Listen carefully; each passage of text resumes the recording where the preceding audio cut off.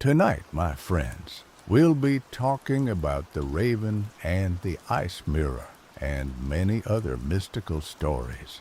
Before you get cozy, be sure to like the video and subscribe if you're new to the channel. Also, let us know where you're watching from and what time it is for you. So, get cozy, take a deep breath, and let the journey begin. In the heart of Sentinel Grounds, a land perpetually cloaked in an unnatural winter, lived Damus, a young shaman's apprentice. The air was thick with frost, the trees groaned under the weight of ice, and the very ground seemed to exhale a chilling breath. This was not the natural cycle of seasons, but a curse, a malady that had settled upon the land like a shroud. And at the heart of this frozen sorrow lay a devastating loss. Raven, the trickster spirit of the Sentinel Grounds, had lost his laughter. Raven's laughter was the lifeblood of the land. It echoed through the valleys, danced on the wind, and warmed the hearts of the people. It was the sound of spring waiting to burst forth, the promise of summer's bounty, the whisper of autumn's wisdom. But now, silence reigned where laughter once echoed. The vibrant colors of the Sentinel Grounds had faded, replaced by shades of gray and white. The people grew somber, their spirits mirroring the frozen landscape. Damus knew the gravity of the situation. He had grown up listening to the tales of Raven's mischievous antics and the joy he brought. His mentor, Velma, the village shaman, had instilled in him a deep respect for the spirit world and the delicate balance between the seen and unseen. She often spoke of Raven as the keeper of balance, the one who ensured the harmony between joy and sorrow, life and death. One morning, Velma summoned Damus to her tent. The air inside was thick with the scent of herbs and burning sage. Velma, her face etched with worry lines, sat cross-legged on a woven mat. Her eyes, usually bright and knowing, were clouded with concern. "The land is dying, Damus," she said, her voice raspy. "Raven's silence is a festering wound. We must find a cure, or all will be lost." Damus knelt before her, his heart heavy with dread. "What can I do, Velma? I am but an apprentice." Velma placed a withered hand on his shoulder. "You are more than you know, Damus. You have a strong connection to the spirit world, a gift that cannot be taught. Raven has left us a trail, a path to follow. It is a perilous journey, one that will require all your courage and skill. But you are our only hope." She reached into a pouch and pulled out a single, iridescent raven feather. It shimmered with colors that seemed to shift and change in the dim light.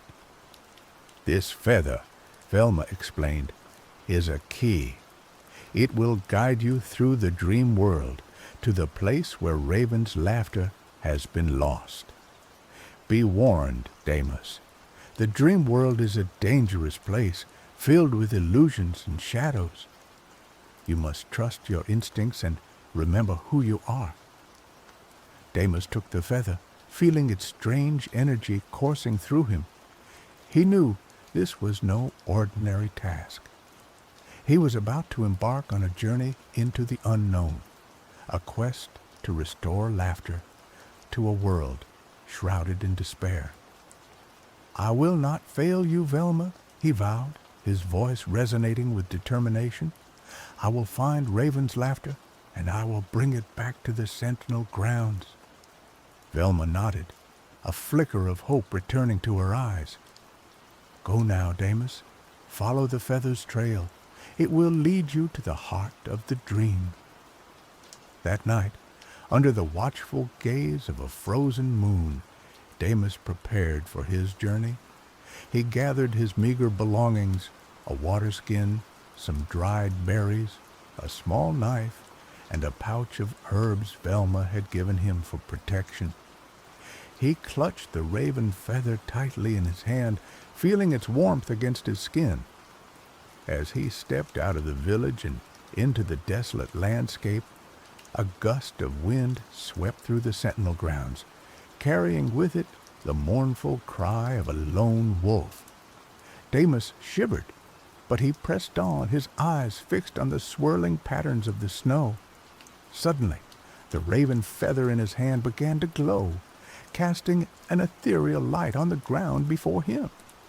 He followed the light, his footsteps crunching in the snow.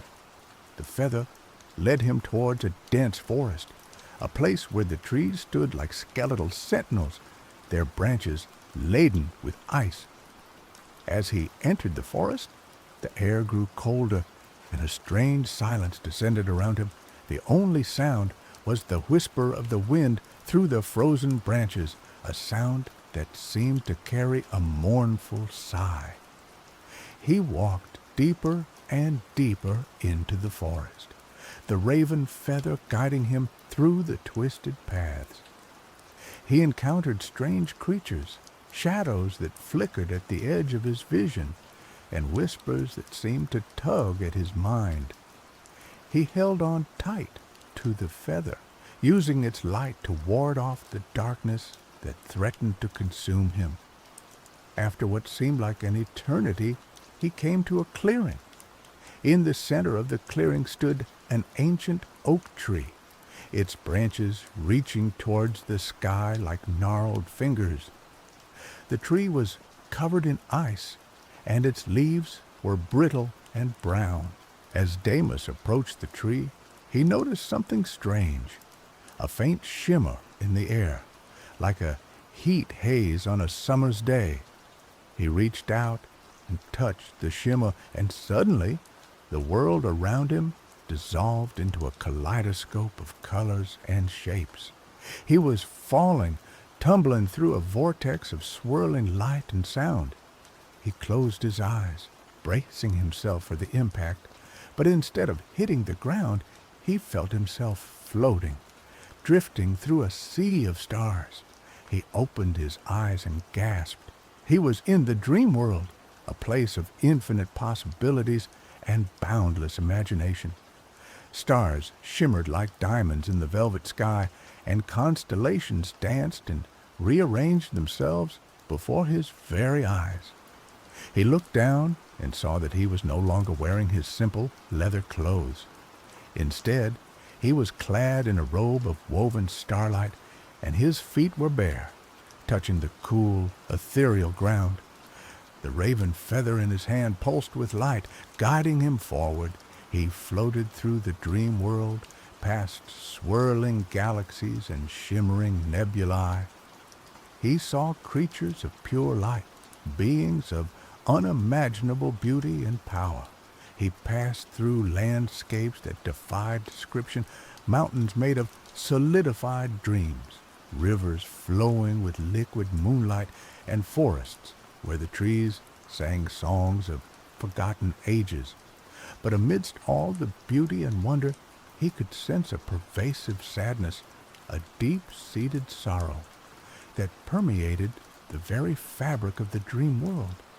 It was the echo of Raven's lost laughter, a wound that had festered and spread throughout the land. As he journeyed deeper into the dream, he began to encounter obstacles, challenges designed to test his resolve and break his spirit. He faced his deepest fears, his hidden insecurities, and the doubts that had plagued him throughout his life. He battled monstrous shadows, fought his way through treacherous labyrinths, and solved riddles that threatened to unravel his mind. But each time he faced a challenge, he remembered Velma's words. Remember who you are. He was Damus, Shaman's apprentice, protector of the sentinel grounds. He was the one who would restore laughter to the land, the one who would heal the wound that had festered for so long. He drew strength from his memories, from the love of his people, and from the unwavering belief in his own abilities. He pushed forward, his determination growing stronger with each passing obstacle. Finally, after what seemed like an eternity, he reached his destination, a desolate wasteland, devoid of all life and color. The sky above was a swirling vortex of gray clouds, and the ground beneath his feet was cracked and barren. In the center of the wasteland stood a lone figure shrouded in darkness. As Damus approached, the figure raised its head, and he saw the face of Raven. But this was not the Raven he knew. This Raven was gaunt and emaciated, his feathers dull and lifeless. His eyes, once bright and mischievous, were now filled with a profound sadness. "Who are you?" Raven croaked, his voice barely a whisper. "Why have you come to this forsaken place?" "I am Damus," he replied, his voice clear and strong. "I have come to return your laughter." Raven let out a bitter, hollow sound that was a mockery of laughter. "My laughter is lost, gone forever. There is nothing you can do." "I do not believe that," Damus said, stepping closer. "I know that your laughter is still within you, buried beneath the pain and sorrow. I have come to help you find it." Raven looked at him with disbelief. "You cannot understand. The darkness has taken hold of me. It has consumed my joy, my hope, my very essence." "I do understand," Damus said, his voice filled with empathy. "I have seen the darkness in the dream world. I have felt its cold grip. But I also know that there is light within us all, a spark that cannot be extinguished." He reached out and touched Raven's hand. Feeling the coldness that radiated from him, he closed his eyes and focused all his energy, channeling the power of the raven feather into his touch. He sent a wave of warmth and light into Raven's being, pushing back the darkness that had enveloped him. He showed him visions of the sentinel grounds, of the vibrant colors and the joyful sounds that had once filled the land. He showed him the faces of the people, their smiles and their laughter, their hopes and their dreams. He showed him the beauty of life, the wonder of existence, and the power of love. As he poured his energy into Raven, he began to feel the darkness receding, the coldness dissipating. He saw a flicker of light return to Raven's eyes, a spark of hope igniting within him. Raven gasped, his body trembling. I remember," he said, his voice gaining strength. "I remember the laughter, the joy, the light." He closed his eyes and took a deep breath, drawing in the energy that Damus was offering him. He opened his eyes again, and this time Damus saw the Raven he knew, the trickster spirit with the mischievous glint in his eyes. A smile spread across Raven's face, and then a soft chuckle escaped his lips. The chuckle grew into a laugh, a hearty, infectious laugh that echoed through the wasteland. Damus felt a surge of joy coursing through him as he heard Raven's laughter. It was the sound he had longed to hear, the sound that would heal the land and restore balance to the sentinel grounds. As Raven's laughter filled the air, the wasteland began to transform. Cracks in the ground closed, barren trees sprouted leaves, and flowers bloomed in vibrant colors. The sky cleared, and the sun shone down upon the land, bathing it in warmth and light. Raven's laughter spread throughout the dream world, chasing away the shadows and dispelling the darkness. The creatures of light rejoiced, and the landscapes regained their beauty and wonder. Damus knew that his task was complete. He had restored Raven's laughter, and he had healed the wound that had plagued the sentinel grounds. He looked at Raven, his heart filled with gratitude. "Thank you, Damus," Raven said, his voice filled with emotion. "You have saved me, and you have saved our land." "It was my honor," Damis replied. "I am glad that I could help." Raven smiled. "Now it is time for you to return to your world. But before you go, I have a gift for you." He reached out and touched Damis's forehead, imbuing him with a powerful blessing. "You have shown great courage and compassion, Damis. You have proven yourself to be a true shaman. May your path always be guided by light, and may your heart always be filled with laughter." Damis felt a surge of energy coursing through him, a feeling of power and wisdom that he had never experienced before. He knew that he had been changed by his journey, that he had grown into something more than just an apprentice. He bowed his head in gratitude. "Thank you, Raven. I will never forget what you have taught me." Raven smiled. "Farewell, Damis. May our paths cross again." With that, Raven disappeared in a flash of light, leaving Damis alone in the transformed wasteland. He closed his eyes and took a deep breath, preparing to return to his world. He felt himself floating, drifting back through the vortex of swirling light and sound. He opened his eyes and saw the ancient oak tree in the clearing.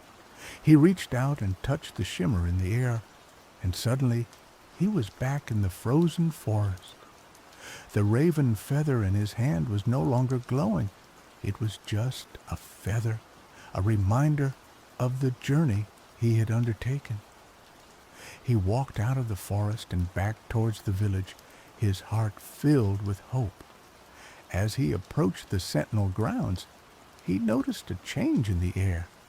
The cold was still there, but it was no longer as bitter, as oppressive. He entered the village and was greeted by the sight of smiling faces. The people were no longer somber and withdrawn. They were laughing and talking, their spirits lifted by the change in the air. Velma rushed towards him, her eyes filled with tears of joy. "Damis, you have returned. Tell me, what happened? Did you find Raven's laughter?" Damis smiled. "I did, Velma. I found it, and I brought it back." As he spoke, a sound echoed through the village, a sound that had been missing for far too long. The sound of Raven's laughter. The people cheered, their voices filled with joy and relief. The sentinel grounds had been saved. The unnatural winter began to recede, replaced by the warmth of spring.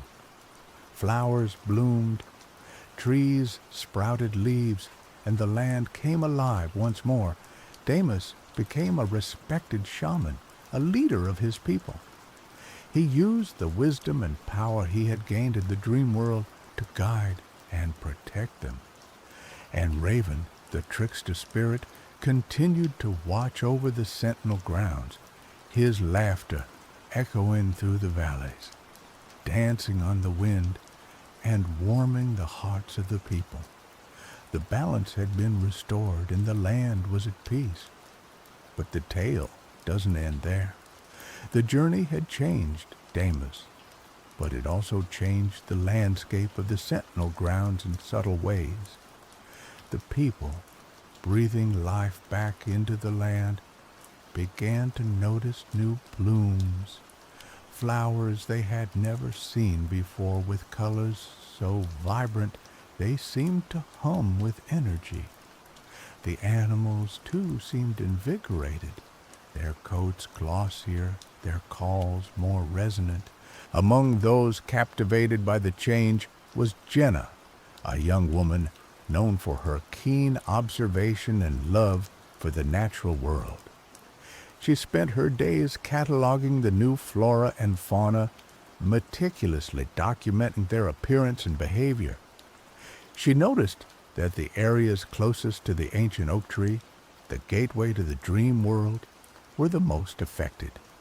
The plants there grew taller, the animals bolder, and the air seemed to shimmer with an otherworldly light.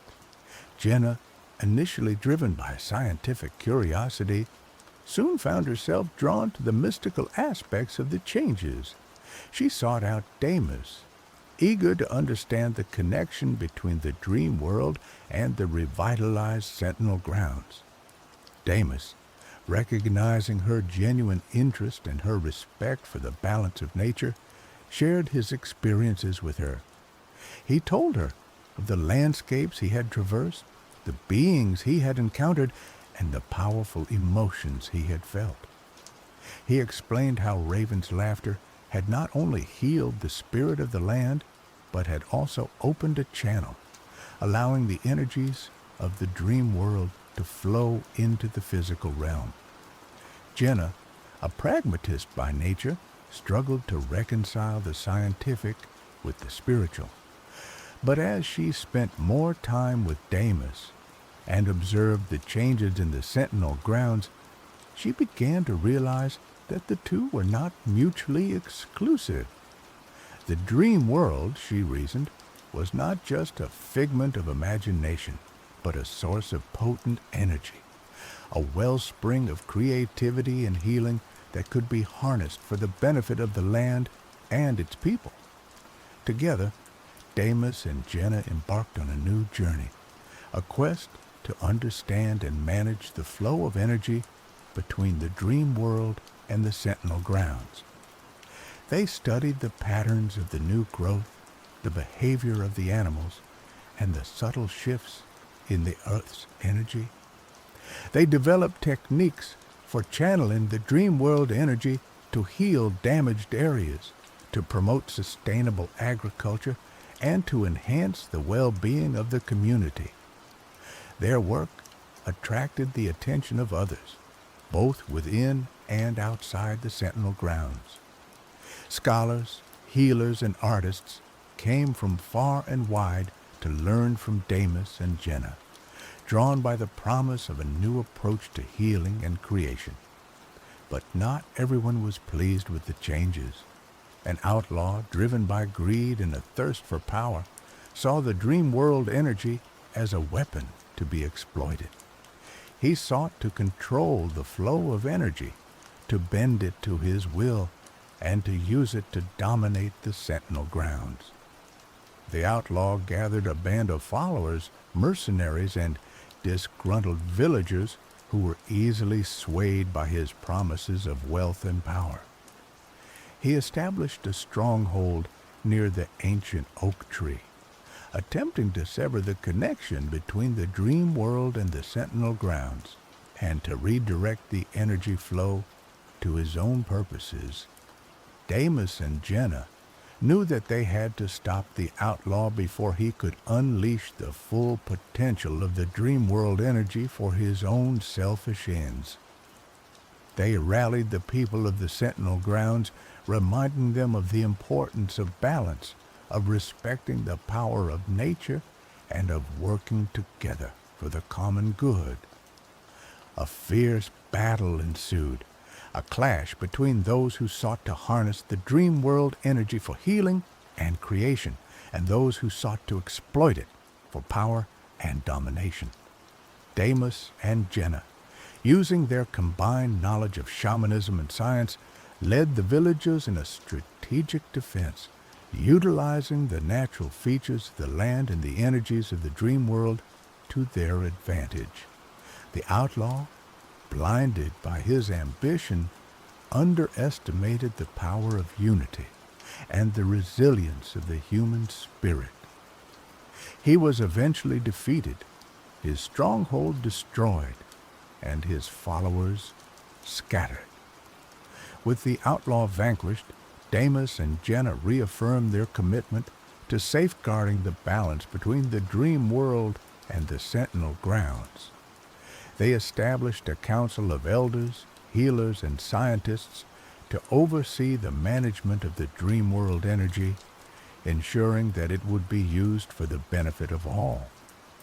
And so, the Sentinel grounds continued to thrive, a testament to the power of laughter, the wisdom of balance, and the strength of the human spirit.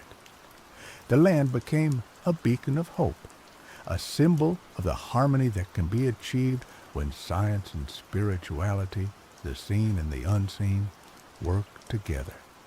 Deimos, forever remembered as the one who brought back laughter, and Jenna, the one who harnessed the dreams, became legends whispered on the winds, their story a reminder that even in the bleakest of winters, the joy of laughter and the magic of dreams can always be found. The Sentinel grounds, once locked in icy despair, bloomed not just with flowers, but with the potential for endless possibilities, a vibrant tapestry woven from reality and the boundless imagination of the dream world. And it began with a single lost laughter and a young apprentice brave enough to follow a feather trail into the frozen stars.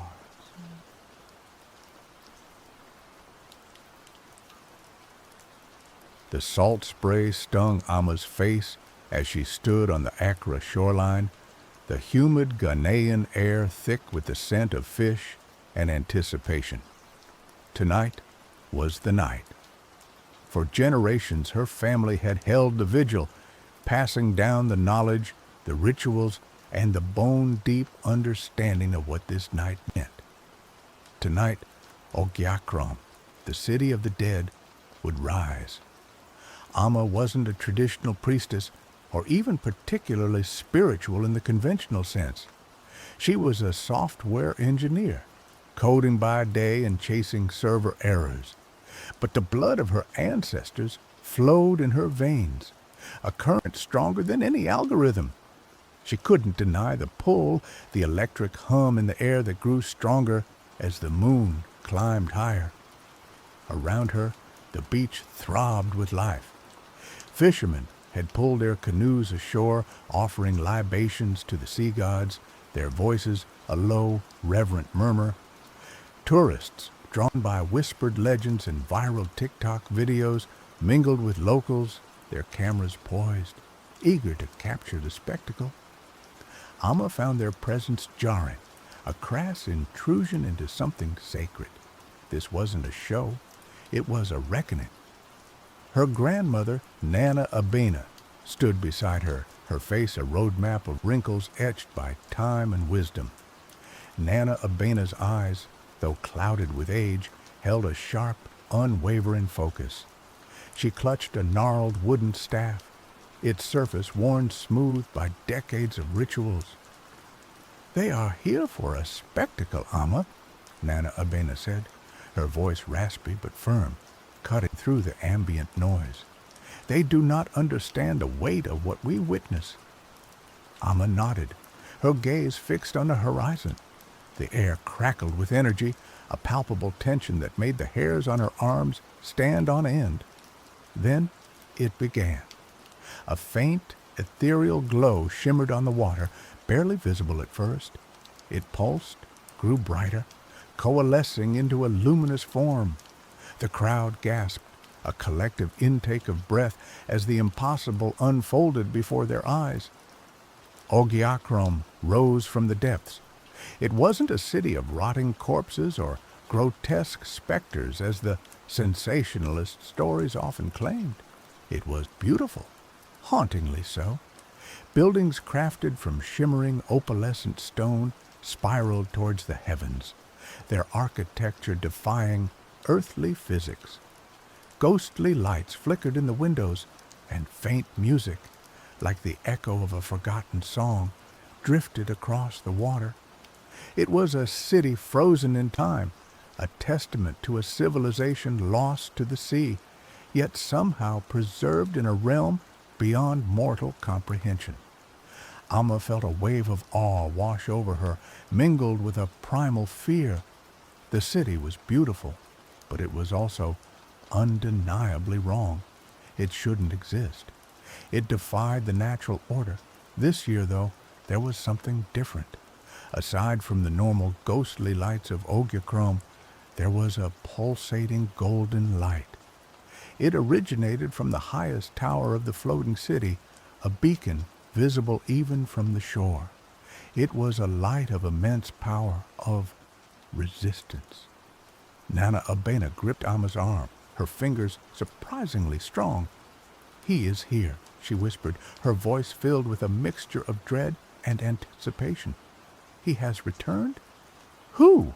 Amma asked, her heart pounding in her chest. Before Nana Abena could answer, a figure emerged from the golden light. It was a man, or rather the shape of a man, formed from pure energy. He hovered in the air between Ogiakrom and the shore, his form flickering like a dying flame. He looked at the crowd, and the tourists, even in their morbid fascination, took a step back.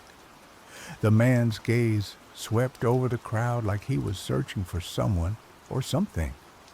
When the man's gaze settled on Amma, she forgot how to breathe. The man spoke, his voice resonating in Amma's mind, bypassing her ears altogether. "I am Kwame," he said, "and I will not stay dead." Chaos erupted. The tourists screamed, scrambling back from the shore. The fishermen, hardened by years of facing the unpredictable sea, crossed themselves and chanted ancient prayers. Nana Abena pushed Amma behind her, raising her staff in a defensive posture. "He is a rogue spirit," Nana Abena said, her eyes fixed on Kwame. "A soul who refuses to accept his fate. He seeks to return to the world of the living, a transgression against the balance." Kwame ignored the commotion, his gaze still locked on Amma. "I need your help," he said, his voice pleading. "I cannot do this alone." Amma, despite her fear, felt a strange pull towards Kwame, a flicker of recognition. It was as if she knew him, or perhaps knew of him, from a dream or a forgotten memory. "Why me?" she asked, her voice barely a whisper. "Because you are the key," Kwame replied. "You are the link between the world of the living and the world of the dead. Your bloodline carries the power to open the gate." Nana Abena gasped. "He speaks of forbidden magic," she said, her voice trembling. "The gate of return. It is a dangerous path, Amma. It leads to nothing but suffering." Amma ignored her grandmother.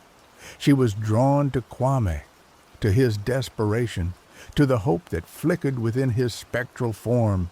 He was a ghost fighting against his own demise, a rebel against the natural order, and something inside Amma, something she had always suppressed, resonated with that rebellion. "What do you need me to do?" she asked. Kwame's form flickered brighter, as if fueled by her willingness. "I need you to perform the rite of passage," he said, "a ritual passed down through your family. It is the only way to anchor me to the mortal realm." "But the rite is meant to guide souls into the afterlife," Amma protested. "It can be reversed," Kwame said, "with the right intention, with the right power. You have that power, Amma. You have always had it." Nana Abena stepped forward, her face etched with worry. "Amma, do not listen to him. He is manipulating you. He seeks to disrupt the balance of life and death. He will bring nothing but chaos and destruction." Amma looked at her grandmother, at the fear in her eyes. She loved Nana Abena, respected her wisdom.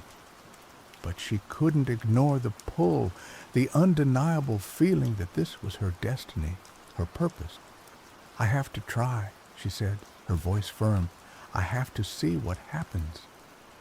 Nana Abena shook her head, her eyes filled with sorrow. "Then you walk a dangerous path, child, a path from which there may be no return." The next few days were a blur of frantic research and whispered consultations with Nana Abena. Despite her disapproval, Nana Abena couldn't deny the ancient knowledge that flowed through her veins. She reluctantly guided Amma through the intricacies, of the rite of passage, explaining the chants, the offerings, and the precise movements required to perform the ritual. Amma pored over ancient texts, her coding skills proving surprisingly useful in deciphering the cryptic symbols and archaic language. She learned about the Gate of Return, a mythical portal between the worlds of the living and the dead, a gate that was said to be guarded by powerful spirits. She also learned about Kwame. He was a warrior, a hero of his time, who had died defending his city from invaders. But his spirit was restless, unable to find peace in the afterlife.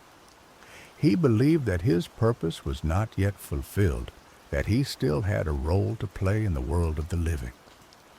Amma found herself drawn to Kwame's story, to his unwavering determination. She admired his courage, his refusal to accept his fate. But she also worried about the consequences of his actions.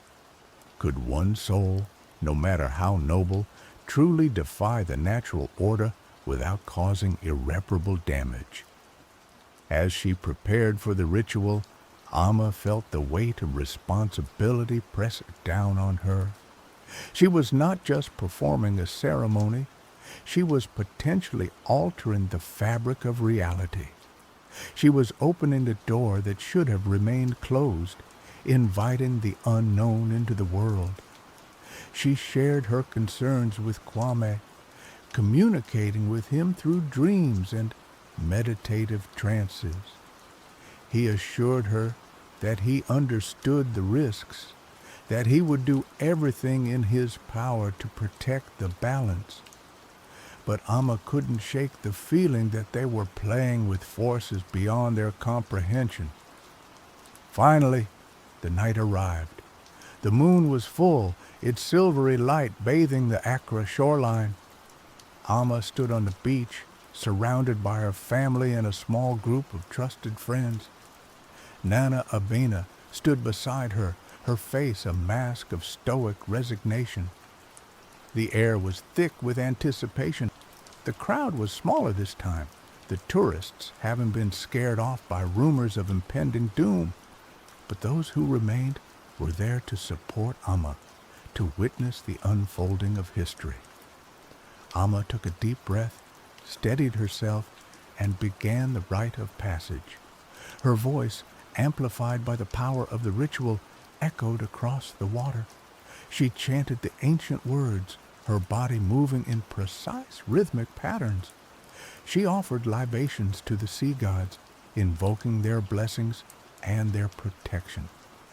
As she chanted, she felt a surge of energy flowing through her, a power she had never known she possessed. It was the power of her ancestors, the power of her bloodline, the power to bridge the gap between life and death.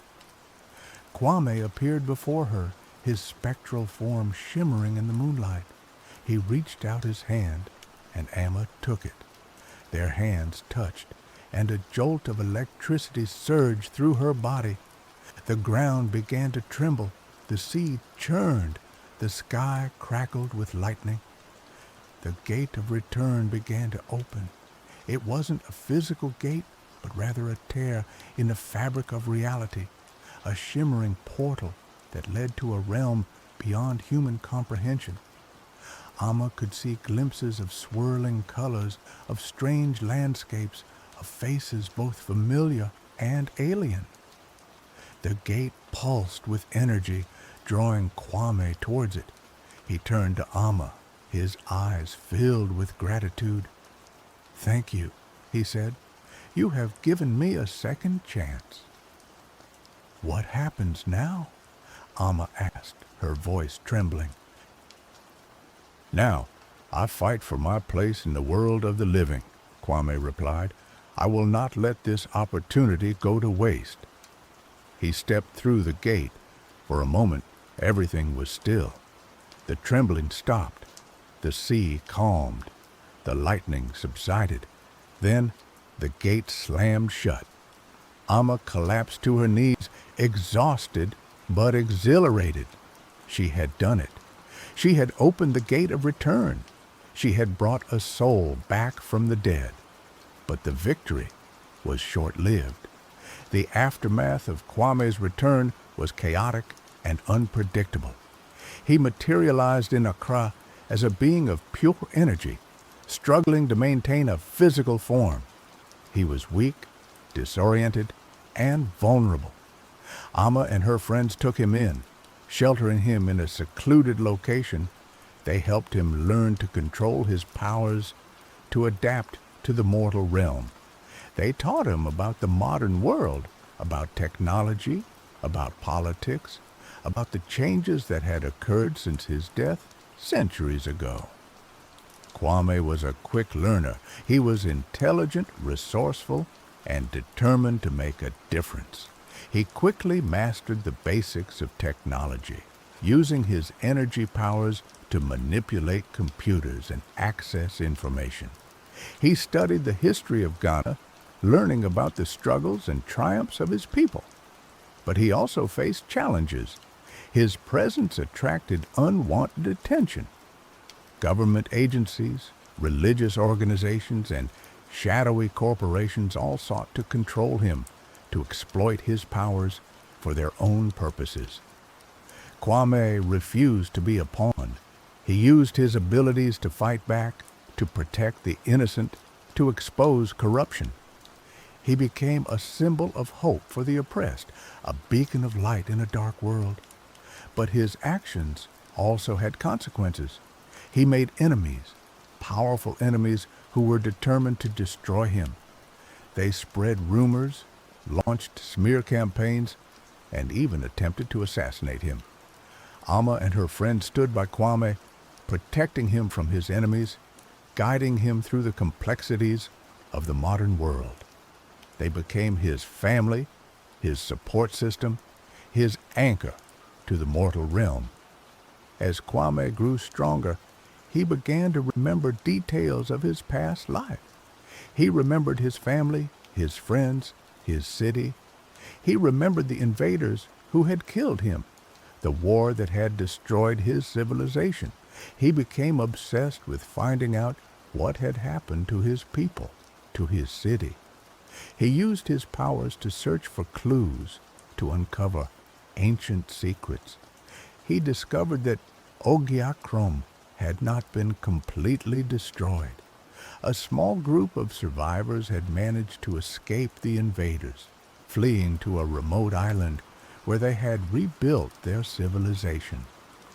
Kwame was determined to find them, to reunite with his people. But the journey would be dangerous. The island was said to be protected by powerful spirits who guarded it from outsiders. And Kwame's enemies were still hunting him, eager to capture him before he could reach his destination. Amma knew that she had to help him. She had brought him back from the dead, and she felt responsible for his well-being. She also believed in his mission, in his desire to reconnect with his past. Together, they embarked on a perilous quest, a journey that would take them across the seas, through uncharted territories, and into the heart of ancient mysteries. Their journey took them to hidden sanctuaries and forgotten temples, each step revealing more about Kwame's past and the fate of his people. Amma, initially a reluctant participant, found herself growing increasingly invested, her analytical mind captivated by the intricate tapestry of history and magic they were uncovering. The bond between her and Kwame deepened, forged in the crucible of shared danger and purpose. She was no longer just helping a rogue spirit. She was fighting for a lost civilization, for the preservation of a forgotten culture. They learned that Ogiakrom wasn't merely a city of the dead, but a repository of knowledge and power, a place where the veil between worlds was thin. The city's reappearance every century wasn't random. It was a deliberate act, a cyclical attempt to re-establish contact with the living world.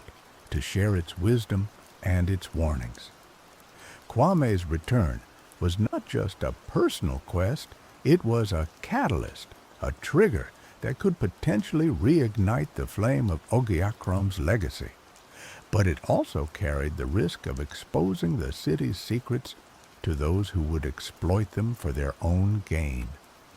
Their pursuers were relentless. A shadowy organization known as the Collectors sought to capture Kwame, believing that his energy powers could be harnessed to create weapons of unimaginable destruction. They were led by a ruthless woman named Dr. Evelyn Reed, a brilliant but morally bankrupt scientist who saw Kwame as nothing more than a scientific experiment. They faced trials that tested their courage and their resolve. They battled ancient spirits, navigated treacherous landscapes, and outsmarted cunning adversaries. Amma's coding skills came in handy, allowing her to hack into security systems, decipher encrypted messages, and create technological countermeasures against their enemies. Kwame's powers grew stronger, but so did his awareness of the responsibility that came with them. One particular encounter stands out. They found themselves in a hidden cave guarded by a colossal earth spirit, its body formed from living rock. The spirit challenged Kwame, testing his worthiness to enter the sacred realm of Ogiakrom's survivors. Kwame faced the spirit with humility and respect, acknowledging the spirit's power and its role as a protector. He spoke of his desire to reconnect with his people, to learn from their wisdom, and to help them preserve their culture. The spirit was moved by Kwame's sincerity. It granted them passage, but warned them of the dangers that lay ahead. The path to reunion is fraught with peril, the spirit boomed. You will face trials that will test your very souls. But remember, the strength of your spirit is greater than any obstacle. Finally, after months of relentless pursuit, they reached the island, a lush, vibrant paradise hidden amidst treacherous reefs and swirling currents. The survivors of Ogiakrom had created a thriving community, blending ancient traditions with modern technology. They lived in harmony with nature, harnessing the power of the elements to sustain their civilization. Kwame was welcomed as a hero, a legend returned to life. He reunited with his descendants, learning about the history of his people, about the sacrifices they had made to preserve their culture. But the reunion was bittersweet. The survivors of Ogiakrom were wary of the outside world, fearful of exposing their secrets to those who would exploit them. They were divided on the question of whether to reveal themselves to the world or to remain hidden in their sanctuary. Kwame found himself caught in the middle, torn between his desire to share his people's wisdom with the world and his loyalty to their traditions of seclusion. Meanwhile, Dr. Reed and the Collectors were closing in. They had tracked Kwame to the island, determined to capture him and seize the secrets of Ogiakrom. A final confrontation was inevitable. The Collectors launched a full-scale assault on the island, using advanced weaponry and technological gadgets. The survivors of Ogiakrom fought back with their ancient powers and their knowledge of the island's defenses. Kwame and Amma led the defense, using their combined skills and abilities to repel the invaders. Kwame channeled his energy powers, creating shields of light, deflecting missiles, and disrupting the Collectors' technology. Amma used her coding skills to hack into their systems, disabling their weapons and creating diversions. The battle was fierce and chaotic. Lives were lost on both sides, but the survivors of Ogiakrom fought with courage and determination, defending their home, their culture, their very existence. In the midst of the chaos, Kwame confronted Dr. Reed. She revealed her twisted vision, her belief that Kwame's powers could be used to create a new world order, a world where the strong ruled over the weak. Kwame rejected her vision. He argued that power should be used to protect the innocent, to uplift the oppressed, to create a world of peace and justice. Their clash was not just a physical battle, but a philosophical one, a struggle between two opposing ideologies. In the end, Kwame prevailed. He used his powers to disable Dr. Reed's technology, rendering her harmless, but he refused to kill her. He believed that even she could be redeemed, that she could learn to use her talents for good. The remaining collectors were defeated, their forces scattered, their plans thwarted. The island was safe. In the aftermath of the battle, the survivors of Ogiakrom faced a difficult decision. Should they remain hidden, or should they reveal themselves to the world? Kwame argued that they had a responsibility to share their wisdom and their knowledge with humanity, to help create a better future. He believed that the world needed Ogyakrom's perspective, its understanding of the interconnectedness of all things, its reverence for nature. But he also acknowledged the risks. Exposure to the outside world could lead to exploitation, to cultural appropriation, to the destruction of their way of life. Ultimately, the decision was left to the elders of Ogiakrom. After much deliberation, they decided to take a cautious approach. They would begin by sharing their knowledge with a select group of individuals, people who were trustworthy and dedicated to making a positive impact on the world. Amma was chosen to be one of the ambassadors, to serve as a link between Ogiakrom and the outside world. She accepted the responsibility with humility and gratitude. Kwame, having fulfilled his purpose, began to fade. His connection to the mortal realm was weakening, his energy dissipating. He knew that it was time for him to return to the afterlife. He said his goodbyes to his people, to Amma, to his friends. He thanked them for their love, their support, their unwavering belief in him. He stepped back through the gate of return, this time willingly, peacefully. As he faded away, he left Amma with a message of hope. "The future is not predetermined," he said. "We have the power to shape our own destinies. We must use that power wisely to create a world that is worthy of our ancestors and worthy of our descendants." Amma returned to Accra, carrying Kwame's message with her. She dedicated her life to building bridges between cultures, to promoting understanding and cooperation, to creating a world where the wisdom of the past could guide the choices of the future. She never forgot Kwame, the rogue spirit who had defied death, who had fought for his people, who had inspired her to embrace her destiny. She knew that his spirit lived on, not just in the afterlife, but in the hearts of all those who dared to challenge the status quo, who dared to dream of a better world.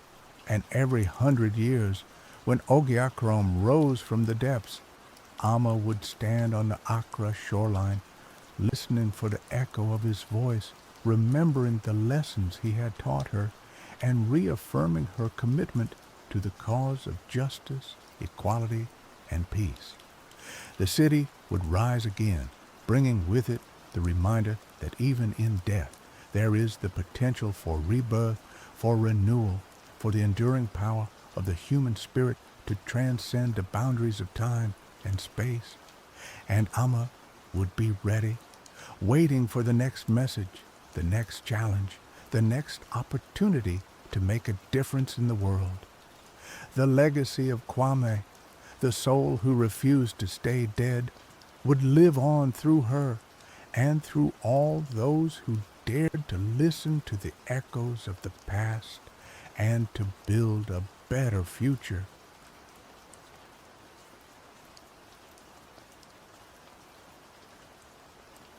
The canyons of the Whispering Cliffs were old, carved by winds that sang secrets only the stones remembered. For generations beyond counting, the cliff dwellers had clung to its face, their homes honeycombed into the rock like the nests of desert swallows. They were a people of quiet resilience, their lives measured by the slow turning of the sun and the patient weaving of intricate tapestries that told the stories of the past. But every 100 years, a different rhythm took hold, the rhythm of the sky serpent. Then the stars would blaze with a fire that wasn't their own. A comet, they called it, though it felt like more. An omen etched into the heavens, a reminder of a long-forgotten pact. It was during such a time, in the year the serpent painted the sky crimson, that a young woman named Anya felt the call in her blood. Anya was not a weaver of tapestries, nor a carver of stone. Her heart belonged to the night. From the highest point of the Whispering Cliffs, she would spend hours tracing the constellations with her fingers, whispering their names like ancient prayers. The elders called her Star Seer, a title of respect, but also one laced with a certain unease. For Anya saw things others did not, whispers in the wind, shadows that danced in the moonlight, and the faint echoes of a world beyond the veil of the waking. The year of the serpent, she saw more than ever, not just the celestial fire, but patterns within its blazing tail, visions, fleeting and fragmented, of a world bathed in eternal light, a face wreathed in smoke and flame, and a voice that resonated deep within her soul, a voice that spoke of fire stolen and a promise yet to be fulfilled. The elders, wise and weary, saw the change in her. Her eyes burned with an inner light. Her movements were restless. Her spirit seemed to strain at the borders of her mortal form. They knew the legends, passed down through generations, of the sky serpent and the tribe's first fire. A fire not gifted, but taken. A fire that came with a price. The story went like this. In the dawn of the world, the cliff dwellers lived in darkness, huddled in caves, shivering in the cold. They were prey, not masters of their domain. Then came the serpent, a being of immense power and fiery breath, who guarded the secret of flame, a hero whose name was lost to time, dared to challenge the serpent, not for dominion, but for survival. He tricked the serpent, stole a spark of its fire, and brought it back to his people. This act changed everything. The cliff dwellers were no longer creatures of the shadows, but makers of their own destiny. But the serpent was not easily fooled. It cursed the fire so that every century, when it returned to the sky, a member of the tribe would be called to follow its trail, to confront the truth of the theft, and to either atone for the hero's transgression or reaffirm the tribe's right to the fire.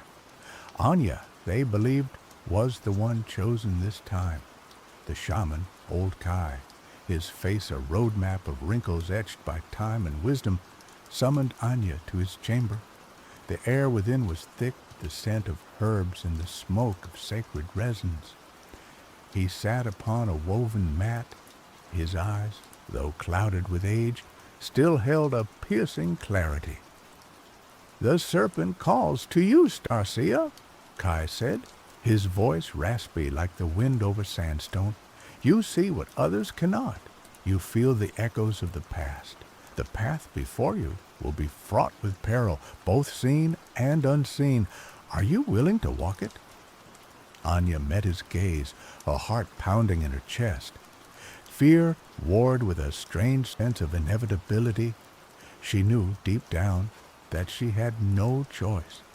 The visions that haunted her, the voice that whispered in her soul, would not let her rest until she answered their call. "I am willing," she said, her voice trembling but firm. Kai nodded, a flicker of relief in his eyes. "Then you must prepare. The serpent's trail leads not only across the land, but also through the realms of dream and spirit. You will need strength of body, clarity of mind, and a pure heart." He then began to instruct her in the ancient ways of the tribe, the rituals of protection, the art of dream walking, and the knowledge of the spirits that inhabited the canyons. He taught her how to read the signs of the desert, how to listen to the whispers of the wind, and how to navigate the treacherous landscapes of the inner world. For weeks, Anya trained, pushing her body and mind to their limits. She learned to run for miles under the scorching sun, to climb sheer cliffs with her bare hands, and to endure the biting cold of the desert nights. She meditated for hours, emptying her mind and opening herself to the flow of the spirit world. She fasted, cleansing her body and sharpening her senses. As the day of her departure drew near, Anya felt a growing sense of anticipation mixed with a profound sadness. She knew that she might never return to the Whispering Cliffs. The serpent's path was unpredictable, and the fate that awaited her was unknown. On the morning of her departure, the entire tribe gathered to bid her farewell. They stood in silence, their faces etched with a mixture of hope and fear. Kai presented her with a staff carved from the heart of the oldest juniper tree, its surface adorned with symbols of protection and guidance. He also gave her a small pouch filled with sacred herbs and a single obsidian blade, sharp as a shard of night. "Remember, Starseer," Kai said, his voice filled with emotion, "you are not alone. The spirits of our ancestors walk with you. Trust your instincts, listen to your heart, and never lose sight of the truth." Anya embraced Kai, tears streaming down her face. She then turned to face the tribe, her eyes filled with determination. "I will not fail you," she said, her voice ringing with newfound strength. "I will follow the serpent's trail to the end, and I will bring back the truth." With that, she turned and began to walk toward the rising sun, her silhouette a solitary figure against the vast expanse of the desert. The first leg of Anya's journey was across the physical landscape. The serpent's trail, as Kai had explained, was marked by subtle shifts in the earth, by the movement of animals, and by the patterns of the stars. Anya followed these signs, her senses sharpened by days of travel and meditation. She walked for days, the sun beating down on her relentlessly, the sand stinging her eyes. She crossed barren plains, climbed rocky mountains, and navigated treacherous canyons. She encountered scorpions, snakes, and other dangers of the desert, but she faced them with courage and resourcefulness. One evening, as she camped beneath a canopy of stars, she heard a faint whisper on the wind. It was a voice, soft and ethereal, that seemed to call her name. Anya closed her eyes and focused her attention, trying to decipher the message. "Follow the river of sand," the voice whispered. "It will lead you to the gateway of dreams."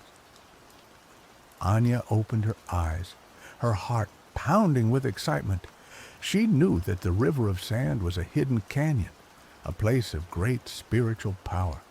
It was said that the canyon was a gateway to the dream world, a place where the veil between reality and illusion was thin.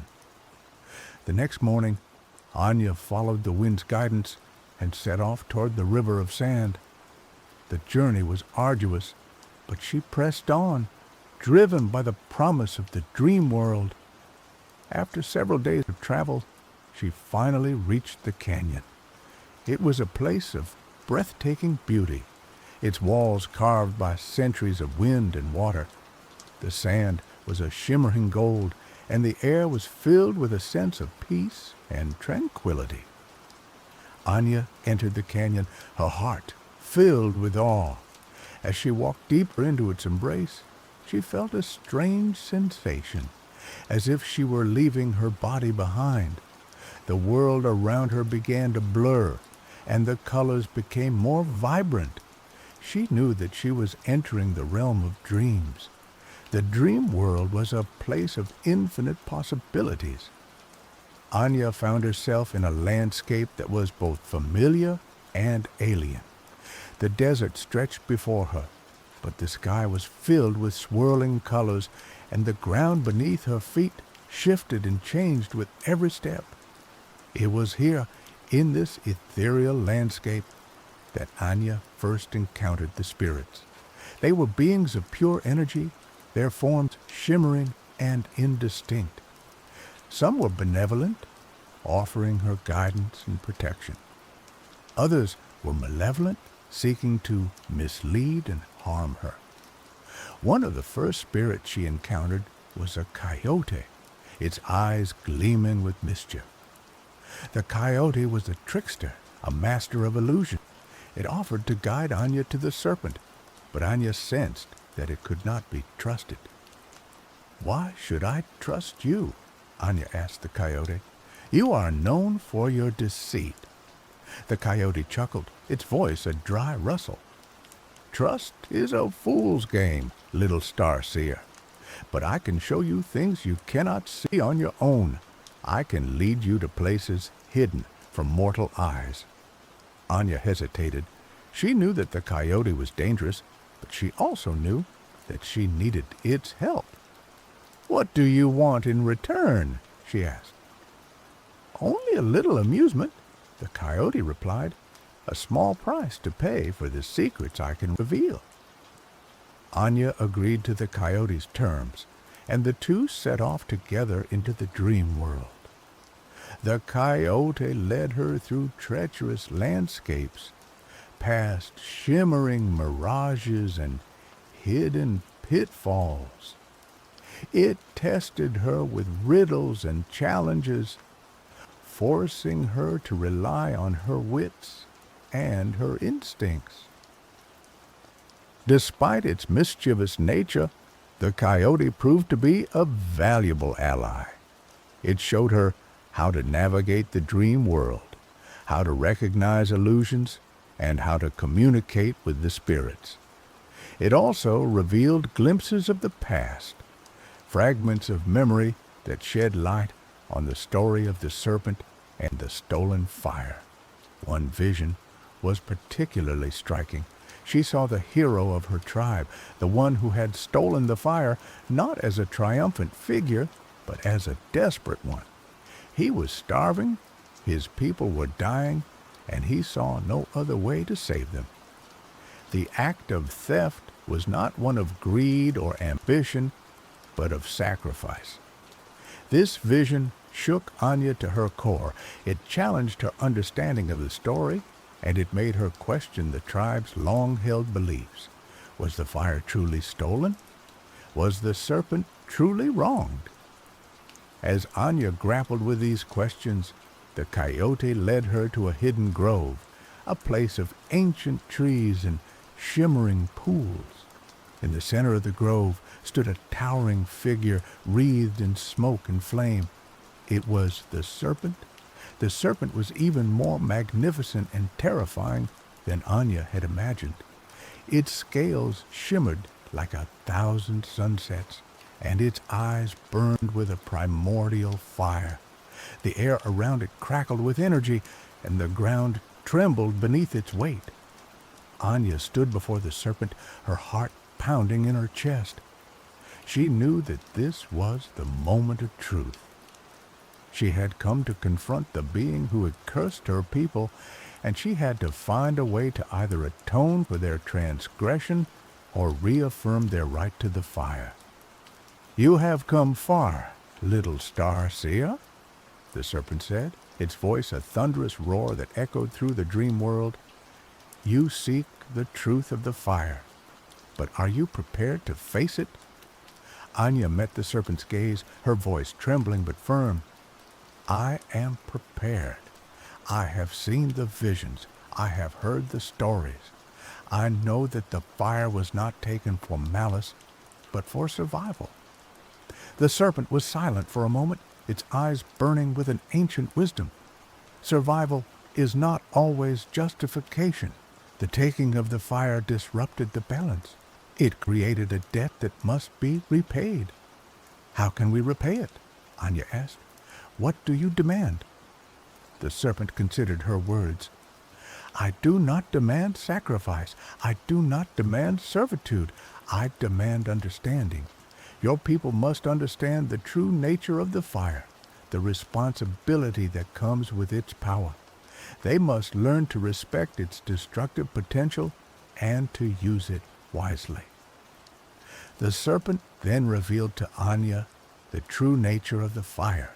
It was not merely a source of warmth and light, but a symbol of creation and destruction, of passion and rage, of life and death. It was a force that could be used for good or for evil, and it was up to the cliff dwellers to choose which path they would follow. The serpent showed Anya visions of the future, of the ways in which the fire could be used to heal and to build, and of the ways in which it could be used to destroy and to corrupt. It showed her the potential for her people to create a world of peace and harmony, but also the potential for them to plunge into darkness and chaos. "The choice is yours," the serpent said. "The fate of your people rests in your hands. Will you embrace the responsibility that comes with the fire, or will you succumb to its destructive power?" Anya understood. The serpent was not seeking vengeance, but enlightenment. It was not seeking to reclaim the fire, but to ensure that it was used wisely. The debt that the cliff dwellers owed was not one of material wealth, but of spiritual understanding. Anya made her decision. She would return to her tribe and share the serpent's wisdom. She would teach them the true nature of the fire, and she would help them to choose the path of peace and harmony.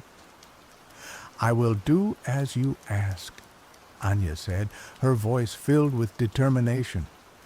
"I will guide my people towards the light. I will help them to understand the responsibility that comes with the fire." The serpent nodded, a flicker of approval in its eyes. "Then you have fulfilled your destiny, little starseer. You have proven yourself worthy of the fire. Now go and bring this message to your people." With that, the serpent vanished, leaving Anya alone in the grove. The dream world began to fade, and she felt herself being pulled back towards the waking world. Anya awoke in the canyon, the sun rising over the horizon. She felt changed, transformed by her experience in the dream world. She carried the serpent's wisdom within her heart, and she knew that she had a purpose to fulfill. She returned to the Whispering Cliffs, her journey back marked by a newfound confidence and inner peace. When she arrived, the tribe greeted her with joy and relief. They had feared that she would never return, or that she would be consumed by the serpent's wrath. Anya gathered the tribe together and shared her story.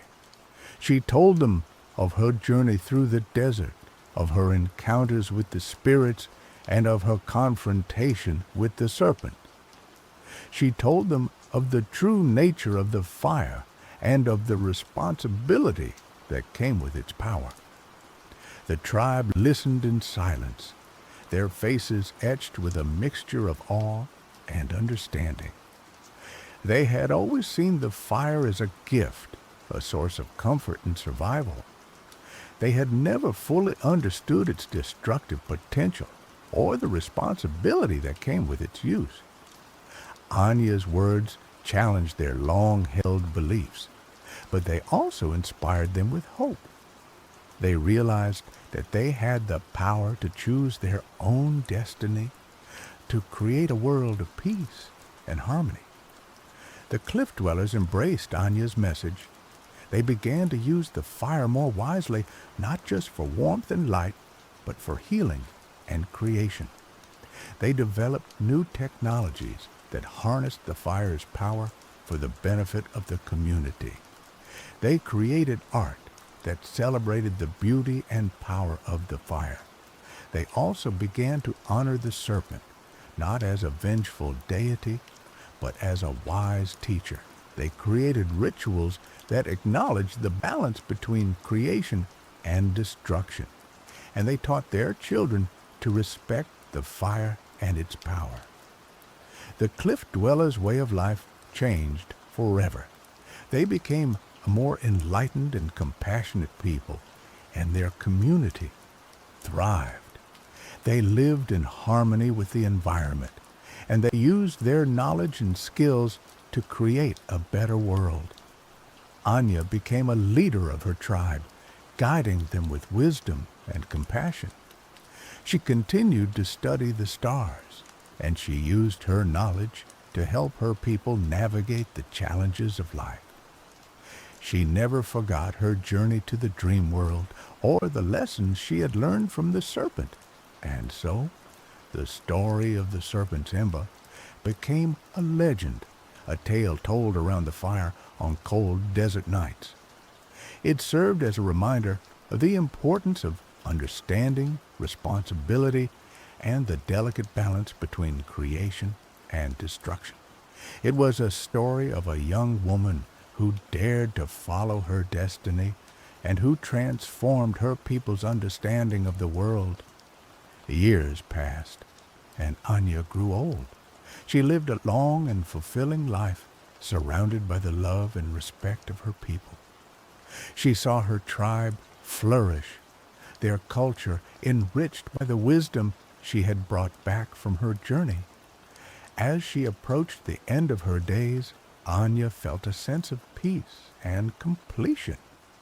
She knew that she had fulfilled her purpose and that she had left the world a better place than she had found it. One evening, as she sat beneath the stars, she saw the serpent blaze across the sky once more. It was the end of a century, the time when the cycle began anew. Anya smiled, knowing that the serpent's call would be answered by another young soul, another seeker of truth. The journey was never truly over. The lessons learned would be passed down, and the fire of understanding would continue to burn brightly in the hearts of the cliff dwellers. As the serpent faded into the darkness, Anya closed her eyes and breathed her last. Her spirit soared into the heavens, joining the stars and the ancestors who had come before her. The cliff dwellers mourned her passing, but they also celebrated her life. They knew that her legacy would live on, inspiring generations to come. And so the story of Anya, the star seer who followed the serpent's trail, became a timeless myth, a testament to the power of courage, wisdom, and the enduring spirit of humanity. It was a story that reminded them that even in the darkest of times, there was always hope, and that the fire of understanding could always light the way. This is just the beginning of the tale, the nuances of the spirit world, the specific challenges Anya faced from both benevolent and malevolent spirits, and the practical applications of the fire, technology, art, Social structures within the tribe could be further elaborated upon to enrich the narrative. The complexities of Anya's internal conflicts and her evolving understanding of her role could also be explored in greater depth. For example, further development of the conflict between the tribe's reliance on potentially destructive fire and embracing a sustainable path.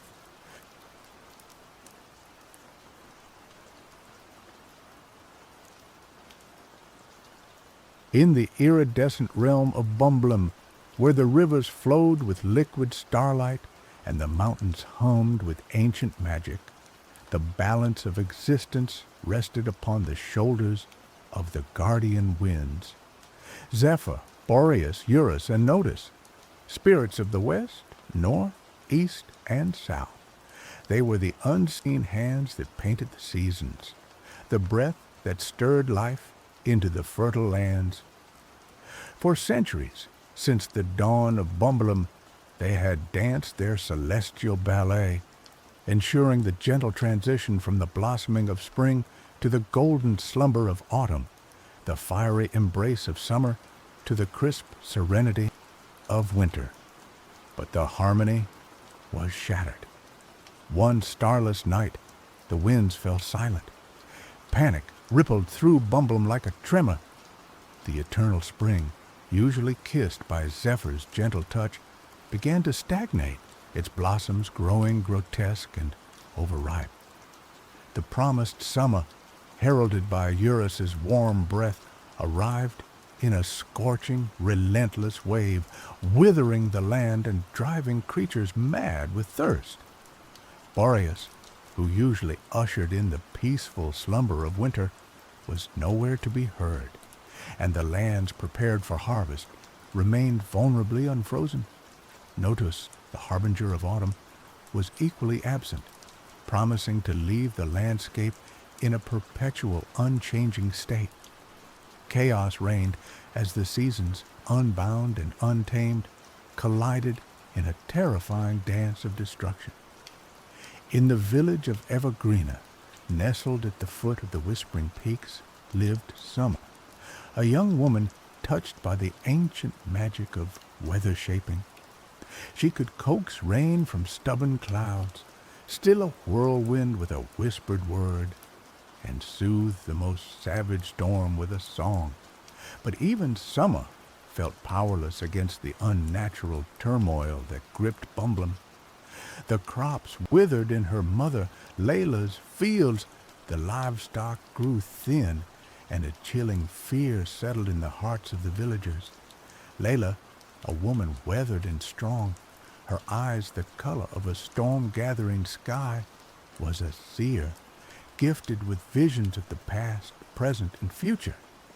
She saw the unraveling of Bumblum, the slow, agonizing death of the land, and knew that only drastic action could avert the impending doom. It was Layla who divined the truth. The guardian winds had not merely vanished. They had been silenced, their essence scattered, their power dormant. "They sleep," Layla rasped, her voice hoarse with dread. "But they can be awakened. A weather shaper, pure of heart and strong of will, must undertake the ancient journey, venturing into the heart of each wind spirit's domain." "But be warned, Summer." Layla's gaze intensified, locking onto her daughters. "Each wind spirit demands a price. A part of your soul, a piece of your very being, must be offered to reawaken their power." Summer felt a shiver crawl down her spine. The legend spoke of the sacrifices demanded by the winds, memories, emotions, even the very essence of one's being. To lose a part of herself, the thought was terrifying, but the sight of her dying village, the desperate hope in the eyes of her people, steeled her resolve. She would do whatever it took to save Bumblum. "I will go, Mother," Summer declared, her voice trembling but firm. "I will awaken the guardian winds." Layla nodded, a flicker of pride in her eyes mixed with an undeniable sorrow. Then you must seek out Dex. He is a lore keeper, one who remembers the old ways. He knows the paths to the wind spirit's domains. But be warned, Summer, Dex is not easily swayed. He guards his knowledge jealously.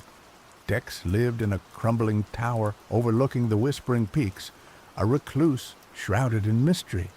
He was a repository of forgotten lore, his mind a labyrinth of ancient knowledge. When Summer arrived at his tower, she found him surrounded by dusty tomes and arcane instruments.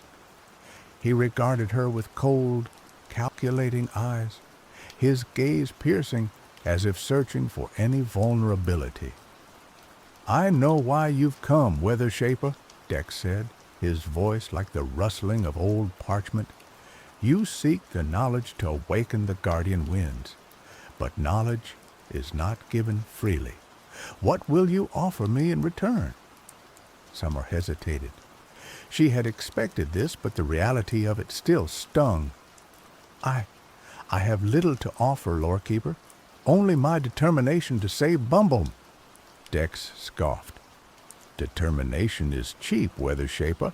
I need something more tangible, something personal. Tell me a secret, Summer, a secret you have never shared with anyone, a secret that you hold close to your heart. Only then will I consider helping you." Summer's mind raced. She had many secrets buried deep within her heart. But which one was worth the price of saving Bumble? Finally she spoke, her voice barely a whisper. I have always felt drawn to the wild hunt. I have always dreamed of riding with them, of feeling the thrill of the chase, the freedom of the open sky. But I know it is a dangerous path, a path that could lead me to ruin." Dex listened intently, his eyes gleaming with a strange fascination. After a long, agonizing silence, he nodded. "Very well, Weather Shaper. Your secret is enough. I will guide you." Dex revealed that the path to each wind spirit was veiled in trials, each designed to test the worthiness of the seeker. To awaken Zephyr, the spirit of the west, Summer had to cross the shifting sands of illusion, a desert where mirages preyed on one's deepest desires and fears. Armed with Dex's cryptic instructions, Summer ventured into the shifting sands. The sun beat down mercilessly, the heat shimmering off the endless dunes. Soon, the mirages began to appear, visions of her village restored to its former glory, of her mother smiling with pride, of a life filled with peace and happiness. Each mirage was more enticing than the last, promising her everything she desired. But Summer remembered Dex's warning. The illusions were designed to trap her, to lure her away from her true purpose. She closed her eyes, focusing on the memory of her dying village, the faces of her desperate people. With newfound resolve, she pushed forward, ignoring the siren call of the mirages, until she reached the heart of the desert, where a single withered tree stood sentinel. Beneath the tree, she found a pool of shimmering water. As she gazed into it, she saw her own reflection, but it was not the reflection of the Summer she knew. This Summer was carefree, reckless, her eyes filled with a wild, untamed spirit. It was the Summer she had always kept hidden, the Summer who longed to abandon her responsibilities and embrace the wild freedom of the wild hunt. The reflection spoke, its voice a seductive whisper. "Why deny yourself any longer, Summer? Embrace your true nature, leave behind this burden of responsibility, and join me. We will ride the winds together and never look back." Summer felt a powerful pull, a temptation to surrender to her deepest desires. But she knew that if she did, she would lose herself completely. She would become a shadow of her former self, a creature driven by instinct and devoid of compassion. With a heavy heart, she turned away from the reflection, shattering the illusion. The pool of water vanished, leaving behind a single shimmering feather. As Summer grasped the feather, a wave of sadness washed over her. She realized that she had sacrificed a part of her soul, a piece of her own identity. The feather was a reminder of the Summer she could have been, the Summer she had chosen to leave behind. But with that sacrifice, she had proven her worthiness to Zephyr. A gentle breeze stirred, the first sign of the west wind's awakening. To awaken Boreas, the spirit of the north, Summer had to climb the crystal peaks, a treacherous mountain range where the air was thin and the cold was relentless. Dex warned her that the mountain held a test of resilience, where one had to endure the harshest conditions imaginable. He also told her to seek Austin, a mountain hermit who had spent many years in the frigid north. Austin, a weathered man with eyes as blue as glacial ice, lived in a small cabin carved into the side of the mountain. He welcomed Summer with a gruff demeanor, his voice hardened by years of solitude. "So, you're the weather shaper who seeks to awaken Boreas," Austin said, his gaze piercing. "The mountain will test you, push you to your limits. Are you prepared to endure the cold, the hunger, the loneliness?" Summer nodded, her determination unwavering, even though the thought threatened to unsettle her. Austin led her to the base of the crystal peaks, pointing out the path she needed to follow.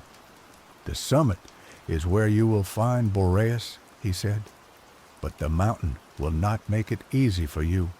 Beware of the whispering blizzards. They carry voices of lost souls, voices that will try to break your spirit."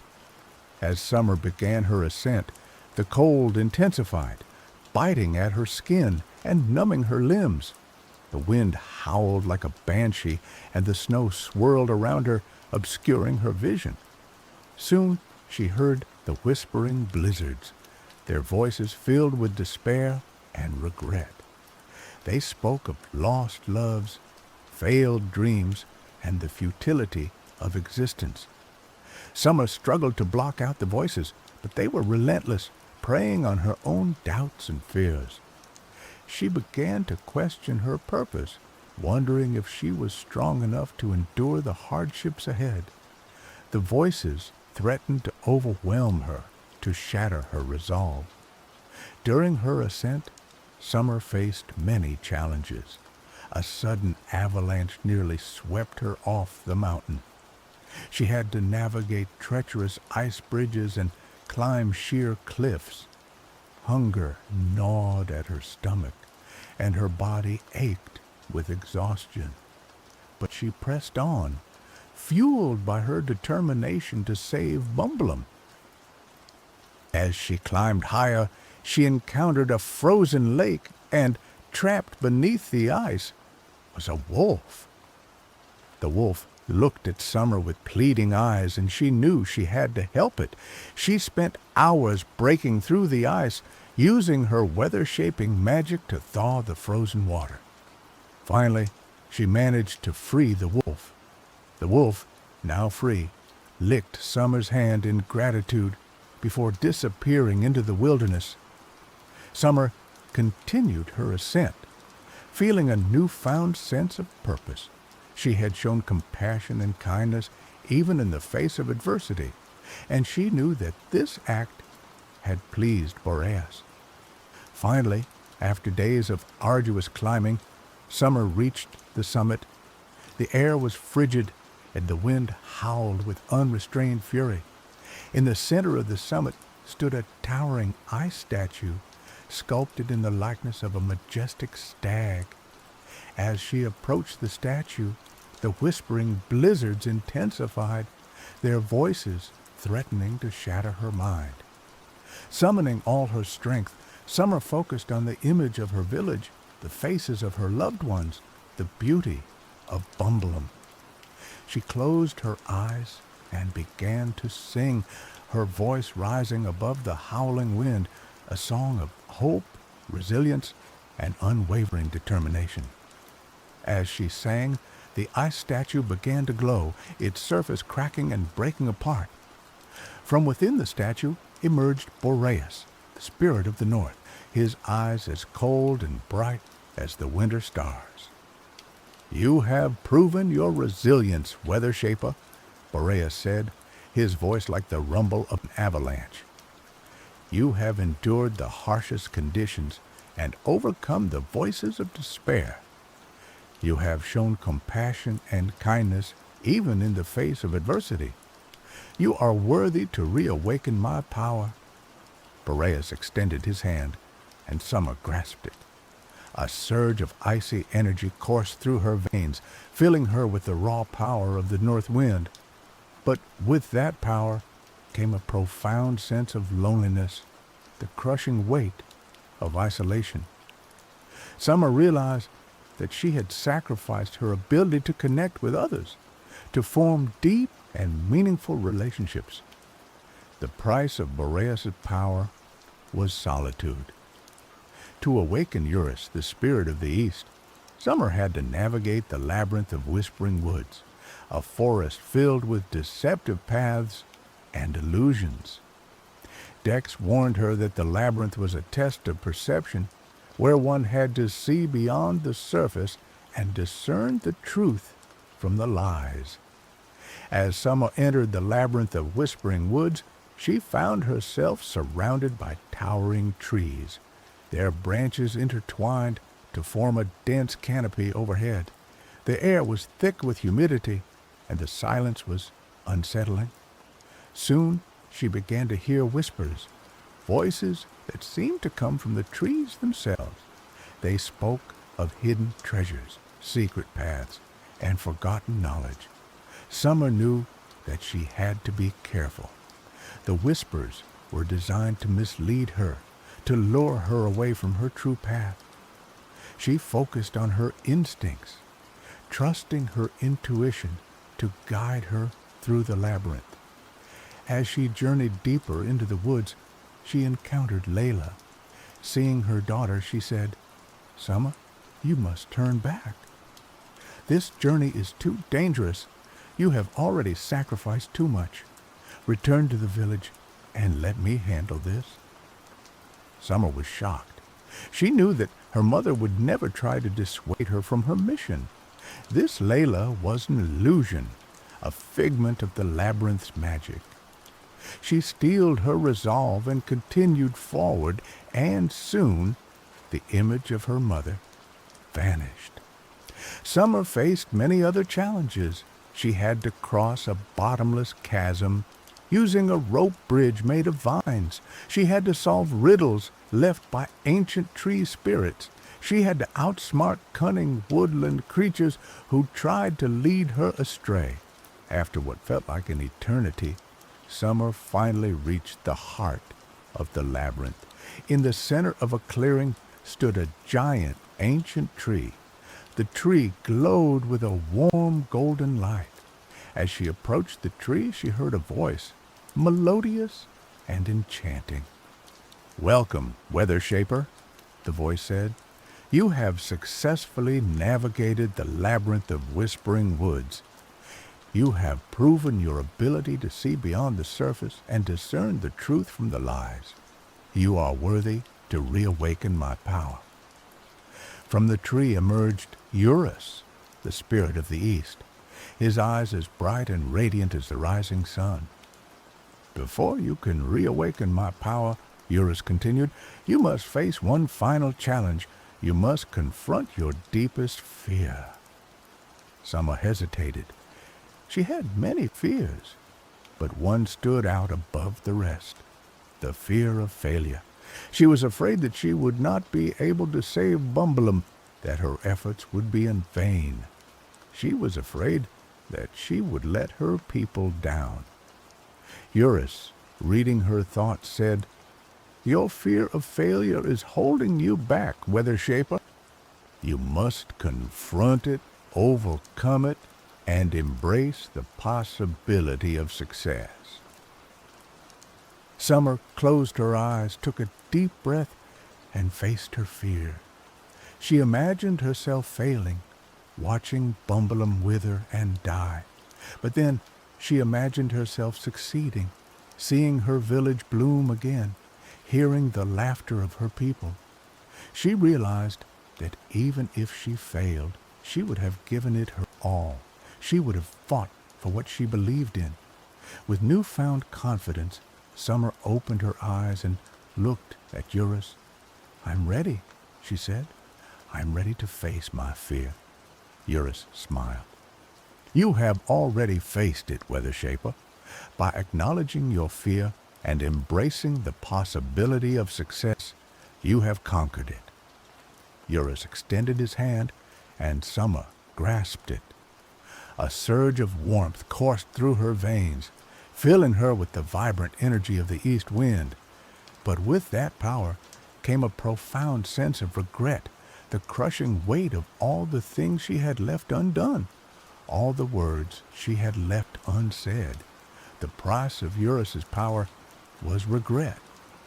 Finally, to awaken notice, the spirit of the South, Summer had to descend into the sunken city of memories, a place where the past was ever present and the lines between reality and illusion were blurred. Dex warned her that the city was a test of acceptance, where one had to embrace the past, both the good and the bad, and learn to move forward. The sunken city of memories was a hauntingly beautiful place, submerged beneath the shimmering waters of the forgotten sea. As Summer descended into the city, she found herself surrounded by crumbling buildings overgrown with coral and seaweed. The air was thick with the scent of salt and decay. Memories swirled around her like ghosts, images of her childhood, her friends, her loved ones. She saw moments of joy, moments of sadness, moments of triumph, moments of failure. She relived her past, feeling the emotions as if they were happening all over again. As she navigated the city, she encountered figures from her past, her deceased father, her childhood friends, her former lovers.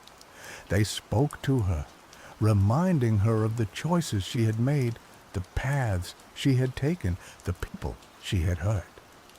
Summer struggled to stay focused. The memories threatened to overwhelm her, to trap her in the past. She knew that she had to let go of the past, to accept it for what it was, and to move forward. As she journeyed deeper into the city, she came across a grand palace, its walls adorned with intricate carvings.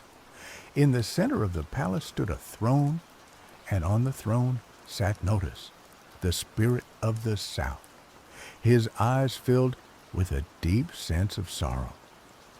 "Welcome, Weather Shaper," Notus said, his voice like the gentle lapping of waves. "You have descended into the sunken city of memories. You have relived your past, faced your regrets, and confronted your demons. You are worthy to reawaken my power." Notus extended his hand, and Summer grasped it. A surge of melancholy coursed through her veins, filling her with the bittersweet energy of the south wind.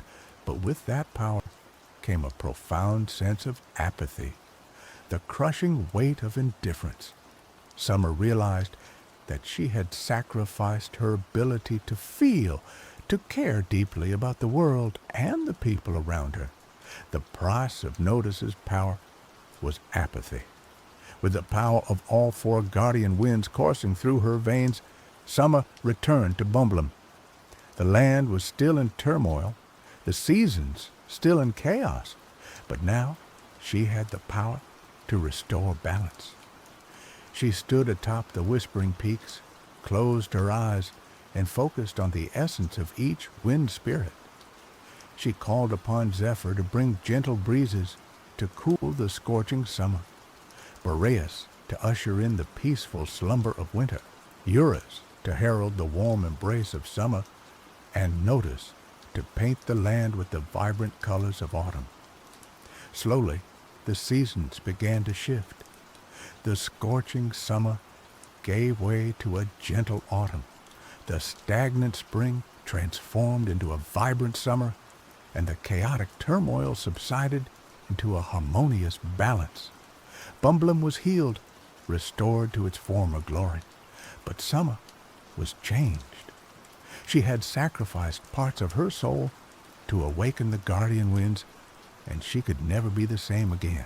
She was resilient, but lonely, perceptive, but regretful, compassionate, but apathetic. She was a weather shaper, a savior of Bumblum, but also a broken soul. As she looked out over the restored land, she felt a sense of pride and accomplishment. She had saved her people, but she also felt a deep sense of loss. She had lost pieces of herself along the way, and she knew that she would never fully recover. Summer was left in Bumblum to try to bring herself to peace with the loss of her memories. She would always be a hero, but she would always feel incomplete. When she passed, the remaining people of Bumblum told stories of Summer and how she saved their land, and the legend was sung among the people for generations to come. Summer's tale serves as a cautionary myth, a reminder that even the noblest of intentions can come with a terrible price. It highlights the sacrifices we make for the greater good, the parts of ourselves we lose along the way, and the enduring power of hope in the face of despair. And the most important thing is to remember the winds, both in summer and winter, in Bumblum.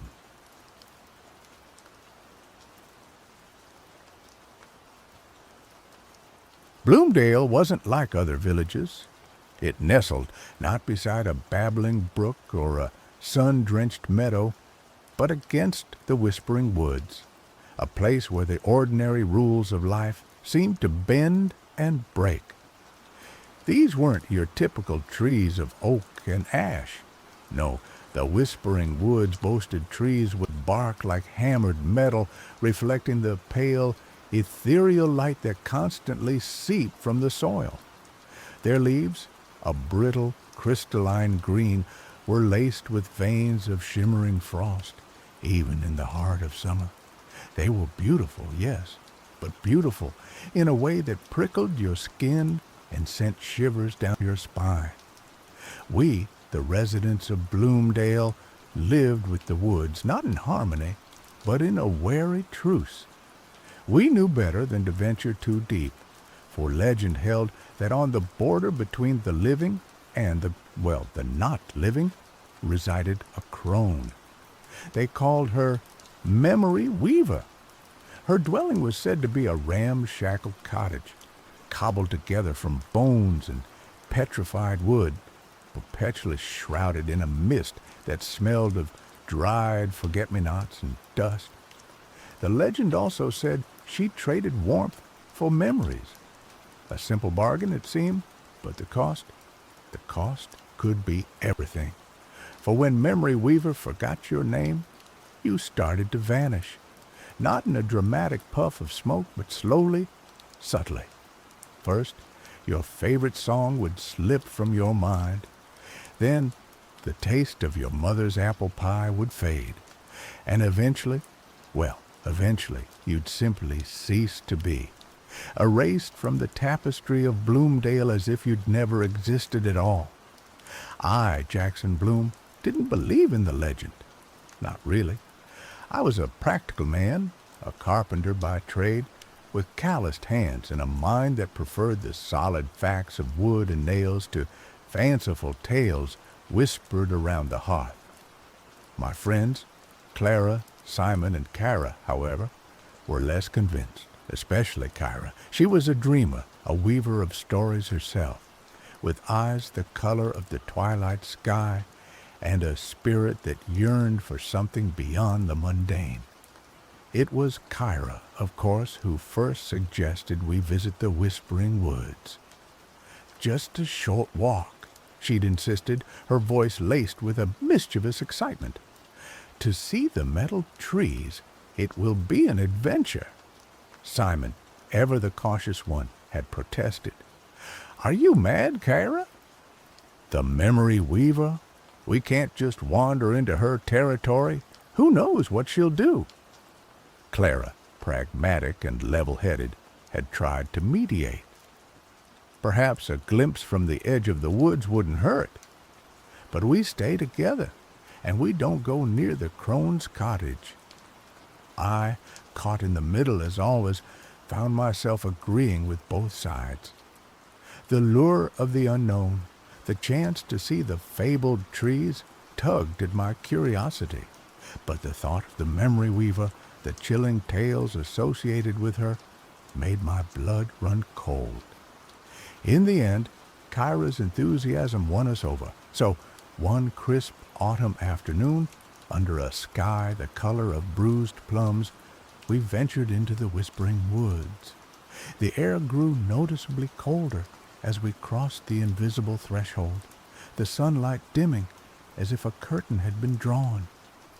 The metal trees stood before us, shimmering like ghostly sentinels. Their frost-veined leaves rustled in the breeze, creating a sound like the hushed whispers of forgotten voices. It was undeniably beautiful, a landscape plucked from a dream, but it was also unsettling. The silence was too profound, broken only by the whispering leaves and the crunch of our boots on the forest floor. An unnatural stillness permeated the air, as if the woods themselves were holding their breath. We walked deeper, drawn in by the strange allure. Kyra was in her element, her eyes wide with wonder as she ran her fingers over the metallic bark.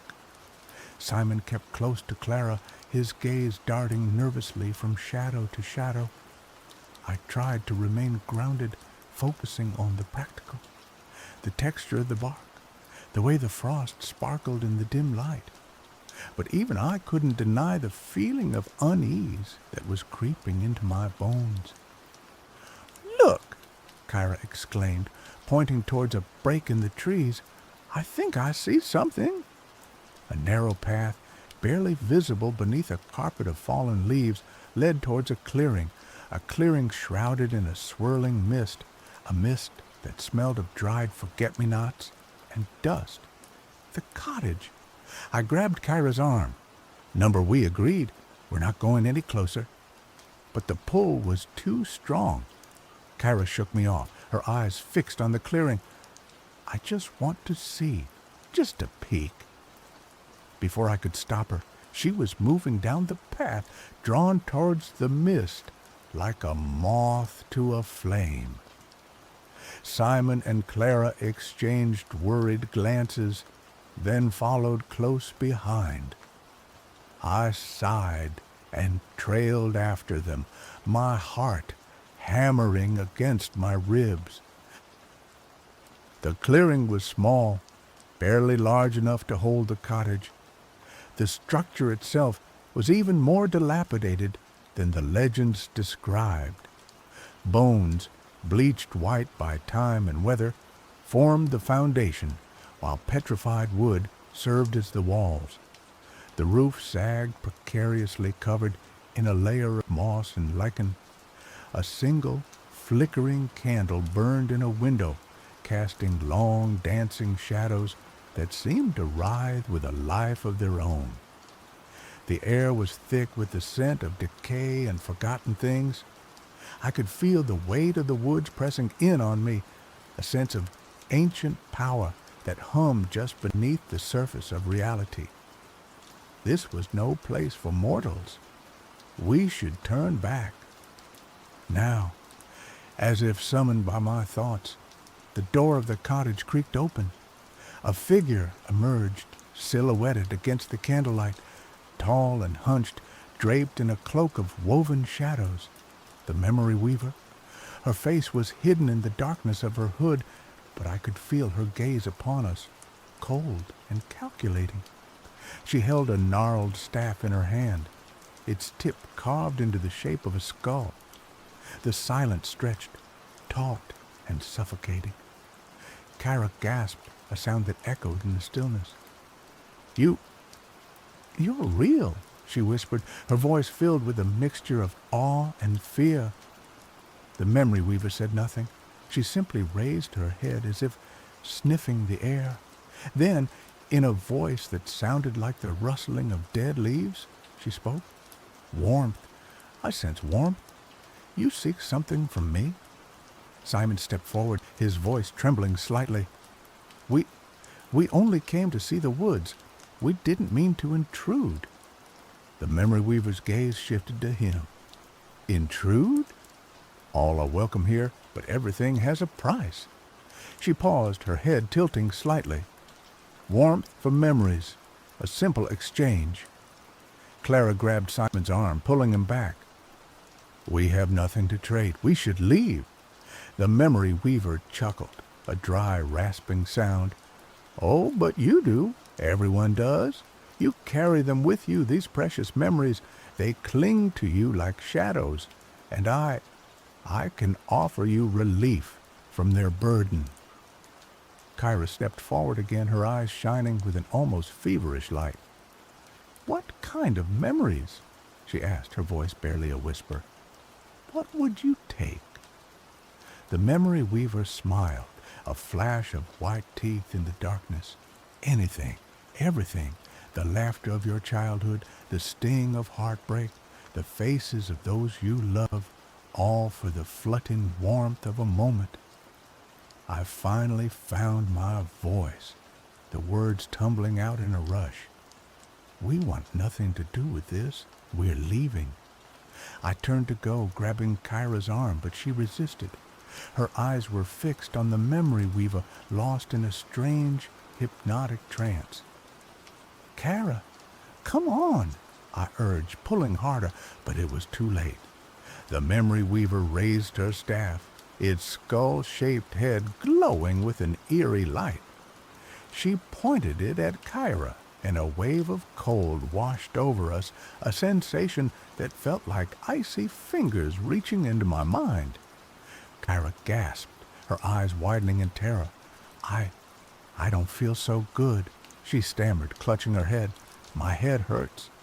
Then she swayed, her eyes unfocused. Jackson? Who's Jackson? My blood ran cold. The memory weaver had taken a memory of me. Kyra, it's me, Jackson. Don't you remember? I pleaded, shaking her gently. She looked at me, her eyes blank and uncomprehending. I don't know you. I don't know any of you. Where am I? Panic seized me. This was it. The vanishing. It was happening. I turned to the memory weaver, rage boiling in my chest. What have you done to her? I shouted. The crone simply smiled, her eyes glinting in the candlelight. A small price to pay for warmth. Give her back her memory, I demanded, taking a step towards her. The memory weaver raised her staff again, pointing it at me. Perhaps you would like to trade another memory to ease her suffering? I froze. The temptation was almost overwhelming to sacrifice a part of myself to save Kyra. But what then? Would I be next to vanish? Clara stepped in front of me, her face pale but resolute. Leave him alone, she shouted at the memory weaver. We're taking Kyra and leaving. She grabbed Kyra's arm, pulling her away from the cottage. Simon, still trembling, helped support her as they stumbled back down the path towards the woods. I hesitated, my gaze torn between Kyra and the memory weaver. But I knew what I had to do. I couldn't leave Kyra. I turned and ran after them, leaving the memory weaver standing alone in the clearing, shrouded in her mist and her memories. We didn't stop running until we were back in Bloomdale, safe within the familiar walls of our homes. We laid Kara down on her bed, her face still pale and confused. We tried to jog her memory, showing her old photographs, telling her stories of our shared adventures. But it was no use. The memory of me, of Jackson Bloom, was gone. The next few days were a nightmare. Kyra remained distant, unable to recognize me. She treated me like a stranger, a polite but indifferent acquaintance. It was like a piece of me had been ripped away, leaving a gaping hole in my soul. And then the vanishing began. It started small. I couldn't remember the name of my favorite tree in the Whispering Woods. Then the taste of my grandmother's honey cakes faded from my mind. My reflection in the mirror seemed less defined, as if the edges of my being were starting to blur. I knew what was happening. The memory weaver had forgotten my name, and I was beginning to cease to exist. Desperate, I turned to Clara and Simon. They were worried, of course, but they couldn't fully understand. They remembered me. They could see me. But even their memories were starting to fade, tainted by the memory weaver's magic. "We have to do something," I said, my voice filled with desperation. "We have to find a way to break the curse." Clara wrung her hands. "But what can we do?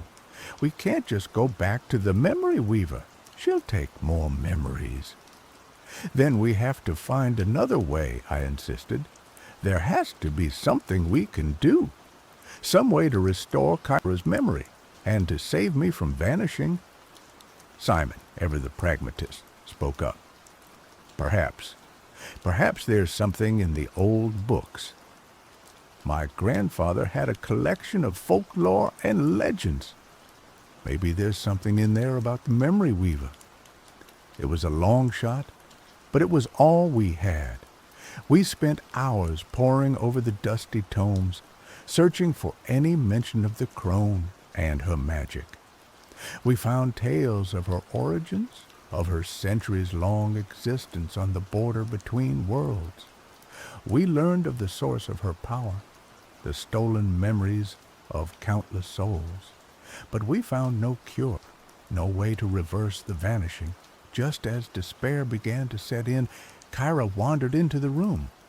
She looked at us, her eyes still distant and confused. "What are you doing?" she asked, her voice flat. "We're trying to help you, Kara," Clara said gently. "We're trying to bring back your memories." Kyra frowned. "Memories? What memories? I don't understand." Then her gaze fell on me. She stared at me for a long moment, her brow furrowed in concentration. I think I know you," she said slowly. "You seem familiar, but I can't quite place it. It's like a dream." Hope flared in my chest, a glimmer of recognition. Maybe it wasn't too late. "Tell me what you remember," I urged, my voice trembling. "Tell me anything." Kyra closed her eyes, focusing on the fragments of memory that floated just beyond her grasp. She opened her mouth, and a single word escaped her lips. "Bloom?" she whispered. A jolt of electricity ran through me. "Bloom? My last name." She remembered something. "Bloom?" I repeated. "Yes, that's right. Jackson Bloom. That's me. Don't you remember? We grew up together. We've been friends for years." Kyra's eyes flickered with a spark of recognition. "Jackson," she repeated, testing the name on her tongue. "Jackson Bloom." Then a wave of emotion washed over her face. Confusion, fear, and finally, recognition. "Jackson!" she cried, her voice filled with relief. "Oh, Jackson! I remember everything." She rushed to me, throwing her arms around me in a tight embrace. I held her close, tears streaming down my face. The curse was broken. Kyra remembered me, but the feeling of relief was short-lived. As Kyra's memory returned, my own began to fade even faster. The edges of my being were dissolving, my thoughts becoming scattered and incoherent. I could feel myself slipping away inch by agonizing inch. "Jackson, what's wrong?" Kyra asked, pulling away from me. "You look faded." I tried to speak, but the words wouldn't come. My tongue felt thick and heavy. I could barely remember my own name. "He's vanishing, Kyra," Clara cried, her voice filled with panic. "The curse is still active. He's disappearing."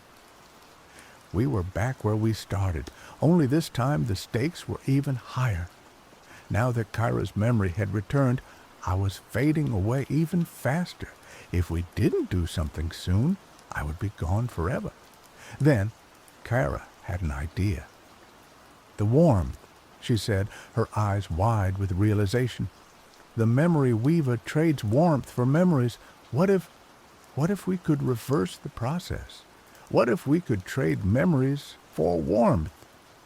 It was a desperate gamble, but it was the only chance we had. We decided to return to the memory weaver, not to beg for mercy or offer another sacrifice, but to propose a new kind of bargain. We gathered our courage and ventured back into the whispering woods. The metal trees loomed over us, their frost-veined leaves whispering secrets in the wind. The air was heavy with the scent of decay and forgotten things. We found the memory weaver's cottage in the clearing, shrouded in its perpetual mist. The crone stood in the doorway, her eyes glinting in the shadows.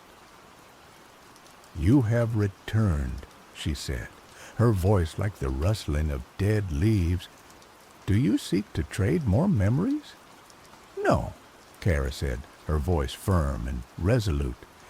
"We've come to propose a different kind of bargain." The memory weaver raised a skeptical eyebrow. "A different bargain? What could you possibly offer me that I do not already possess?" "We offer you warmth," Kara said. "Not the fleeting warmth of a stolen memory, but a warmth that can last forever. The warmth of friendship, of love, of shared experience." The memory weaver laughed, a dry, rasping sound. "Friendship, love, those are fleeting illusions, ephemeral as dreams. They hold no value for me." "But they do," Kyra insisted. "They hold the power to create new memories, to fill the void that you have created with your stolen treasures. We offer you the chance to experience these things for yourself, to feel the warmth that you have denied yourself for so long." The memory weaver was silent for a long moment, considering Kyra's words. Then she spoke. "And what would you ask in return?"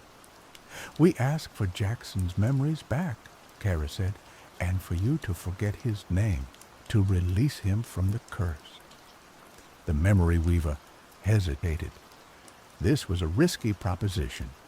To give up her power, to open herself up to the vulnerability of human emotion, it was a terrifying thought. But the loneliness was gnawing at her. The emptiness of her existence, surrounded by stolen memories, was becoming unbearable. Perhaps there was another way. "Very well," she said finally. "I accept your bargain, but be warned. The path to warmth is not an easy one. It will require sacrifice, devotion, and a willingness to open yourselves up to the pain and joy of human connection." And so, the exchange began. We spent days, weeks, perhaps even months with the memory weaver, sharing our stories, our laughter, our tears. We told her about our childhoods in Bloomdale, our hopes and dreams, our fears and failures. We taught her about friendship, about love, about the simple joys of life. It wasn't easy.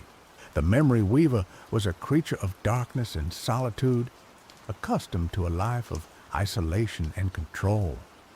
She resisted our attempts to connect with her, clinging to her stolen memories as if they were precious jewels. But we persevered. We showed her kindness, compassion, and unwavering support. We challenged her cynicism, her bitterness, and her fear of intimacy. And slowly, gradually, the ice around her heart began to melt. She started to laugh, to cry, to open herself up to the possibility of human connection. She learned to appreciate the value of shared experiences, the warmth of friendship, and the power of love. As the memory weaver's heart softened, my memories began to return. The fog that had clouded my mind began to lift, revealing the familiar landscape of my own life, the faces of my loved ones, the taste of my favorite foods, the sound of my own laughter. They all came flooding back, filling the void that had threatened to consume me. And finally, the memory weaver forgot my name. The curse was broken. I was free. But the greatest miracle was not my own salvation, but the transformation of the memory weaver. She was no longer a creature of darkness and despair, but a compassionate and loving being, eager to embrace the warmth of human connection. She abandoned her cottage in the woods. Her stolen memories returned to their rightful owners. She came to live in Bloomdale among the people she had once preyed upon. At first, the villagers were wary, mistrustful of her sudden change of heart. But Kara, Simon, Clara, and I stood by her, vouching for her sincerity and urging the community to give her a chance. And gradually, the villagers began to accept her. They saw the genuine remorse in her eyes, the sincere desire to make amends for her past actions. They witnessed her acts of kindness, her unwavering support, and her willingness to embrace the values of their community. The memory weaver, once a symbol of fear and dread, became a beloved member of Bloomdale. She used her knowledge of forgotten things to help people remember their loved ones, to heal old wounds, and to connect with their past.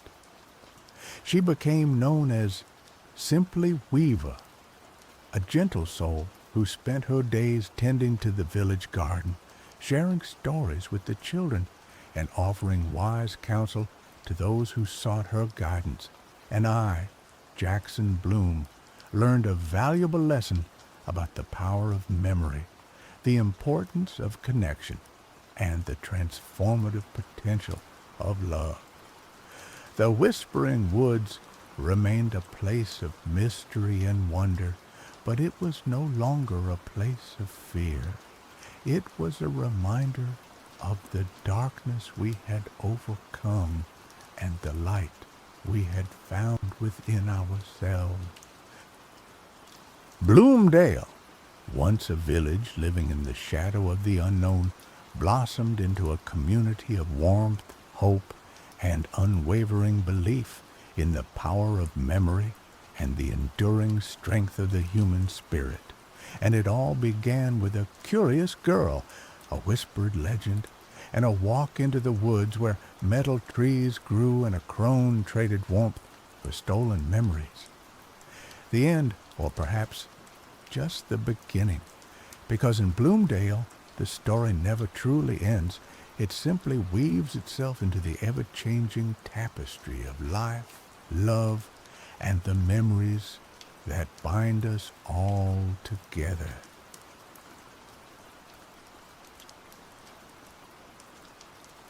The Skyden realm, a tapestry woven from shimmering aurora skies and floating islands tethered to a luminescent core, was choking. Valor City, once its jewel, now bore the grime of decay, its silver towers tarnished, its vibrant markets subdued. The immortal king, once a beacon of unwavering light, was gone, leaving behind a throne room steeped in shadow and whispered legends. Marius, a historian with eyes that held the dust of forgotten libraries and a spirit yearning for the realm's lost glory, approached the throne room with trepidation. He wasn't a warrior nor a mage, but his knowledge of Skydon's path ran deeper than most.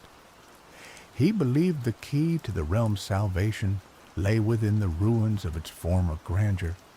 Alania, a warrior with hair the color of molten gold and a heart forged in the crucible of hardship, stood guard at the entrance. Her armor was scarred, a testament to countless battles fought and won. But her gaze, though sharp, held a weariness that mirrored the city's own. "Marius," she greeted, her voice raspy but firm, "the rumors are true then? You seek the king's memory?" "I seek to understand," Marius corrected, his voice soft but resolute. "To understand what broke him, what broke Skydon. Perhaps within his memories we can find a way to mend it." Alania hesitated, her hand resting on the hilt of her sword. "The throne room is not a place for scholars. It is tainted. Many have entered, seeking power, knowledge, anything to fill the void left by the king. None have returned the same." "I know the risks," Marius said, meeting her gaze, "but I believe the risk of inaction is far greater." Alania, after a long, silent moment, stepped aside. "Then go. But be warned, Marius, some doors are best left unopened." The throne room was a cavernous space, the air thick with a palpable sense of sorrow. Fragments of stained glass depicting scenes of Skydon's golden age lay scattered across the floor, reflecting the faint light filtering through the cracked dome above. The throne itself, crafted from a single piece of solidified starlight, dominated the room. It was magnificent, even in its desolation, radiating a faint, ethereal glow. But it was the pool at the foot of the throne that drew Marius's attention, a viscous, crimson liquid shimmering unnervingly in the dim light. It was blood, undoubtedly, but not the blood of any mortal creature. It was the blood of an immortal, the blood of the king, imbued with the weight of centuries and the echoes of countless memories. And it spoke. Not aloud, not in any language Marius recognized, but directly into his mind, a chorus of fragmented thoughts and emotions. Triumph, betrayal, loss, despair, the price of immortality, the burden of the crown. The voice was alluring, seductive, promising answers to the questions that plagued Marius's mind. All he had to do was drink. He took a step closer, drawn in by the hypnotic allure of the crimson pool. He knew the legends, the stories whispered in hushed tones about the throne's memory. Those who drank from it gained access to the king's past, to his knowledge and experiences, but at a terrible cost. They lost pieces of themselves, their own memories, their own identities, becoming mere echoes of the king. Marius wavered, the desire for knowledge warring with the fear of oblivion. He looked back at Alania, who stood silhouetted in the doorway, her expression unreadable. He knew she wouldn't stop him, that she trusted him to make the right choice. He closed his eyes, took a deep breath, and made his decision. He would not drink, not yet. He needed to understand more, to find a way to access the king's memories without sacrificing his own self. He spent hours in the throne room, studying the pool, examining the throne, searching for any clue, any hint of an alternative. He ran his fingers along the cold, smooth surface of the starlight, feeling the faint thrum of energy that still pulsed within it. He tried to decipher the fragmented whispers he heard in his mind, piecing together the puzzle of the king's downfall. As the first rays of dawn pierced through the cracked dome, painting the throne room in hues of rose and gold, Marius noticed something he had missed before, a faint inscription etched into the base of the throne, almost invisible to the naked eye. He squinted, tracing the symbols with his fingers. They were ancient, a dialect of the Skydon language he had only encountered in the most obscure texts. He spent hours translating, poring over his mental lexicon, until finally the meaning dawned on him. The inscription was a warning, a safeguard, a key. It spoke of a ritual, a way to access the king's memories through a conduit, a vessel capable of holding the immense weight of his past. The inscription mentioned a name, Astasia. Astasia was a legend, a myth whispered among the scholars of Valor City. Said to be a weaver of echoes, she possessed the rare ability to touch the threads of memory, to unravel the past and weave it anew. She was also said to be long dead, lost to the ravages of time. But Marius, driven by his unwavering belief, refused to accept that Astasia was gone. He scoured the ancient texts, the hidden archives, the forgotten libraries, searching for any trace of her existence. He followed rumors, chased whispers, braving the dangers that lurked in the shadows of the decaying city. His search led him to the Undercity, a labyrinthine network of tunnels and ruins beneath Valor City, where the downtrodden and forgotten eked out a meager existence.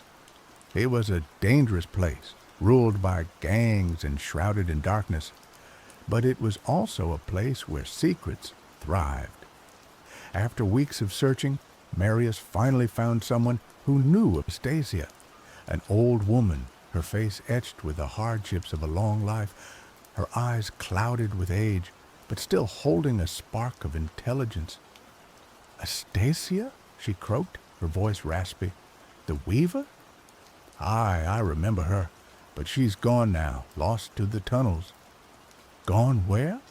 Marius pressed, his heart pounding with anticipation.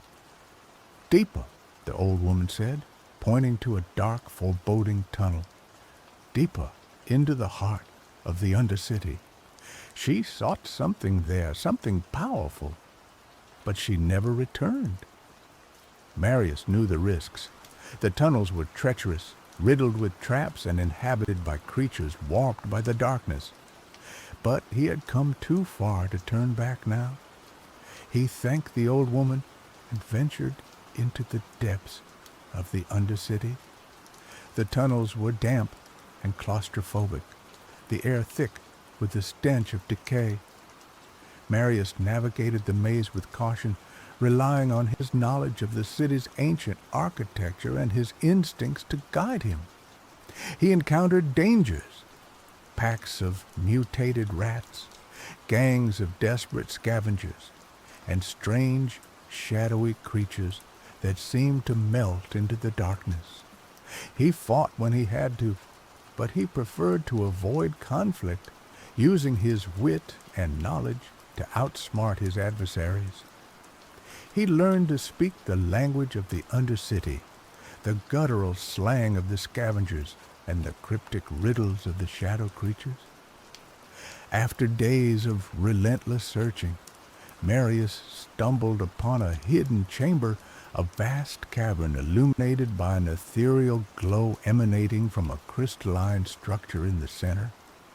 The air hummed with energy, and the walls were covered in intricate carvings depicting scenes of Skydon's past. And there, kneeling before the crystalline structure, was Astasia. She was not what Marius expected. She was not a wizened old woman, weighed down by the years.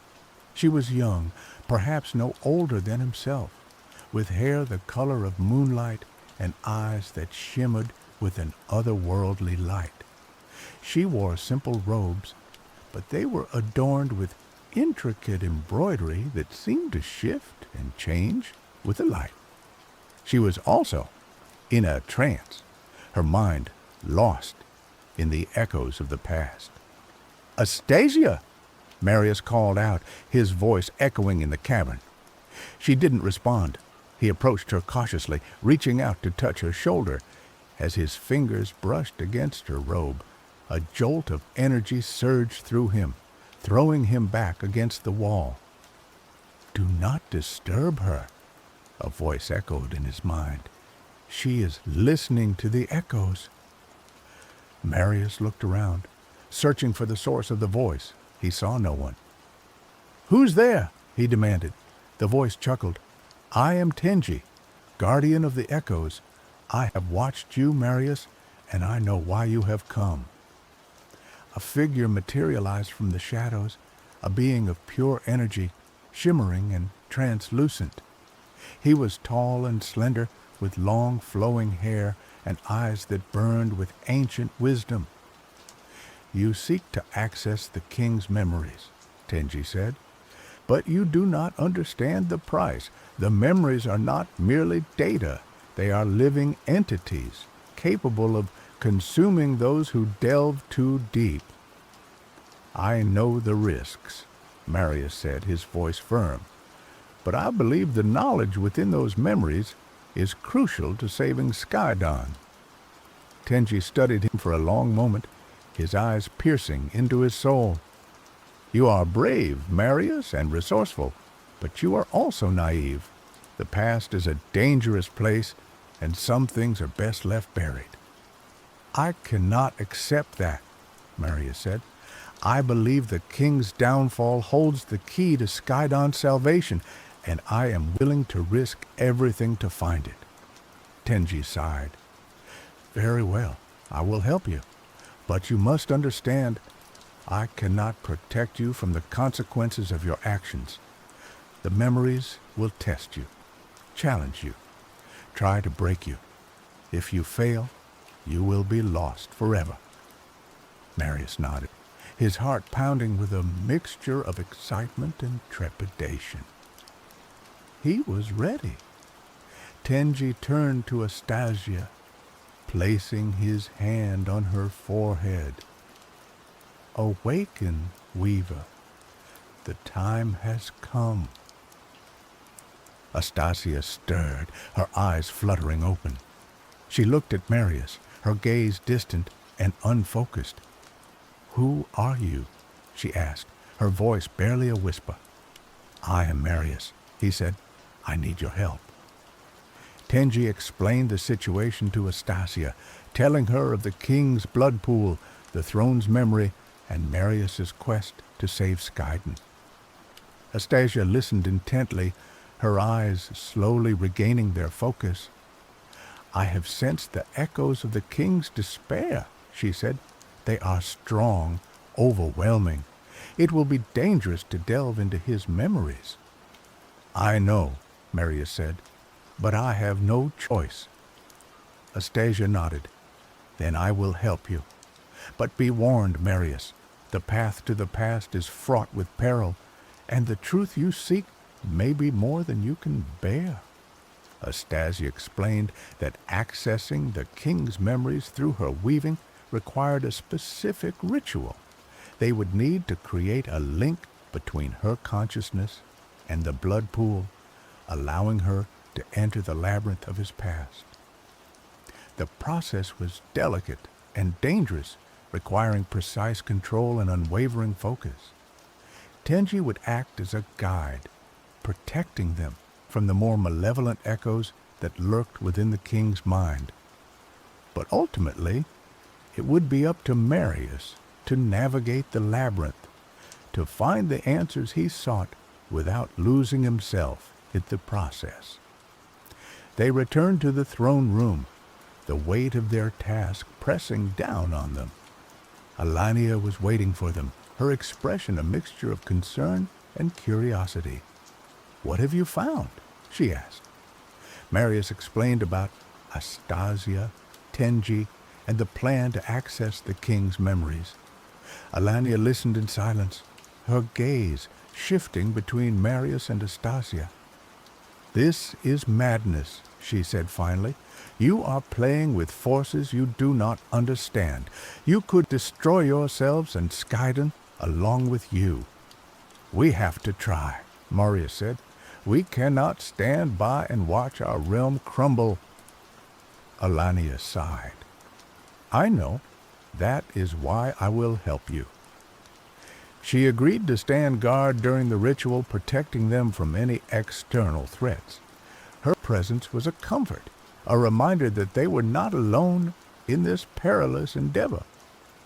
Astasia began the ritual, chanting in an ancient tongue, her voice echoing through the throne room. She drew sigils on the floor with a shimmering powder, creating a circle of protection. She instructed Marius to lie down in the center of the circle, to close his eyes and clear his mind. As she continued her chanting, Marius felt a strange sensation, a tingling in his body, as if his consciousness was being pulled in different directions. He saw flashes of images, fragments of memories, not his own, but belonging to someone else. The throne room began to fade away, replaced by a swirling vortex of colors and sounds. He felt himself being pulled forward, hurtling through time and space, until finally he arrived in a past. He found himself standing in a lush garden filled with exotic flowers and shimmering fountains. The air was warm and fragrant, and the sky was a vibrant shade of blue he had never seen before. He was in Skydon's golden age, at the height of the king's reign.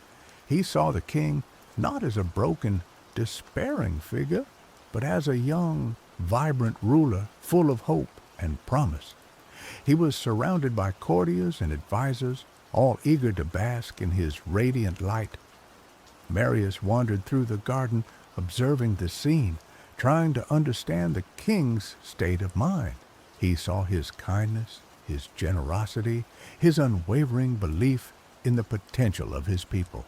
He also saw his pride, his arrogance, his growing isolation. As he delved deeper into the king's memories, the idyllic garden began to transform. The flowers withered, the fountains dried up, and the sky turned a menacing shade of gray. He saw the first signs of decay, the cracks in the facade of Skydon's perfection. He witnessed the king's growing obsession with immortality, his desperate attempts to cling to his power and his youth. He saw him consulting with dark sorcerers, making dangerous pacts, sacrificing everything to maintain his reign. The memories became more fragmented, more chaotic, as Marius delved deeper into the king's descent into madness. He saw betrayal, loss, and despair, the events that had shattered his spirit and led to Skydon's downfall.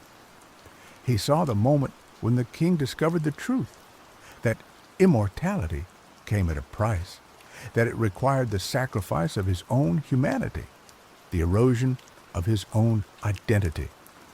He saw him make the decision to create the blood pool, to trap his memories within it, to distance himself from the pain and the guilt. The labyrinth of memory was closing in on Marius, the echoes of the king's despair threatening to overwhelm him. He felt himself losing his grip on his own identity, becoming an extension of the king's tormented soul. He knew he had to escape, to find the key to saving Skydon before he was lost forever. He focused his mind, reaching out to Astasia and Tenji, calling for their help. Tenji's voice echoed in his mind, guiding him through the labyrinth, leading him towards the exit. But the path was fraught with peril, guarded by monstrous creatures born from the king's darkest fears. Marius fought his way through the monsters, relying on his wit and his courage. He used his knowledge of the king's past to exploit their weaknesses, to turn their own fears against them. Finally, he reached the exit, a shimmering portal that led back to the throne room. He stepped through, collapsing on the floor, exhausted and disoriented. Astasia and Tenji rushed to his side, tending to his wounds, helping him to regain his bearings. Alania stood guard, her sword drawn, ready to defend them from any lingering threats. Marius had survived the labyrinth of memory, but he was not the same. He had seen the darkness within the king's soul, the pain and the despair that had consumed him. He had also seen the light, the kindness, and the hope that had once defined him. He now understood the truth, that Skaiden's downfall was not the result of a single event, but a gradual erosion of its values, a loss of its connection to its own past. The key to saving Skaiden was not to cling to the past, but to learn from it, to rebuild the realm on a foundation of compassion and understanding. Marius knew that the knowledge he had gained in the king's memories was not enough. He needed to find a way to share it with the people of Skaiden, to awaken them from their apathy and inspire them to action. He decided to write a book, a chronicle of Skaiden's history, from its glorious beginnings to its tragic downfall. He would tell the story of the king not as a flawless hero, but as a flawed human being, capable of both great good and great evil. He would also tell the story of the ordinary people of Skaiden, the farmers, the artisans, the merchants, the scholars, the warriors, the ones who had built the realm and who had suffered the most from its decline. He would tell their stories of resilience, of courage, of hope, reminding them of their own strength and their own potential. He worked tirelessly on his book, pouring all his energy and his knowledge into it. He consulted with Astasia, who helped him to weave the memories together, to create a coherent narrative. He sought the advice of Tenji, who guided him in the interpretation of the king's more cryptic pronouncements. Alania supported him in every way she could, providing him with food, shelter, and protection. She also acted as his sounding board, listening to his ideas, challenging his assumptions, and keeping him grounded in reality. As Marius wrote, he began to feel the effects of his journey into the king's memories. He found himself losing his own memories, his own experiences, his own sense of self. He would forget where he was, what he was doing, who he was talking to. He would have moments of clarity, followed by periods of confusion and disorientation. He was paying the price for accessing the king's memories, sacrificing pieces of himself to preserve the truth. He knew that he was becoming less and less of himself, but he believed that it was worth it if it meant saving Skaiden. Astasia and Tenji grew increasingly concerned about Marius's condition. They tried to dissuade him from continuing his work, but he refused to listen. He was determined to finish his book, no matter the cost. "You are destroying yourself, Marius," Astasia said, her voice filled with sorrow. "You are becoming a mere echo of the king." "I know," Marius said, his voice weak, "but I have to finish this. Skaiden needs this." Tenji warned him that if he continued, he would eventually lose himself completely, becoming a mindless vessel for the king's memories. But Marius was deaf to his warnings. He finished his book, a massive tome filled with the history, the legends, and the secrets of Skaiden. He presented it to Alania, entrusting her with its safekeeping. "Take this," he said, his voice barely audible. "Share it with the people. Let them know the truth." Alania took the book, her eyes filled with tears. She knew that this was the end, that Marius was about to lose himself completely. "Thank you, Marius," she said. You have given us a gift beyond measure." Marius smiled, a faint, flickering smile. "It was my honor," he whispered. He closed his eyes and his mind faded away, replaced by the echoes of the king's memories. He was gone, lost forever in the labyrinth of the past. Alania, heartbroken but resolute, took Marius's book and set out to share it with the people of Skyden. She traveled from city to city, from village to village, reading excerpts from the book, telling the stories of the king and the people, reminding them of their past, and inspiring them to build a better future. At first, the people were skeptical, resistant to the truth. They had been living in apathy for too long, and they were afraid to change. But Alania persisted, speaking with passion and conviction, never giving up on her belief in the potential of her people. Slowly, gradually, the people began to listen. They were moved by the stories of the king's rise and fall, by the tales of courage and resilience, by the hope for a better future. They began to question their apathy, to challenge their assumptions, to demand change. A movement began to spread across Skyden, a movement of hope and renewal. The people began to rebuild their cities, to restore their lands, to revive their culture. They elected new leaders, leaders who were committed to justice, compassion, and sustainability. Skydon began to heal, to recover from its wounds, to rise from the ashes of its past. The realm was not the same as it had been in its golden age, but it was stronger, wiser, and more resilient. The people remembered Marius, the historian who had sacrificed everything to save them. They honored him as a hero, a martyr, a symbol of their own resilience and their own hope. They kept his book as a sacred text, a reminder of their past and a guide to their future. Astasia and Tenji watched from afar, their hearts filled with a mixture of sadness and pride. They mourned the loss of Marius, but they rejoiced in the rebirth of Skydon. They knew that the realm would never forget the price that had been paid for its salvation, the sacrifice that had been made to awaken its spirit. And they knew that as long as the people remembered, Skydon would never truly fall. Years passed. Valor City, though still bearing scars of the past, began to gleam again. The silver towers were polished, the markets bustled, and the aurora skies seemed brighter than ever.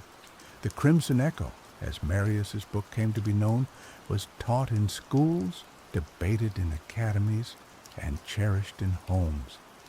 Alania, now an elder, watched the city from the highest tower, a quiet satisfaction in her eyes. The lessons of the past, etched in blood and sacrifice, had not been forgotten. She knew that vigilance was eternal, that the seeds of decay could sprout anew if left untended. But Skydon was awake now, its people conscious of their responsibility, their power. One day, a young scholar approached Alania, holding a worn copy of the Crimson Echo. His name was Lyra, and she possessed the same fiery spirit that Alania had known in Marius. "Elder Alania," Lyra said, "I have been studying the chapter on the king's descent. There are passages, riddles really, that I cannot decipher. They speak of a hidden chamber and a source of corruption within the throne room itself." Alania's brow furrowed. She had read the book countless times, but had never fully understood those enigmatic passages. Marius, even as his mind fragmented, seemed to hint at something more, a deeper layer of truth hidden beneath the surface. "Show me," Alania said, and together they descended to the throne room, now a hallowed space, carefully preserved as a reminder of both Skydon's folly and its redemption. They spent days examining the throne, the blood pool, now contained and neutralized by Astasia's magic, and the surrounding architecture. They found nothing, or so it seemed. But Lyra, with her youthful energy and sharp mind, refused to give up. One evening, as the aurora borealis painted the sky in vibrant hues, Lyra noticed a faint shimmer on one of the stained glass fragments scattered on the floor. It was a reflection, but not of the sky. It was emanating from a hidden seam in the base of the throne. With Alania's help, Lyra managed to trigger a mechanism revealing a small concealed chamber beneath the throne. Inside, they found a single object, a crystalline shard, pulsing with a dark, malevolent energy. It was a fragment of the original crystal that had formed the throne, but it had been tainted, corrupted by the king's despair and his pacts with dark sorcerers. This shard, Marius had suspected, was the true source of the blood pool's power and the throne's ability to steal memories. Alania and Lyra knew they had to destroy the shard, but they also knew that doing so would be dangerous. The dark energy it contained could unleash chaos upon Skydon. They sought the guidance of Astasia, who was now living in seclusion, meditating on the echoes of the past. Astasia confirmed their suspicions. The shard was a conduit for a force that could unravel the very fabric of Skydon. Its destruction required a ritual of purification, one that would cleanse the throne room and banish the darkness forever. The ritual was complex and demanding, requiring the combined power of Astasia, Alania, and Lyra. They gathered at the throne room, chanting ancient incantations, channeling their energy into a protective shield.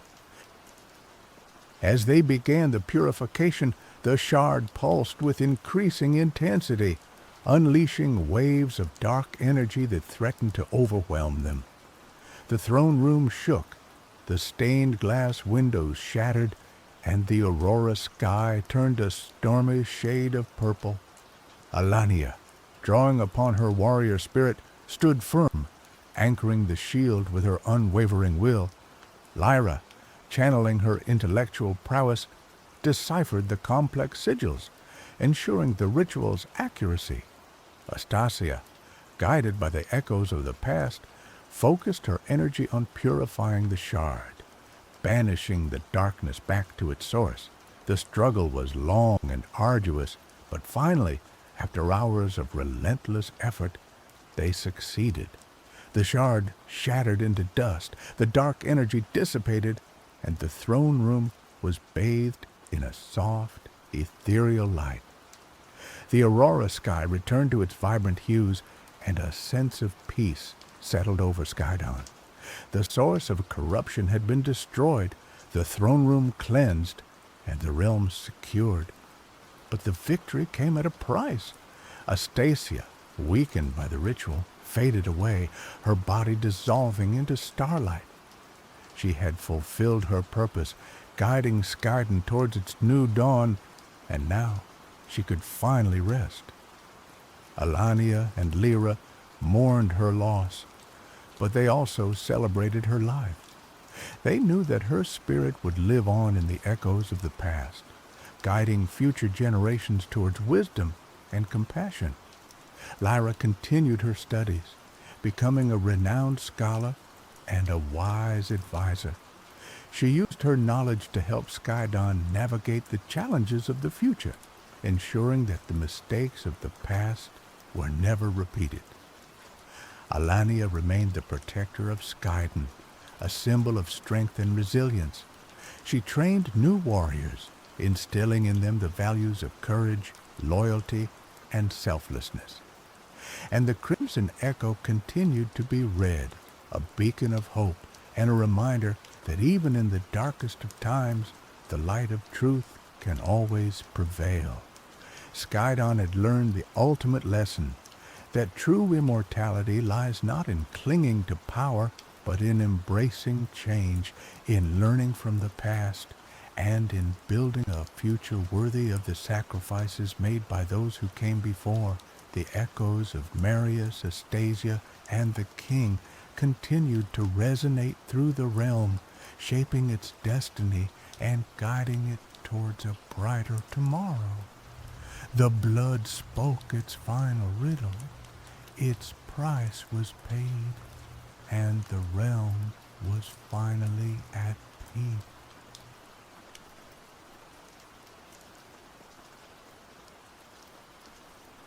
In the fledgling colony of Jamestown, nestled amidst the verdant, untamed wilderness of the New World, lived Walter, a young man of humble origins and boundless curiosity.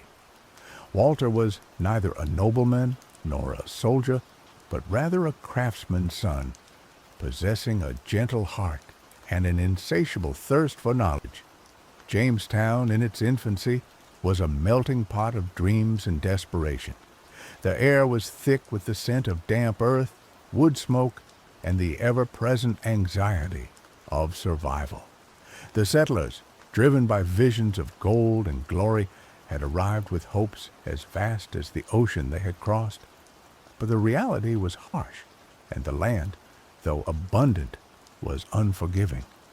One fateful eve, as the sun dipped below the horizon, painting the sky in hues of fiery orange and deep violet, a commotion erupted near the colony's edge.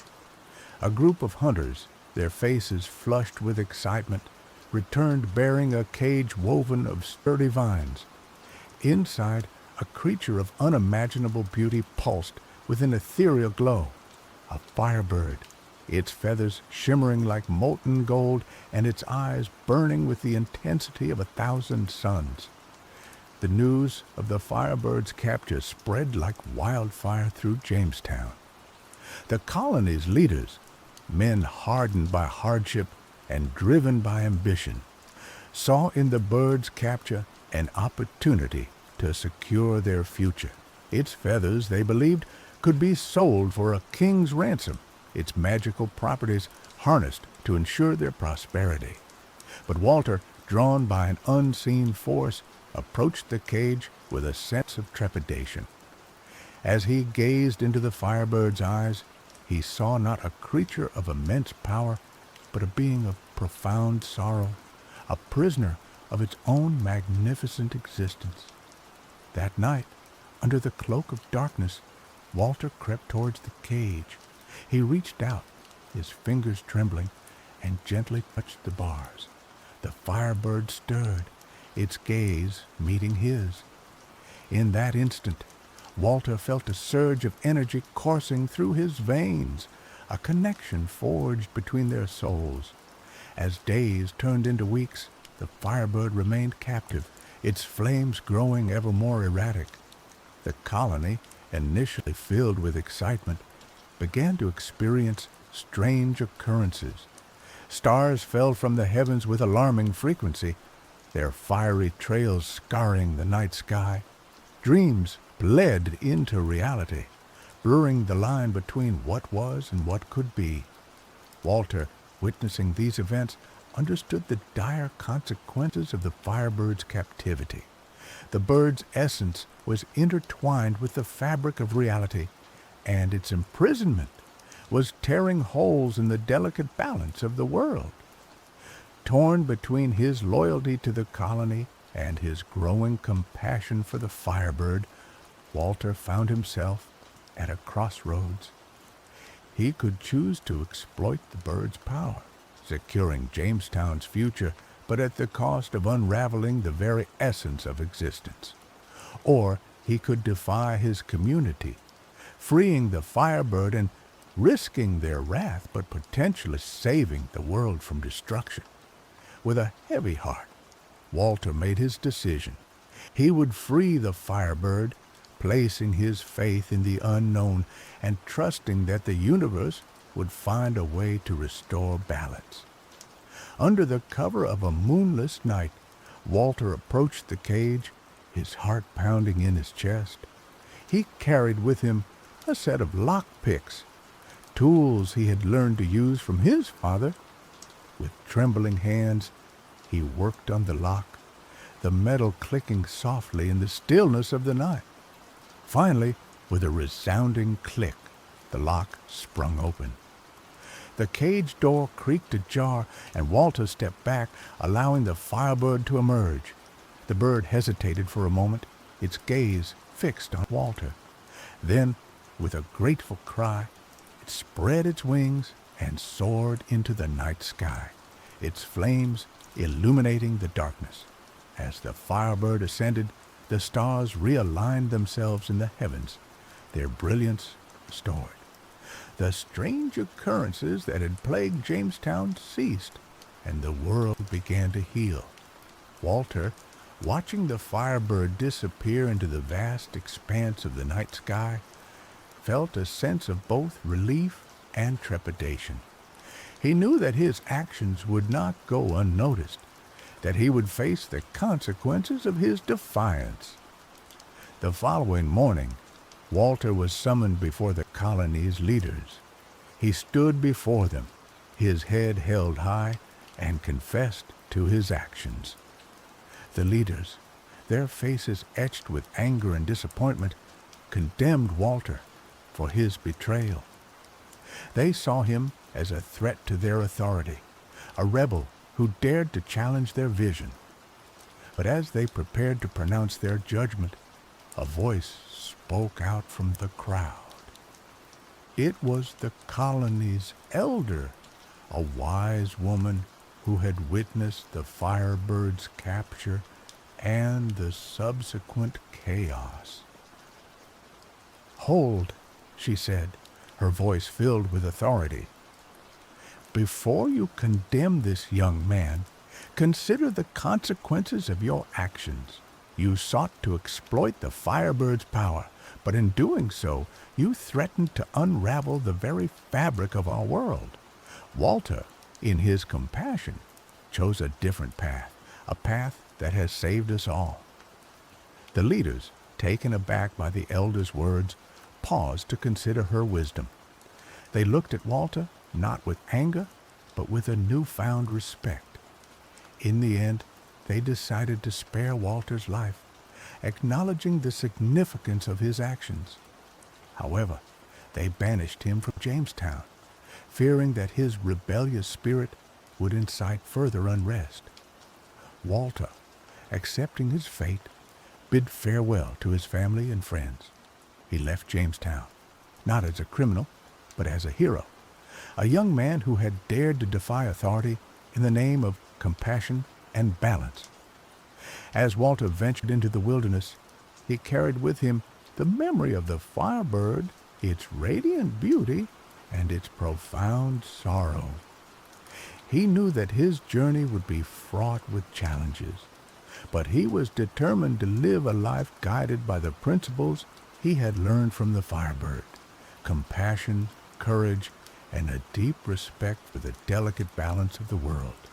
And so Walter, the craftsman's son, embarked on a new adventure, a journey that would lead him to the far corners of the New World and beyond, a journey that would transform him into a legend, a symbol of hope and resistance in a world teetering on the brink of chaos.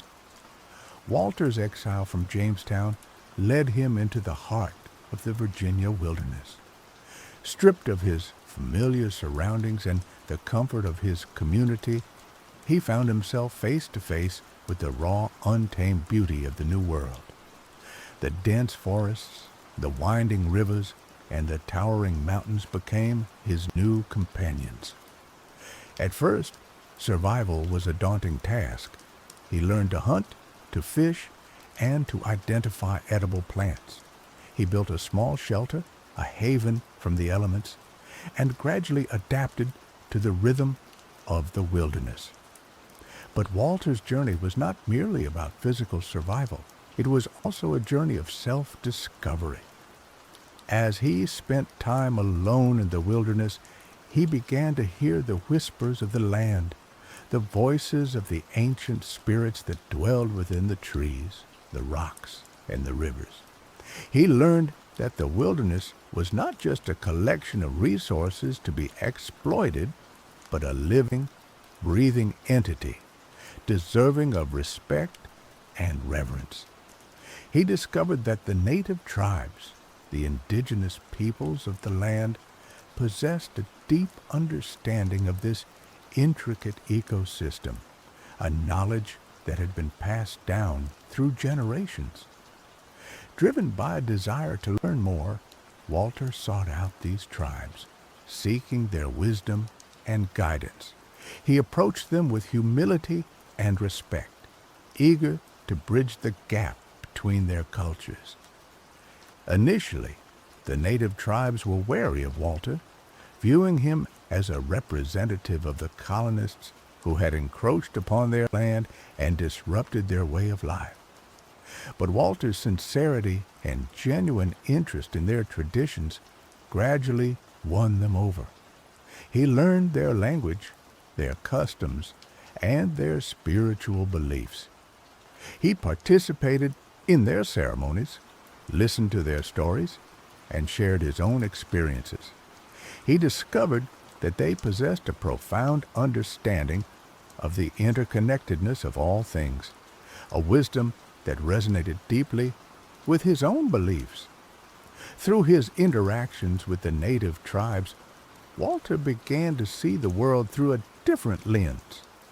He realized that the colonists' pursuit of wealth and power had blinded them to the true value of the land and its inhabitants.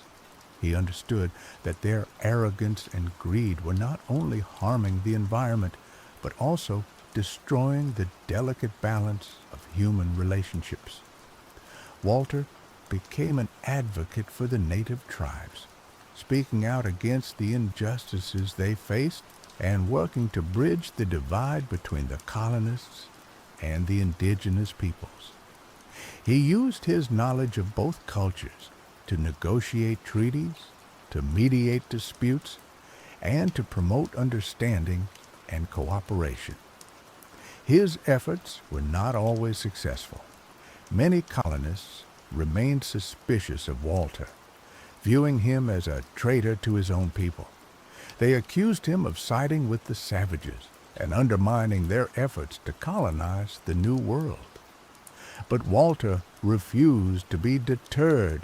He believed that it was his duty to protect the native tribes and to preserve the wilderness from the destructive forces of greed and exploitation. As Walter's reputation grew, he attracted followers from both the colonist and native communities.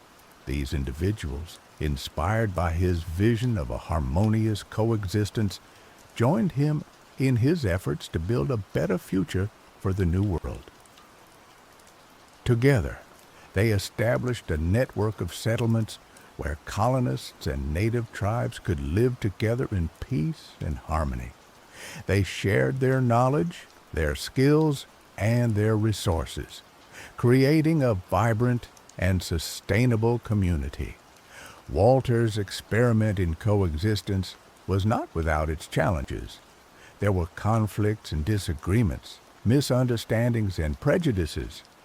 But through open communication, mutual respect, and a willingness to compromise, they were able to overcome these obstacles and build a community based on trust and understanding.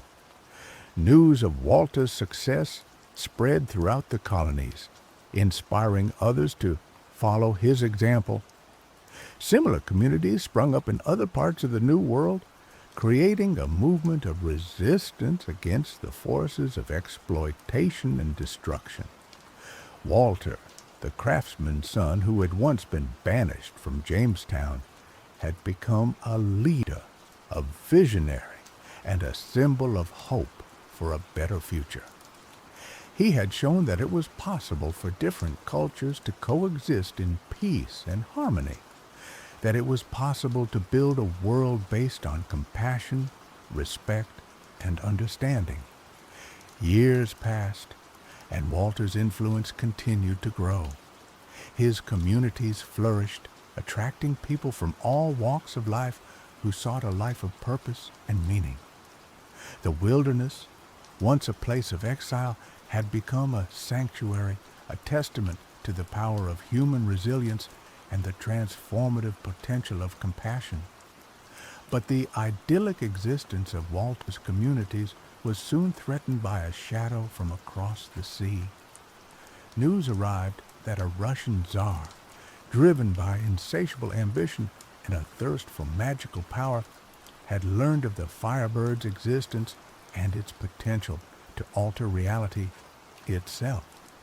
The Tsar, known for his ruthlessness and his obsession with the occult, dispatched a team of hunters and sorcerers to the New World, tasked with capturing the Firebird and harnessing its power for his own nefarious purposes.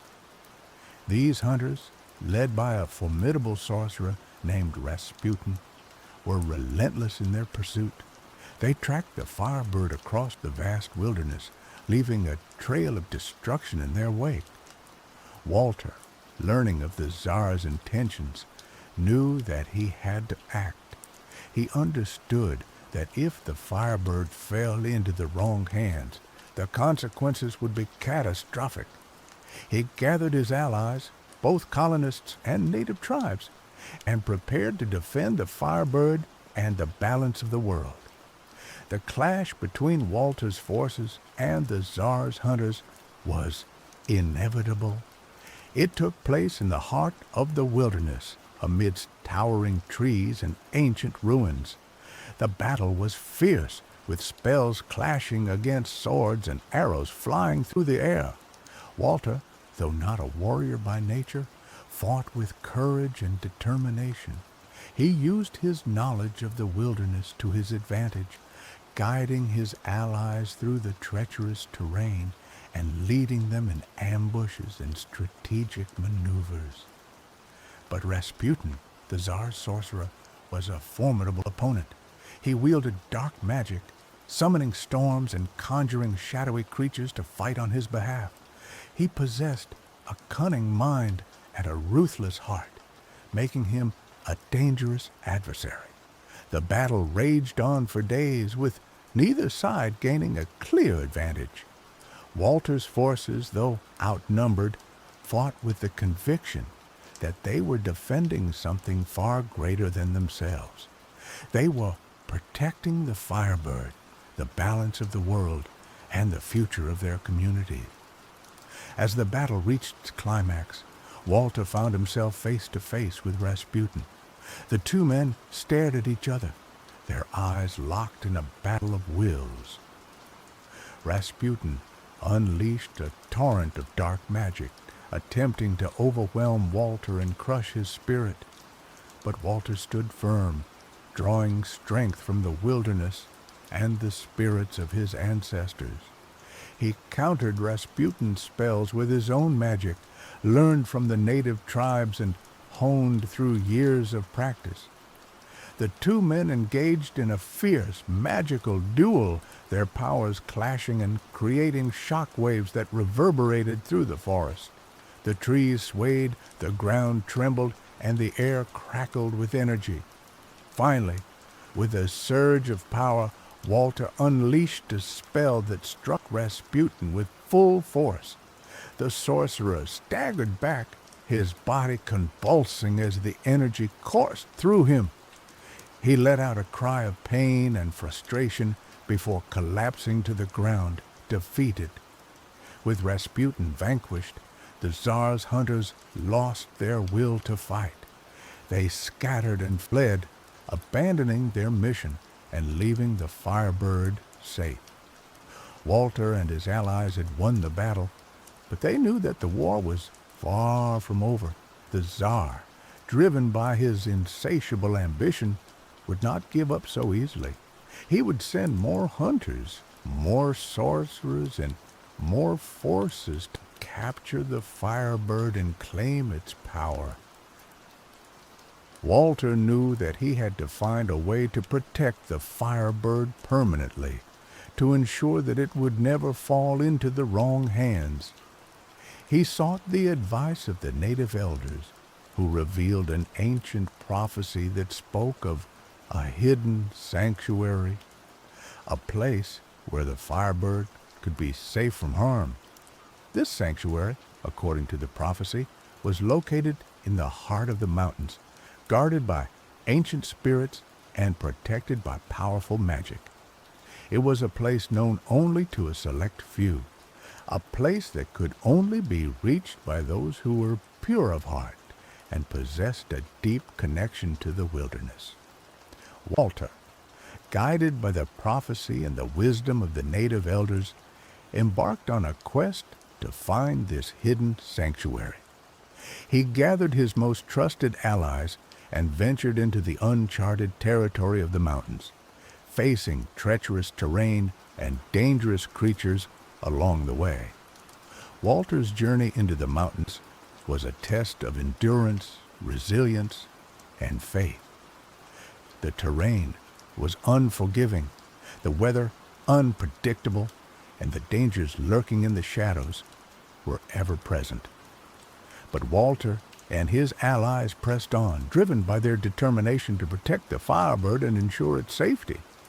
They faced challenges that tested their limits, both physically and mentally. They climbed treacherous cliffs, navigated through dense forests, and crossed raging rivers.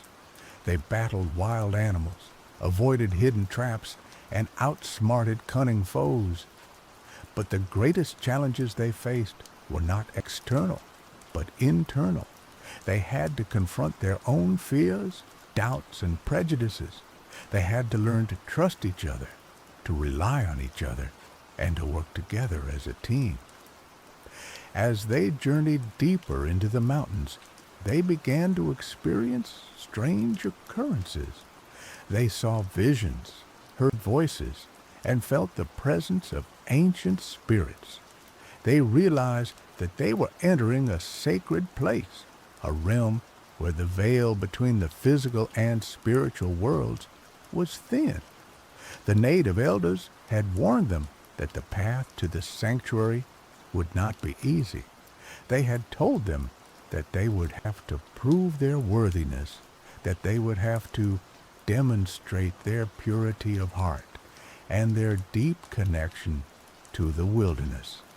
Walter and his allies understood that they were being tested, that they were being judged by the ancient spirits who guarded the sanctuary. They resolved to remain true to their values, to act with compassion and integrity, and to respect the sacredness of the land. After weeks of arduous travel, they finally reached the entrance to the sanctuary.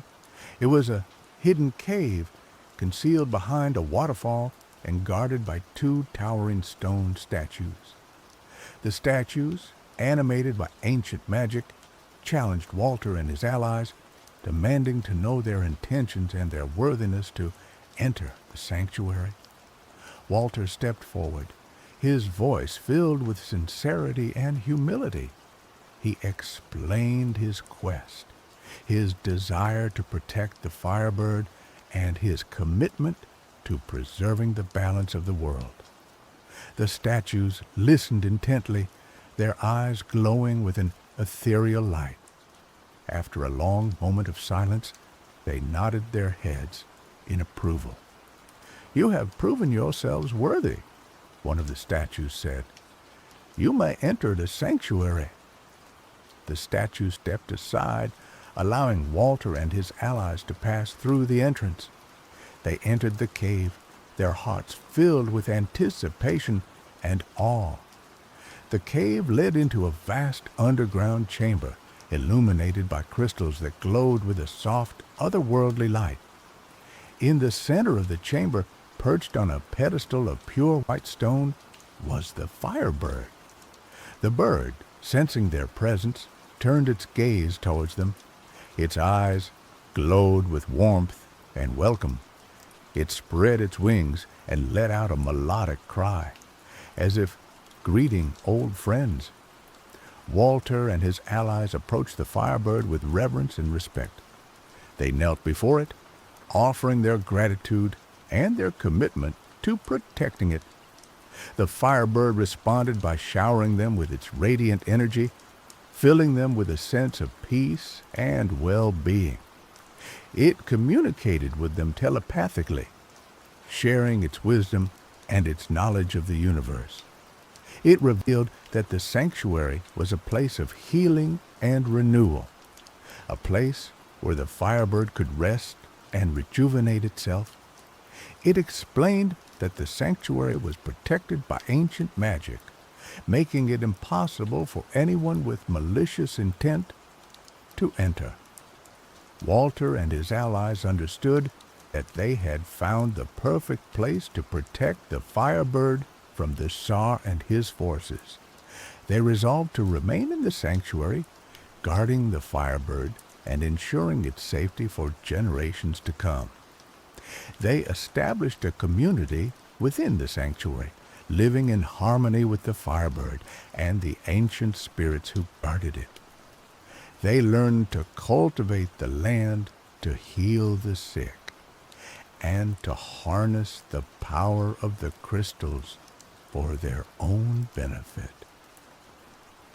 The sanctuary became a beacon of hope, a testament to the power of compassion, courage, and the interconnectedness of all things. News of its existence spread throughout the world, attracting seekers of truth and wisdom from all walks of life.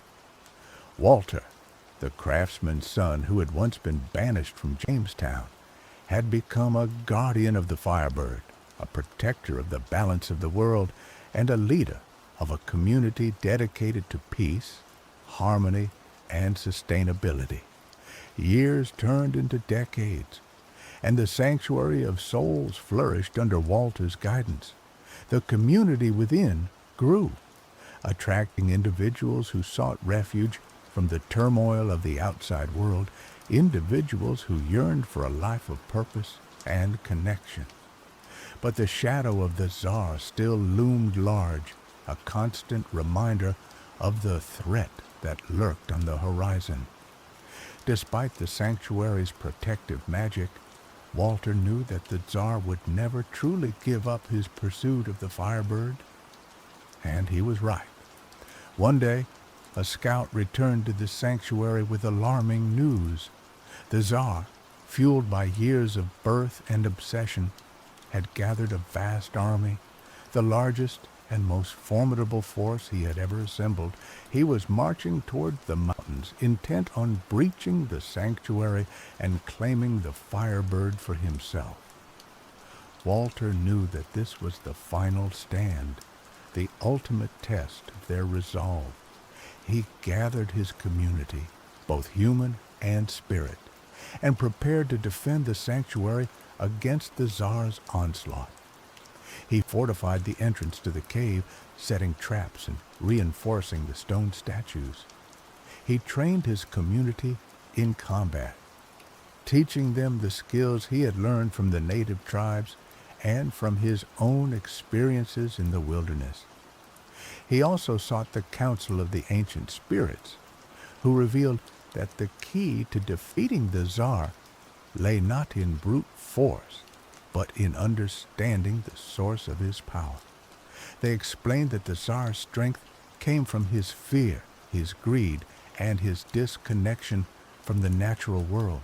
To defeat him, Walter would have to confront him with his own darkness, to expose his weaknesses, and to sever his connection to the forces that fueled his ambition.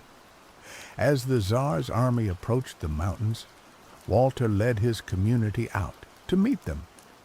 They stood before the entrance to the sanctuary, a small but determined force facing an overwhelming enemy. The Tsar, mounted on a black steed and clad in ornate armor, rode to the front of his army. His eyes burned with a feverish intensity, his face etched with lines of ambition and desperation. "Walter!" he roared, his voice filled with hatred and contempt. "I have come to claim what is rightfully mine. Surrender the firebird, and I will spare your lives. Resist me, and you will all be crushed." Walter stepped forward, his voice calm and steady. "Tsar," he replied, "you seek to possess the firebird for your own selfish gain.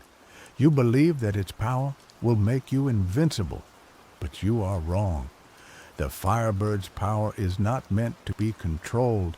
It is meant to be shared, to be used for the benefit of all." "Silence!" the Tsar bellowed.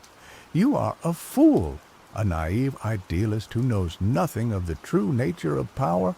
The world belongs to those who are strong enough to take it." With that, the Tsar gave the order to attack. His army surged forward, a wave of steel and fire crashing against Walter's defenses. The battle was fierce and brutal. Walter's community fought with courage and determination, but they were outnumbered and outgunned. The Tsar's soldiers breached the outer defenses, pushing their way towards the entrance to the cave. As the battle raged, Walter confronted the Tsar in single combat. The two men clashed, their weapons meeting in a shower of sparks. The Tsar, fueled by his dark magic, fought with incredible strength and ferocity. But Walter, guided by the wisdom of the ancient spirits, fought with a calm focus and a deep understanding of his opponent's weaknesses. He parried the Tsar's attacks, dodged his blows, and waited for the opportune moment to strike. Finally, with a swift and decisive move, Walter disarmed the Tsar, knocking his sword from his hand. He held his own weapon to the Tsar's throat, his eyes filled with compassion. "Tsar," Walter said, "I do not wish to kill you. I only want you to understand the error of your ways. You have been blinded by your ambition, consumed by your desire for power, but it is not too late to change. You can still choose a different path." The Tsar stared at Walter, his face contorted with rage and frustration. But in his eyes, Walter saw a flicker of doubt, a glimmer of hope. I don't understand," the Tsar stammered. "Why are you showing me mercy? I have come to destroy you, to steal your most precious possession." "Because I believe that everyone deserves a second chance," Walter replied. "Because I believe that even you can find redemption." Walter lowered his weapon, offering the Tsar his hand. "Come," he said, "join us in the sanctuary, learn from us, and we will learn from you. Together we can build a better world, a world based on peace, harmony, and understanding." The Tsar hesitated for a moment, his face a mask of conflicting emotions. Then, slowly, he reached out and took Walter's hand. In that instant, a wave of energy surged through the Tsar's body, cleansing him of his dark magic and filling him with a sense of peace and clarity. He fell to his knees, weeping with remorse. The Tsar's army, witnessing this transformation, laid down their weapons and surrendered. The battle was over. Walter had won not by Sila, but by compassion, not by destruction, but by understanding. He had shown that even the most hardened heart could be touched by kindness, that even the most ambitious soul could find redemption. The Tsar, now a changed man, joined Walter's community in the sanctuary. He devoted his life to serving others, to promoting peace, and to preserving the balance of the world. The sanctuary of souls continued to flourish, a beacon of hope for all who sought a better future. Walter, the craftsman's son, had become a legend, a symbol of the power of compassion, courage, and the interconnectedness of all things. And the Firebird, safe and protected, continued to radiate its light, illuminating the world with its boundless love and its infinite wisdom. And Jamestown was never forgotten. Centuries passed, and the memory of Walter and the Firebird faded into legend, a tale whispered around campfires and passed down through generations. The sanctuary of souls, hidden deep within the mountains, remained a secret, a place of refuge for those who sought solace and connection. But the legacy of Walter lived on, not only in the sanctuary, but also in the hearts of those who dared to dream of a better world. His example inspired countless others to stand up for what they believed in, to fight for justice, and to promote peace and understanding.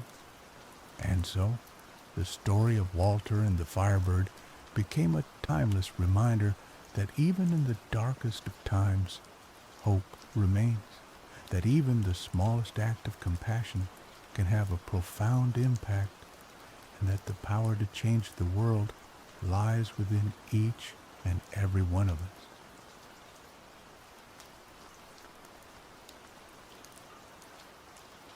In the fledgling colony of Jamestown, nestled amidst the verdant, untamed wilderness of the New World, lived Walter, a young man of humble origins and boundless curiosity. Walter was neither a nobleman nor a soldier, but rather a craftsman's son, possessing a gentle heart and an insatiable thirst for knowledge. Jamestown, in its infancy, was a melting pot of dreams and desperation.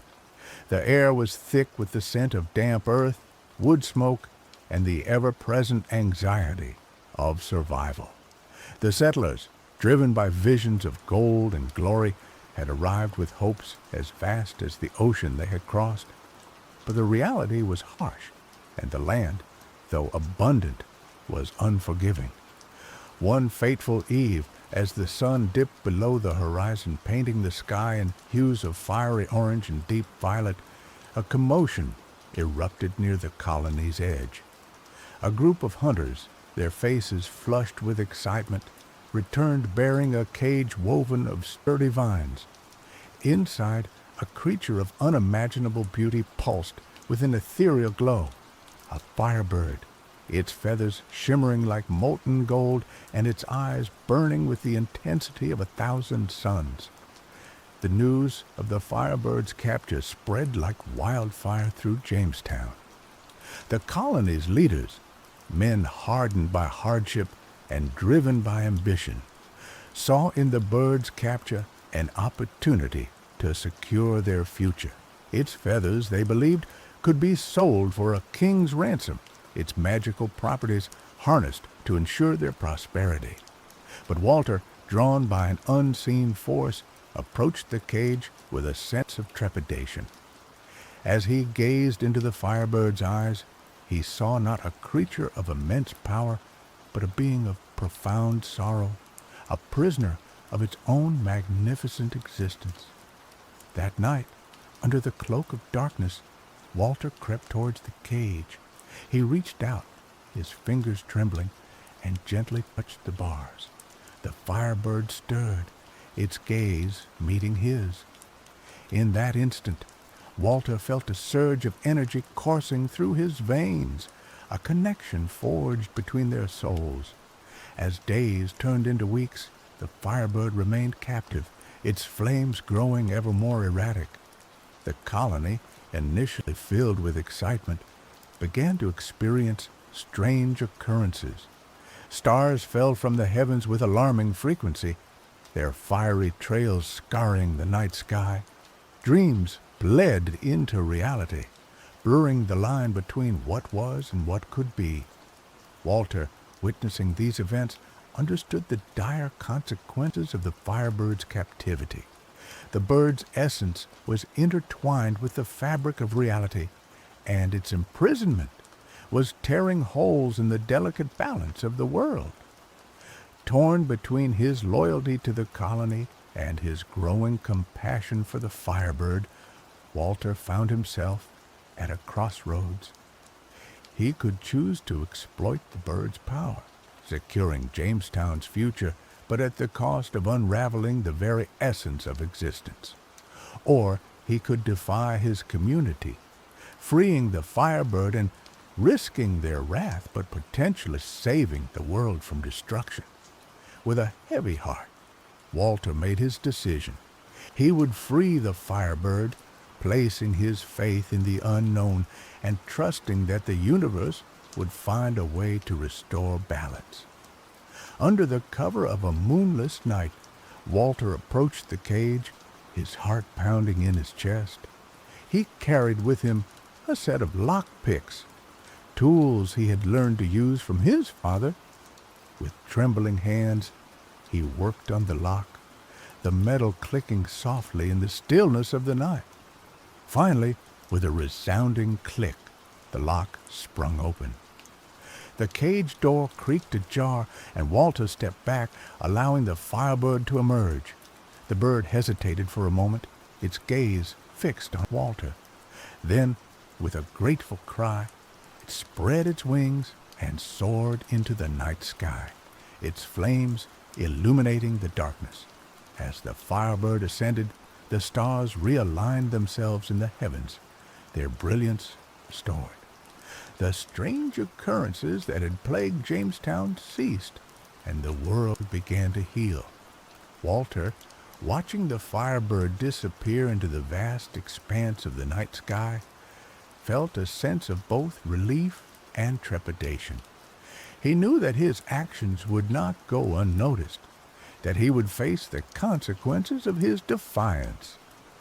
The following morning, Walter was summoned before the colony's leaders. He stood before them, his head held high, and confessed to his actions. The leaders, their faces etched with anger and disappointment, condemned Walter for his betrayal. They saw him as a threat to their authority, a rebel who dared to challenge their vision. But as they prepared to pronounce their judgment, a voice spoke out from the crowd. It was the colony's elder, a wise woman who had witnessed the Firebird's capture and the subsequent chaos. "Hold," she said, her voice filled with authority. "Before you condemn this young man, consider the consequences of your actions. You sought to exploit the Firebird's power, but in doing so, you threatened to unravel the very fabric of our world. Walter, in his compassion, chose a different path, a path that has saved us all." The leaders, taken aback by the elder's words, paused to consider her wisdom. They looked at Walter not with anger, but with a newfound respect. In the end, they decided to spare Walter's life, acknowledging the significance of his actions. However, they banished him from Jamestown, fearing that his rebellious spirit would incite further unrest. Walter, accepting his fate, bid farewell to his family and friends. He left Jamestown, not as a criminal, but as a hero, a young man who had dared to defy authority in the name of compassion and balance. As Walter ventured into the wilderness, he carried with him the memory of the Firebird, its radiant beauty, and its profound sorrow. He knew that his journey would be fraught with challenges, but he was determined to live a life guided by the principles he had learned from the Firebird: compassion, courage, and a deep respect for the delicate balance of the world.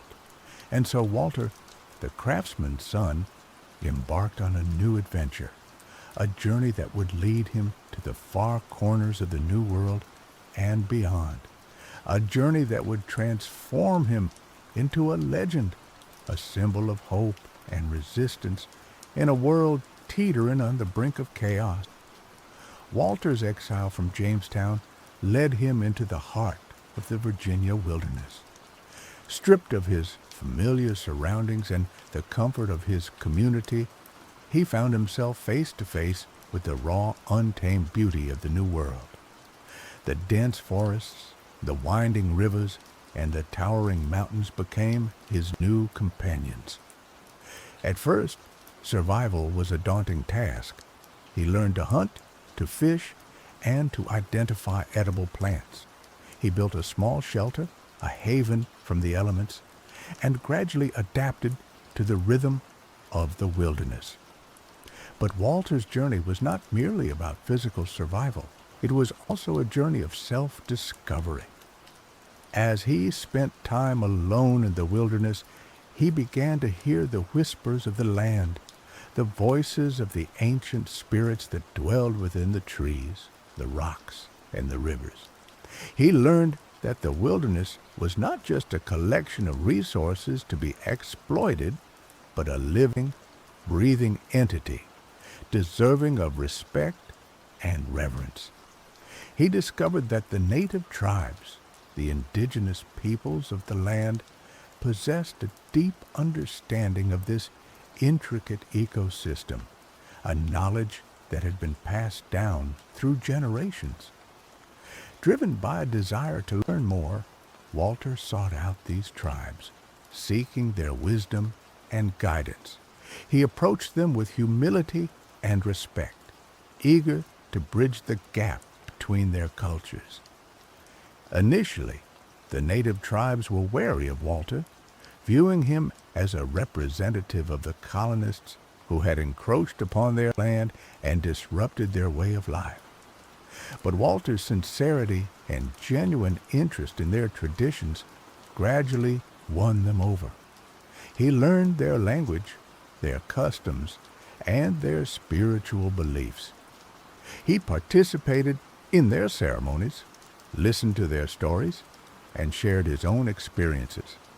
He discovered that they possessed a profound understanding of the interconnectedness of all things, a wisdom that resonated deeply with his own beliefs. Through his interactions with the native tribes, Walter began to see the world through a different lens. He realized that the colonists' pursuit of wealth and power had blinded them to the true value of the land and its inhabitants. He understood that their arrogance and greed were not only harming the environment, but also destroying the delicate balance of human relationships. Walter became an advocate for the native tribes, speaking out against the injustices they faced and working to bridge the divide between the colonists and the indigenous peoples. He used his knowledge of both cultures to negotiate treaties, to mediate disputes, and to promote understanding and cooperation. His efforts were not always successful. Many colonists remained suspicious of Walter, viewing him as a traitor to his own people.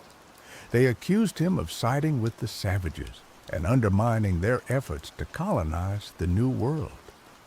But Walter refused to be deterred. He believed that it was his duty to protect the native tribes and to preserve the wilderness from the destructive forces of greed and exploitation. As Walter's reputation grew, he attracted followers from both the colonist and native communities. These individuals, inspired by his vision of a harmonious coexistence, joined him in his efforts to build a better future for the New World. Together, they established a network of settlements where colonists and native tribes could live together in peace and harmony.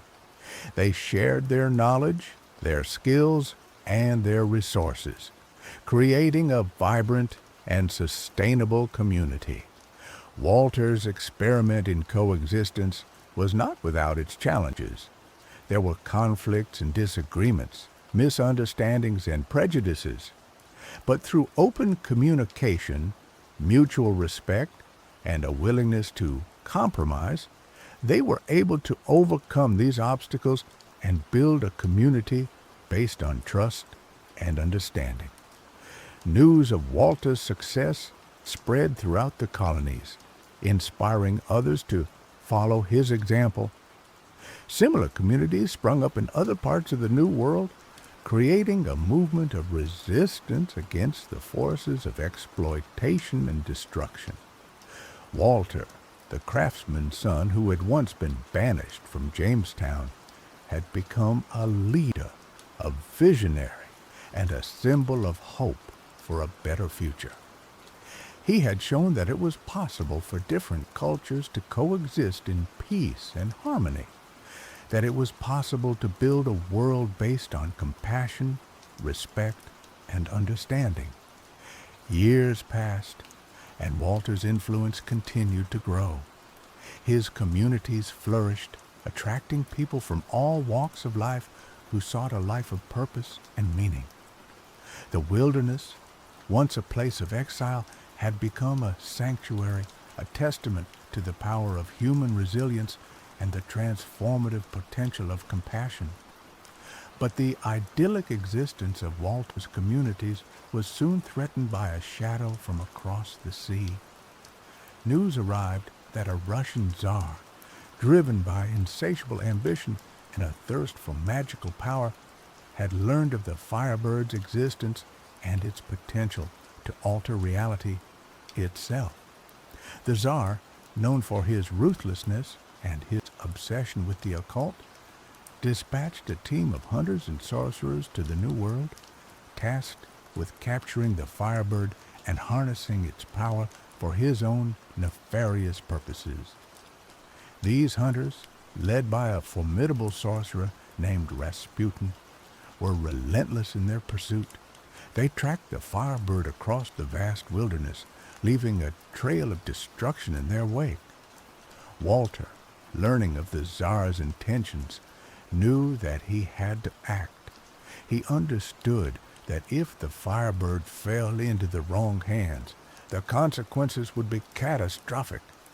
He gathered his allies, both colonists and native tribes, and prepared to defend the Firebird and the balance of the world. The clash between Walter's forces and the Tsar's hunters was inevitable. It took place in the heart of the wilderness, amidst towering trees and ancient ruins.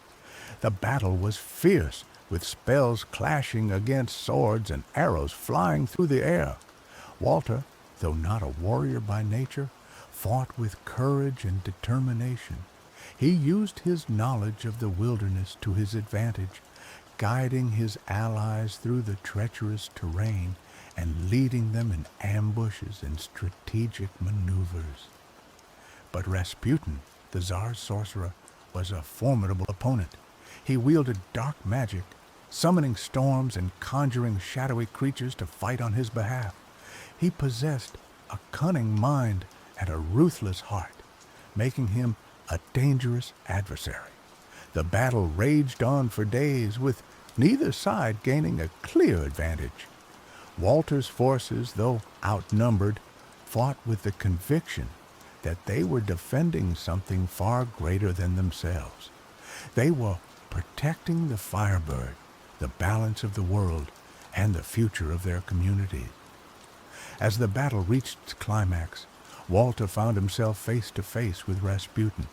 The two men stared at each other, their eyes locked in a battle of wills. Rasputin unleashed a torrent of dark magic, attempting to overwhelm Walter and crush his spirit. But Walter stood firm, drawing strength from the wilderness and the spirits of his ancestors. He countered Rasputin's spells with his own magic, learned from the native tribes and honed through years of practice. The two men engaged in a fierce, magical duel, their powers clashing and creating shock waves that reverberated through the forest. The trees swayed, the ground trembled, and the air crackled with energy. Finally, with a surge of power, Walter unleashed a spell that struck Rasputin with full force. The sorcerer staggered back, his body convulsing as the energy coursed through him. He let out a cry of pain and frustration before collapsing to the ground, defeated. With Rasputin vanquished, the Tsar's hunters lost their will to fight. They scattered and fled, abandoning their mission and leaving the Firebird safe. Walter and his allies had won the battle, but they knew that the war was far from over. The Tsar, driven by his insatiable ambition, would not give up so easily. He would send more hunters, more sorcerers, and more forces to capture the firebird and claim its power. Walter knew that he had to find a way to protect the firebird permanently, to ensure that it would never fall into the wrong hands. He sought the advice of the native elders, who revealed an ancient prophecy that spoke of a hidden sanctuary, a place where the firebird could be safe from harm.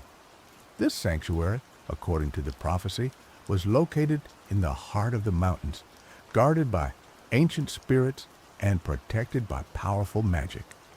It was a place known only to a select few, a place that could only be reached by those who were pure of heart and possessed a deep connection to the wilderness.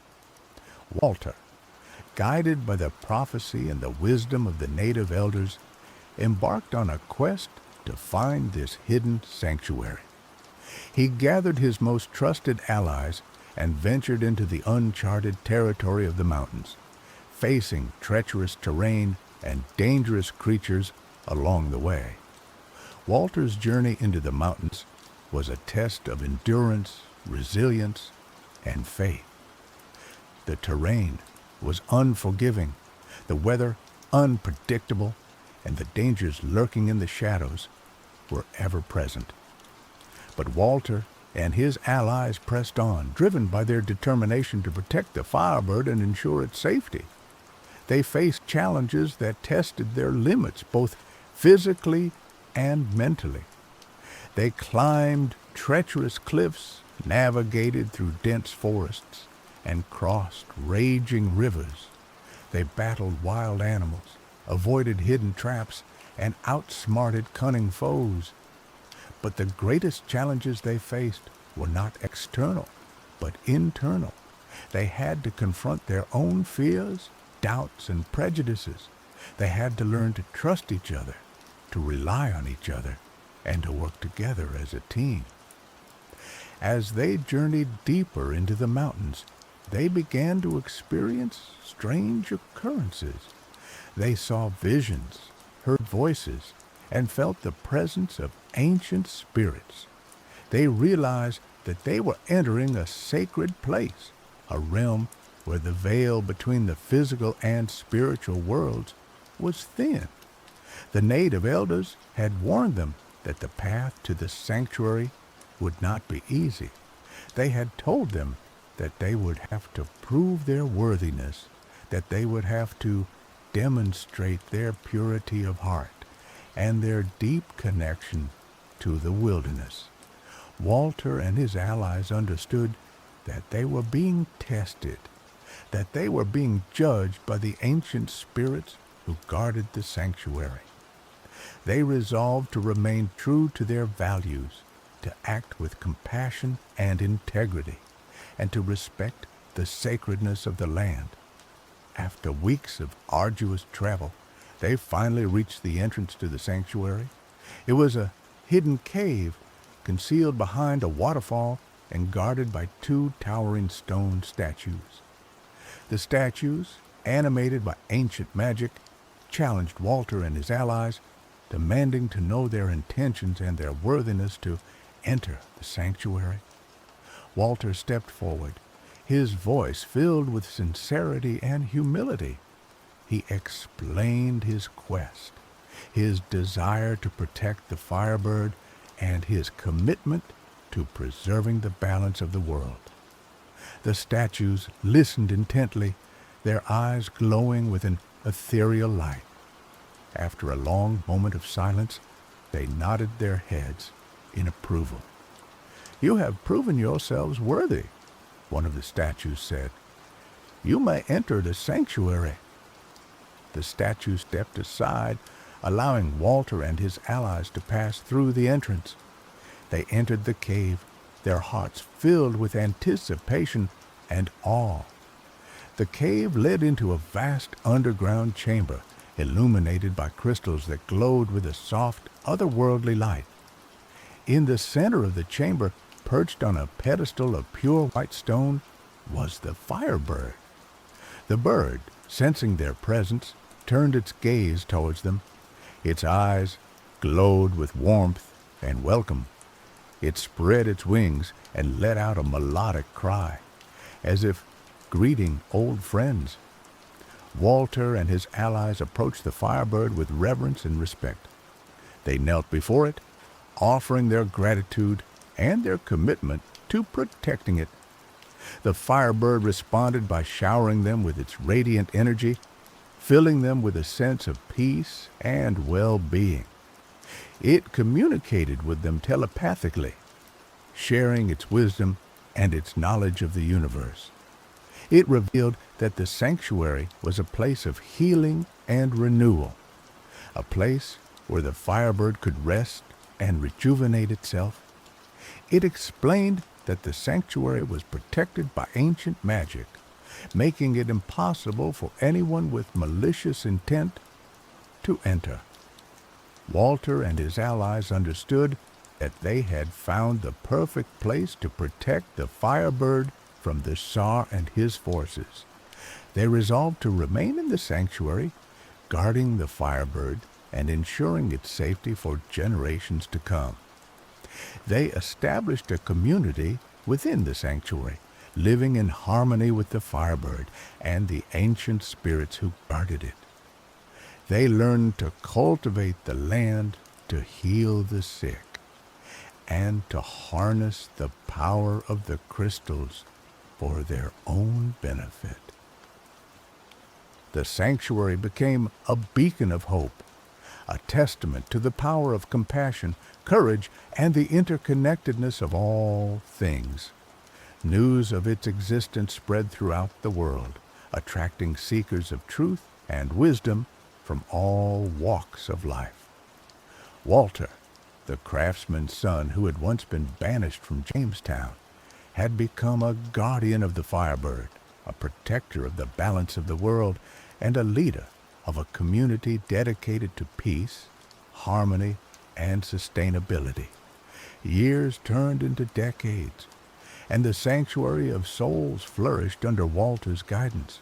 The community within grew, attracting individuals who sought refuge from the turmoil of the outside world, individuals who yearned for a life of purpose and connection. But the shadow of the Tsar still loomed large, a constant reminder of the threat that lurked on the horizon. Despite the sanctuary's protective magic, Walter knew that the Tsar would never truly give up his pursuit of the Firebird. And he was right. One day, a scout returned to the sanctuary with alarming news. The Tsar, fueled by years of birth and obsession, had gathered a vast army, the largest and most formidable force he had ever assembled. He was marching toward the mountains, intent on breaching the sanctuary and claiming the Firebird for himself. Walter knew that this was the final stand, the ultimate test of their resolve. He gathered his community, both human and spirit, and prepared to defend the sanctuary against the Tsar's onslaught. He fortified the entrance to the cave, setting traps and reinforcing the stone statues. He trained his community in combat, teaching them the skills he had learned from the native tribes and from his own experiences in the wilderness. He also sought the counsel of the ancient spirits, who revealed that the key to defeating the Tsar lay not in brute force, but in understanding the source of his power. They explained that the Tsar's strength came from his fear, his greed, and his disconnection from the natural world. To defeat him, Walter would have to confront him with his own darkness, to expose his weaknesses, and to sever his connection to the forces that fueled his ambition. As the Tsar's army approached the mountains, Walter led his community out to meet them. They stood before the entrance to the sanctuary, a small but determined force facing an overwhelming enemy. The Tsar, mounted on a black steed and clad in ornate armor, rode to the front of his army. His eyes burned with a feverish intensity, his face etched with lines of ambition and desperation. "Walter!" he roared, his voice filled with hatred and contempt. "I have come to claim what is rightfully mine. Surrender the Firebird, and I will spare your lives. Resist me, and you will all be crushed." Walter stepped forward, his voice calm and steady. "Tsar," he replied, "you seek to possess the Firebird for your own selfish gain. You believe that its power will make you invincible, but you are wrong. The Firebird's power is not meant to be controlled. It is meant to be shared, to be used for the benefit of all." "Silence!" the Tsar bellowed. "You are a fool, a naive idealist who knows nothing of the true nature of power. The world belongs to those who are strong enough to take it." With that, the Tsar gave the order to attack. His army surged forward, a wave of steel and fire crashing against Walter's defenses. The battle was fierce and brutal. Walter's community fought with courage and determination, but they were outnumbered and outgunned. The Tsar's soldiers breached the outer defenses, pushing their way towards the entrance to the cave. As the battle raged, Walter confronted the Tsar in single combat. The two men clashed, their weapons meeting in a shower of sparks. The Tsar, fueled by his dark magic, fought with incredible strength and ferocity.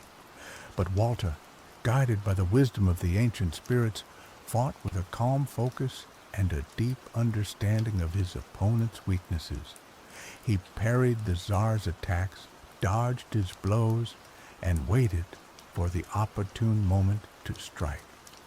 Finally, with a swift and decisive move, Walter disarmed the Tsar, knocking his sword from his hand.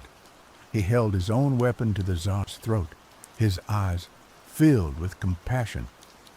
"Tsar," Walter said, "I do not wish to kill you. I only want you to understand the error of your ways. You have been blinded by your ambition, consumed by your desire for power, but it is not too late to change. You can still choose a different path." The Tsar stared at Walter, his face contorted with rage and frustration. But in his eyes, Walter saw a flicker of doubt, a glimmer of hope. I don't understand," the Tsar stammered. "Why are you showing me mercy? I have come to destroy you, to steal your most precious possession." "Because I believe that everyone deserves a second chance," Walter replied. "Because I believe that even you can find redemption." Walter lowered his weapon, offering the Tsar his hand. "Come," he said, "join us in the sanctuary, learn from us, and we will learn from you. Together we can build a better world, a world based on peace, harmony, and understanding." The Tsar hesitated for a moment, his face a mask of conflicting emotions. Then, slowly, he reached out and took Walter's hand. In that instant, a wave of energy surged through the Tsar's body, cleansing him of his dark magic and filling him with a sense of peace and clarity. He fell to his knees, weeping with remorse. The Tsar's army, witnessing this transformation, laid down their weapons and surrendered. The battle was over. Walter had won not by Sila, but by compassion, not by destruction, but by understanding. He had shown that even the most hardened heart could be touched by kindness, that even the most ambitious soul could find redemption. The Tsar, now a changed man, joined Walter's community in the sanctuary. He devoted his life to serving others, to promoting peace, and to preserving the balance of the world. The sanctuary of souls continued to flourish, a beacon of hope for all who sought a better future. Walter, the craftsman's son, had become a legend, a symbol of the power of compassion, courage, and the interconnectedness of all things, and the firebird, safe and protected, continued to radiate its light, illuminating the world with its boundless love and its infinite wisdom. And Jamestown was never forgotten. Centuries passed, and the memory of Walter and the Firebird faded into legend, a tale whispered around campfires and passed down through generations. The sanctuary of souls, hidden deep within the mountains, remained a secret, a place of refuge for those who sought solace and connection.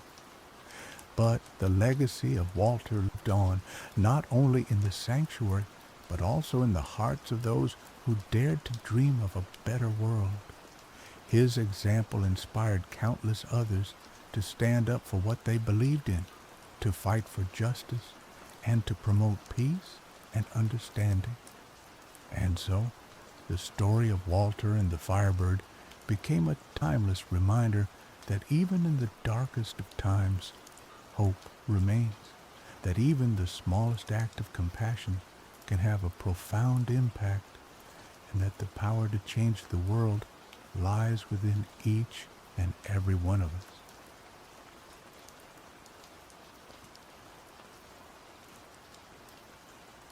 Elara, her hands weathered like ancient wood, moved with a grace that belied her 70 years. Her world was the hum of bees, a symphony of life played out in the sun-drenched fields surrounding her cottage. These were no ordinary bees. Their honey, a shimmering golden elixir, held the power to unlock the sweetest chambers of memory. A single spoonful could transport one back to their first love, a childhood Christmas, or the day a long-held dream came true. For generations, Elara's family had been the keepers of these golden bees, a sacred trust passed down through blood and whispered secrets. She knew the language of the hive, the subtle dances that communicated needs and warnings. She understood the delicate balance that allowed the bees to create their magic, the precise combination of wildflowers and sunlight that infused their honey with its extraordinary properties. The memory honey, as it was known, wasn't sold for profit. It was given freely, offered as a balm for grief, a tonic for despair, a reminder that even in the darkest of times, joy existed. Elara had seen hardened war veterans weep with the remembered embrace of their mothers, grieving widows laugh with the ghost of their husbands' jokes, and children, robbed of happy beginnings, find solace in fabricated, yet vividly experienced moments of joy. The honey was a gift, a responsibility, and a secret fiercely guarded. Then the silence began. It started subtly, a gradual thinning of the familiar drone that permeated the air around the hives. Elara initially dismissed it as a natural fluctuation, a lull in activity due to the changing seasons. But the lull deepened, the hum faded, and the worst dawned upon her. The bees were vanishing. Hives that had once teemed with life were now eerily quiet, their golden inhabitants dwindling to a mere handful. Panic clawed at Elara's throat. She checked for disease, for parasites, for any of the usual culprits that plagued beekeepers. But the bees were healthy, strong, and strangely disoriented. They seemed to be searching for something, their delicate antennae twitching in confusion. Desperate, Elara consulted the ancient journals left by her ancestors, brittle parchment filled with arcane knowledge and warnings. She pored over their cryptic entries, her heart sinking with each passing hour. Finally, she found it, a passage, almost faded to illegibility, that spoke of a similar crisis, a time when the golden bees had disappeared, lured away by the allure of the Fae, the realm of the unseen, the creatures of myth and legend. Elara had always considered them stories, fantastical tales told to frighten children, but the journals spoke of their capricious nature, their love of beauty, and their insatiable desire for anything that held a spark of magic. The golden bees, with their honey that could manipulate memories, were undoubtedly a treasure in the eyes of the fae. The journal described a hidden portal, a gateway between the mortal world and the realm of the fae, located deep within the Whispering Woods, a place shunned by the villagers due to its unsettling atmosphere and strange occurrences. The portal was said to open only under the light of the hunter's moon, the full moon that marked the beginning of autumn. Elara knew what she had to do. She had to venture into the Whispering Woods, find a portal, and confront the fae. The thought terrified her. She was an old woman, a beekeeper, not a warrior or a hero. But the fate of the bees and the solace they brought to the world rested on her shoulders. She couldn't fail.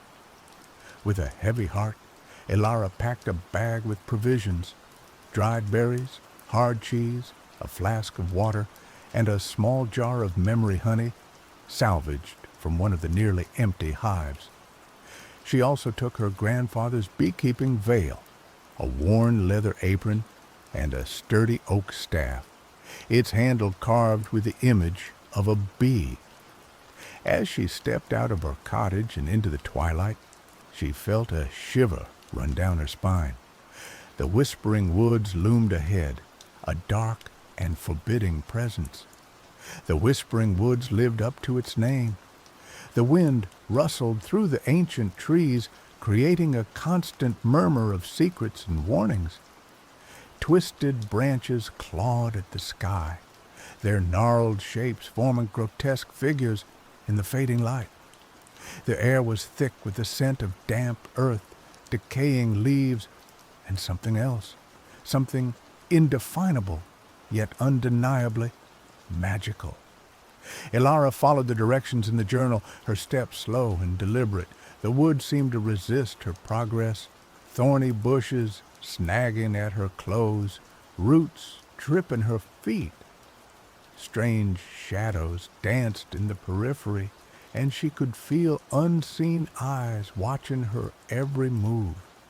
As she ventured deeper, the silence became unnerving. The usual sounds of the forest, the chirping of crickets, the hooting of owls, were absent. Only the whispering of the wind remained, a constant reminder that she was not alone. Finally, after what seemed like an eternity, she reached a clearing. In the center stood an ancient oak, its trunk wider than a cottage. Its branches, draped with glowing moss, reached towards the sky like supplicating arms. Around the base of the tree, the ground was covered in a ring of luminous mushrooms, their caps pulsing with a soft, ethereal light. This was it, the portal.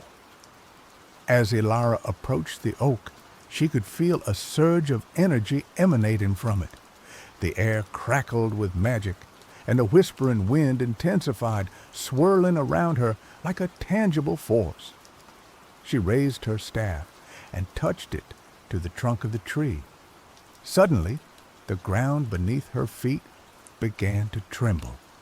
The luminous mushrooms pulsed faster, their light growing brighter. The air shimmered, and a swirling vortex of energy opened in front of her, a gateway into another realm. The portal was a kaleidoscope of colors, a swirling vortex of emerald, sapphire, and gold. It pulsed with an irresistible energy, beckoning her to step through. Fear threatened to paralyze her, but Elara steeled her resolve. She had come too far to turn back now. Taking a deep breath, she stepped into the portal. The transition was disorienting. One moment, she was standing in the Whispering Woods. The next, she was in a world unlike anything she had ever imagined. The air was heavy with the scent of blooming flowers and ripe fruit. towering trees, their leaves shimmering with iridescent colors, formed a canopy overhead, filtering the light into a soft, ethereal glow. Waterfalls cascaded down moss-covered cliffs, their waters sparkling like liquid jewels. This was the realm of the Fae. The landscape was breathtakingly beautiful, but also unsettlingly alien. The laws of physics seemed to bend and twist here. Trees grew upside down, their roots reaching toward the sky. Water flowed uphill, defying gravity. The air hummed with a constant undercurrent of magic, a palpable energy that made her skin tingle. As Elara ventured further into the realm, she encountered its inhabitants. The Fae were as varied as the landscape itself. Some were tall and graceful, with flowing hair and piercing eyes. Others were small and mischievous, with pointed ears and mischievous grins. They were dressed in garments woven from leaves, flowers, and shimmering threads of light. They regarded her with curiosity, their eyes glinting with amusement and suspicion. Some whispered to each other in a language she couldn't understand, their voices like the tinkling of bells. Others openly stared, their expressions ranging from mild interest to outright hostility. Elara knew that she had to be careful. The Fae were known for their trickery, their love of riddles and bargains. She had to tread lightly, speak carefully, and avoid making any promises she couldn't keep. She approached a group of Fae who were gathered around a shimmering pool of water. They were tall and elegant, with skin as pale as moonlight and hair as dark as night. Their eyes were like chips of obsidian, cold and unreadable. "Greetings," Elara said, her voice trembling slightly. "I am Elara, a beekeeper from the mortal realm. I have come in search of my bees, the golden bees that make memory honey." The Fae exchanged glances, their expressions unreadable. One of them stepped forward, her voice as smooth as silk. "The memory honey? A most intriguing substance. We have heard whispers of its power." "My bees have been taken," Elara said, her voice pleading. "I believe they have been brought here to your realm." The Fae smiled, a chillingly beautiful expression. "And what makes you think we have your bees?" "I know the signs," Elara said. "The disquiet of the hive, the strange disorientation of the remaining bees, and the ancient journals of my family speak of a time when the Fae were drawn to the bees' magic." The Fae considered her words, her expression, unreadable. Finally, she spoke. "Perhaps we do know something of these bees, but if you wish to reclaim them, you must prove yourself worthy." "Worthy?" Elara asked, her heart sinking. "What must I do?" "You must complete 3 tasks," the Fae said. "Each task will test your wit, your courage, and your compassion. If you succeed, we will return your bees. If you fail, you will remain here in our realm forever." Elara felt a shiver run down her spine, but she knew she had no choice. "I accept," she said, her voice firm. "Tell me the tasks." The Fae smiled again, her eyes glinting with amusement. "Very well. Your first task is to find the lost song of the willow. It is a melody of immeasurable beauty, capable of soothing even the most troubled soul. But it has been lost for centuries, hidden somewhere within this realm. You must find it and bring it back to us." Elara nodded, her mind already racing. Finding a lost song in a realm as vast and mysterious as this seemed like an impossible task. But she had to try. "And where can I find this willow?" Elara asked. "The willow doesn't have a fixed location. It wanders with the wind, but it is said to prefer places where sorrow resides, places where tears have been shed." Elara thanked the Fae and set off. her oak staff her only companion. She wandered through the shimmering forests, her ears straining for any hint of the lost song. She asked the creatures she encountered, the pixies, the sprites, the gnomes, if they had heard it, but none of them could help her. Days turned into nights, and Alara grew weary. Doubt gnawed at her, whispering that she would never find the song. Perhaps the Fae had set her an impossible task, knowing that she would fail. Just as she was about to give up, she stumbled upon a hidden glade. In the center stood a weeping willow, its branches heavy with sorrow. The air around it was thick with a palpable sense of sadness, as if the tree itself was grieving. As Alara drew closer, she heard it, a faint, ethereal melody carried on the wind. It was the lost song of the willow, a hauntingly beautiful tune that spoke of loss, longing, and the enduring power of hope. Tears welled up in Alara's eyes as she listened to the song. It resonated with her own grief, the pain of losing her husband, the fear of failing her family's legacy, but it also reminded her of the beauty of life, the joy of connection, and the importance of holding on to hope, even in the darkest of times. She carefully transcribed the melody onto a piece of bark, using charcoal she found nearby. Then, with a heavy heart, she returned to the Fae, carrying the lost song of the willow. The Fae listened intently as Alara played the song on a simple flute she had fashioned from a hollow reed. The melody filled the air, its haunting beauty touching even the coldest hearts. When she finished, the Fae was silent for a moment, their expressions unreadable. Finally, the Fae spoke. "The song is indeed beautiful. You have completed the first task, but the next will be even more challenging." Alara waited, her heart pounding in her chest. "Your second task is to retrieve the stolen laughter of the children of the glen," the Fae said. "They were once the happiest creatures in this realm, their laughter echoing through the forests. But their joy was stolen by the Shadow Witch, who covets all things bright and beautiful. You must find her lair and retrieve their laughter." Alara felt a chill run down her spine.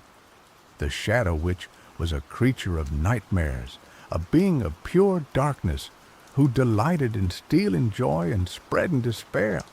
Her lair was said to be located in the Shadowlands, a desolate and foreboding region where sunlight never reached. "How can I find the Shadow Witch's lair?" Alara asked, her voice barely a whisper. "Follow the path of sorrow," the Fae said. "The Shadow Witch leaves a trail of despair in her wake.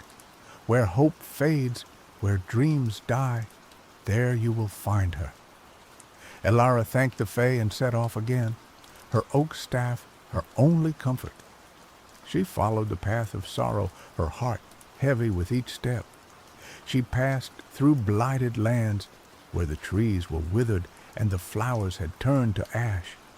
She saw creatures weeping, their faces etched with despair. Finally, after days of travel, she reached the Shadowlands. The air was thick with a suffocating darkness, and the ground was littered with broken dreams and shattered hopes. The Shadow Witch's lair was a towering fortress of obsidian, its walls pulsating with a malevolent energy. Alara approached the fortress cautiously, her senses on high alert. She could feel the Shadow Witch's presence, a cold and oppressive force that threatened to crush her spirit. As she neared the gates, she was confronted by the Shadow Witch's minions, grotesque creatures twisted by darkness and despair. They attacked her with savage ferocity, their claws and teeth bared. Elara fought back with all her might, her oak staff a surprisingly effective weapon. She parried their blows, dodged their attacks, and struck them with swift and decisive blows. But the minions were relentless, and she was beginning to tire. Just when she thought she was about to be overwhelmed, she remembered the jar of memory honey she had brought with her. She quickly opened the jar and smeared a dab of the honey onto her tongue. Suddenly, she was filled with a surge of energy and joy. She remembered the love of her family, the beauty of her bees, the satisfaction of helping others. The darkness around her seemed to recede, and she felt a renewed sense of hope and determination. With a newfound strength, she fought off the minions and forced her way into the fortress. Inside, she found herself in a vast chamber, its walls lined with cages. In each cage were the children of the glen, their faces gaunt and their eyes filled with despair. In the center of the chamber stood the Shadow Witch, a tall and terrifying figure cloaked in darkness. She held a crystal orb in her hand, and Elara could see the stolen laughter of the children of the glen swirling within it. "So, you have come to challenge me," the Shadow Witch said, her voice a chilling rasp. "You are a fool to think you can defeat me. I am the mistress of despair, the queen of shadows. Your hope means nothing here." "I may be a fool," Elara said, her voice trembling slightly, "but I will not let you steal the joy of these children. I will not let you spread your darkness." "Then you will die," the Shadow Witch said, and she unleashed her power. Darkness surged towards Elara, threatening to engulf her. But Elara stood her ground, her heart filled with the memory of the memory honey.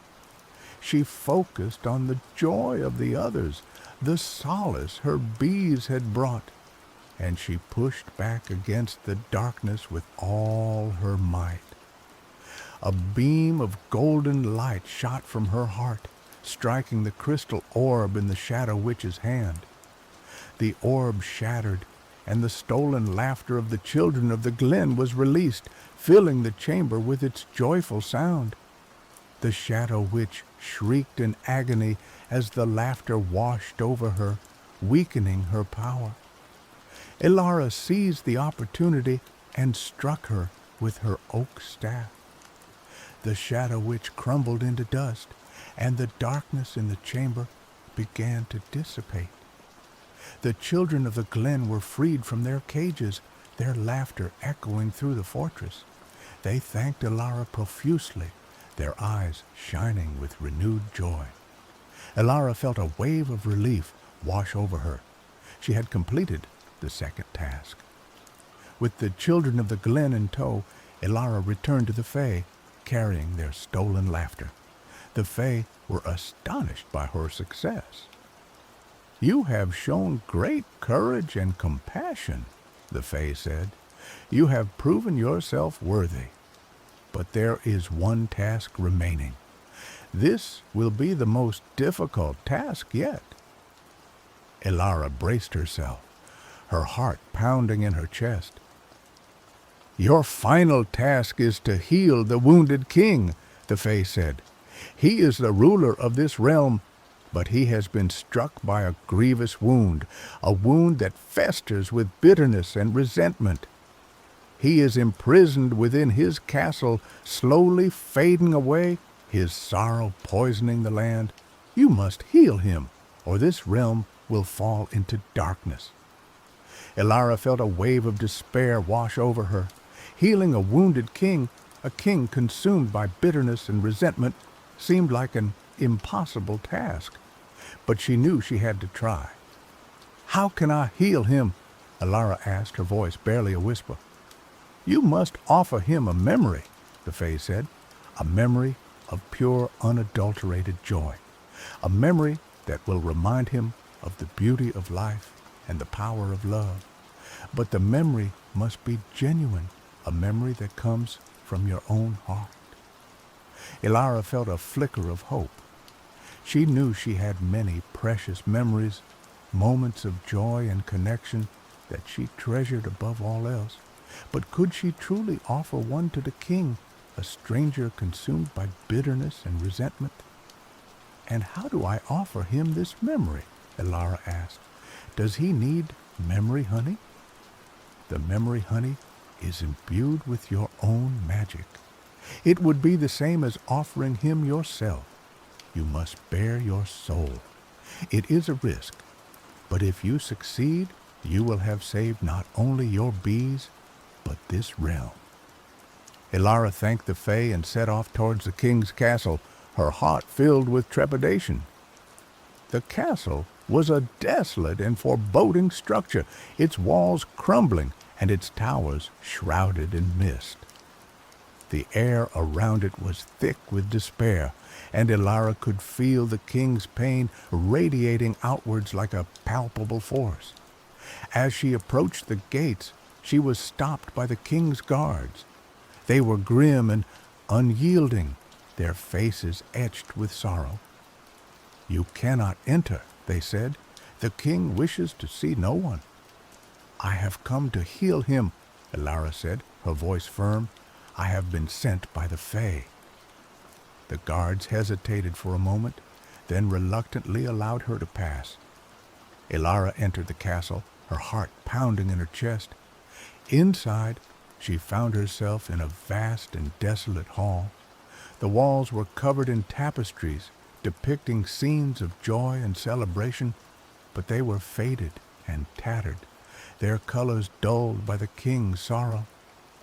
At the end of the hall, on a throne draped in black velvet, sat the wounded king. He was a gaunt and spectral figure, his face pale and drawn, his eyes filled with pain. Elara approached him cautiously, her heart filled with compassion. "Your Majesty," she said, her voice gentle, "I have come to heal you." The king looked at her with disdain. "Heal me? No one can heal me. My wound is too deep, my pain too great." "I believe I can," Elara said. "I have been given a gift, the ability to share memories. I can offer you a memory of pure joy, a memory that will remind you of the beauty of life and the power of love." The king scoffed. "And what makes you think I want your memories? I have no need for joy or love. They are illusions, fleeting and meaningless." "Perhaps," Elara said, "but even illusions can bring comfort in the darkest of times. Please, your Majesty, allow me to share a memory with you. It will cost you nothing, and it may bring you peace." The king hesitated for a moment, then nodded slowly. "Very well," he said. "I have nothing to lose." Elara took a deep breath and closed her eyes. She focused on a memory of her wedding day. She remembered the warmth of the sun on her skin, the scent of wild flowers in the air, the sound of her husband's laughter. She remembered the love that filled her heart, the joy of starting a new life together. She opened her eyes and looked at the king. "I am ready," she said. She reached out and took the king's hand. As their fingers touched, a surge of energy passed between them. Elara's memory flooded into the king's mind, filling him with the warmth of love and the joy of connection. The king gasped, his eyes widening in astonishment. He saw himself as Elara's husband standing at the altar, his heart filled with love. He felt the warmth of the sun on his skin, the scent of wild flowers in the air, the sound of his own laughter. For a moment, the king was transported to another time, another place. He was no longer the wounded king, consumed by bitterness and resentment. He was a man in love, filled with hope and joy. Then the memory faded, and the king was back in his castle, sitting on his throne. But something had changed.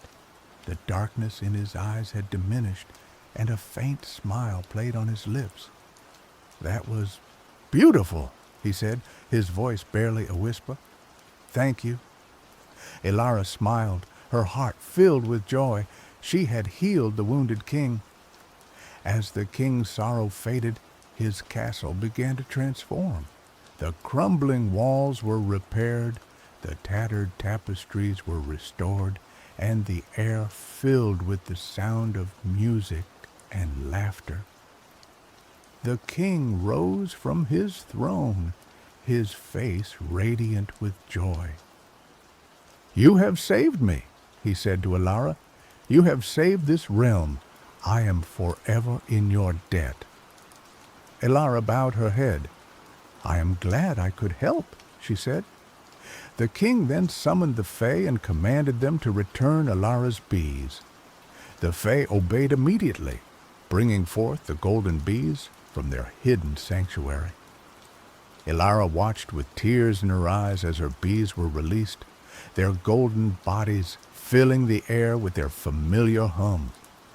They swarmed around her, their antennae twitching with recognition. She thanked the king and the Fae for their help, then returned to the mortal realm, carrying her bees with her. As she stepped back through the portal, she felt a sense of peace and fulfillment wash over her. She had faced her fears, overcome impossible challenges, and saved her bees from the clutches of the Fae. She had proven herself worthy of her family's legacy, and she had brought hope and joy back to the world. When she returned to her cottage, she found it bathed in the golden light of the setting sun.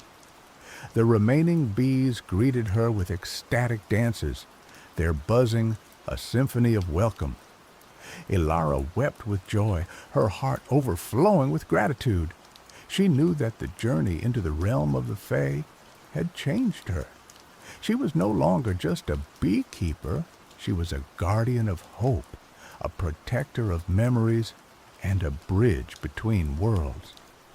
And as she tended to her golden bees, she knew that their honey would continue to bring solace and joy to those who needed it most. A reminder that even in the darkest of times, the sweetest memories can light the way.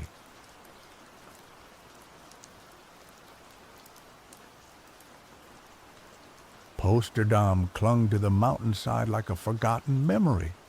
The wind, a perpetual mourner, whistled through the skeletal remains of abandoned mines, carrying tales of fortune sought and dreams buried.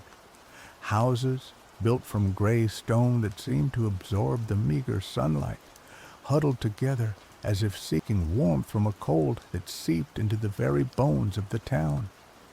The air hung heavy, with a stillness that spoke of resignation, a collective sigh held for generations.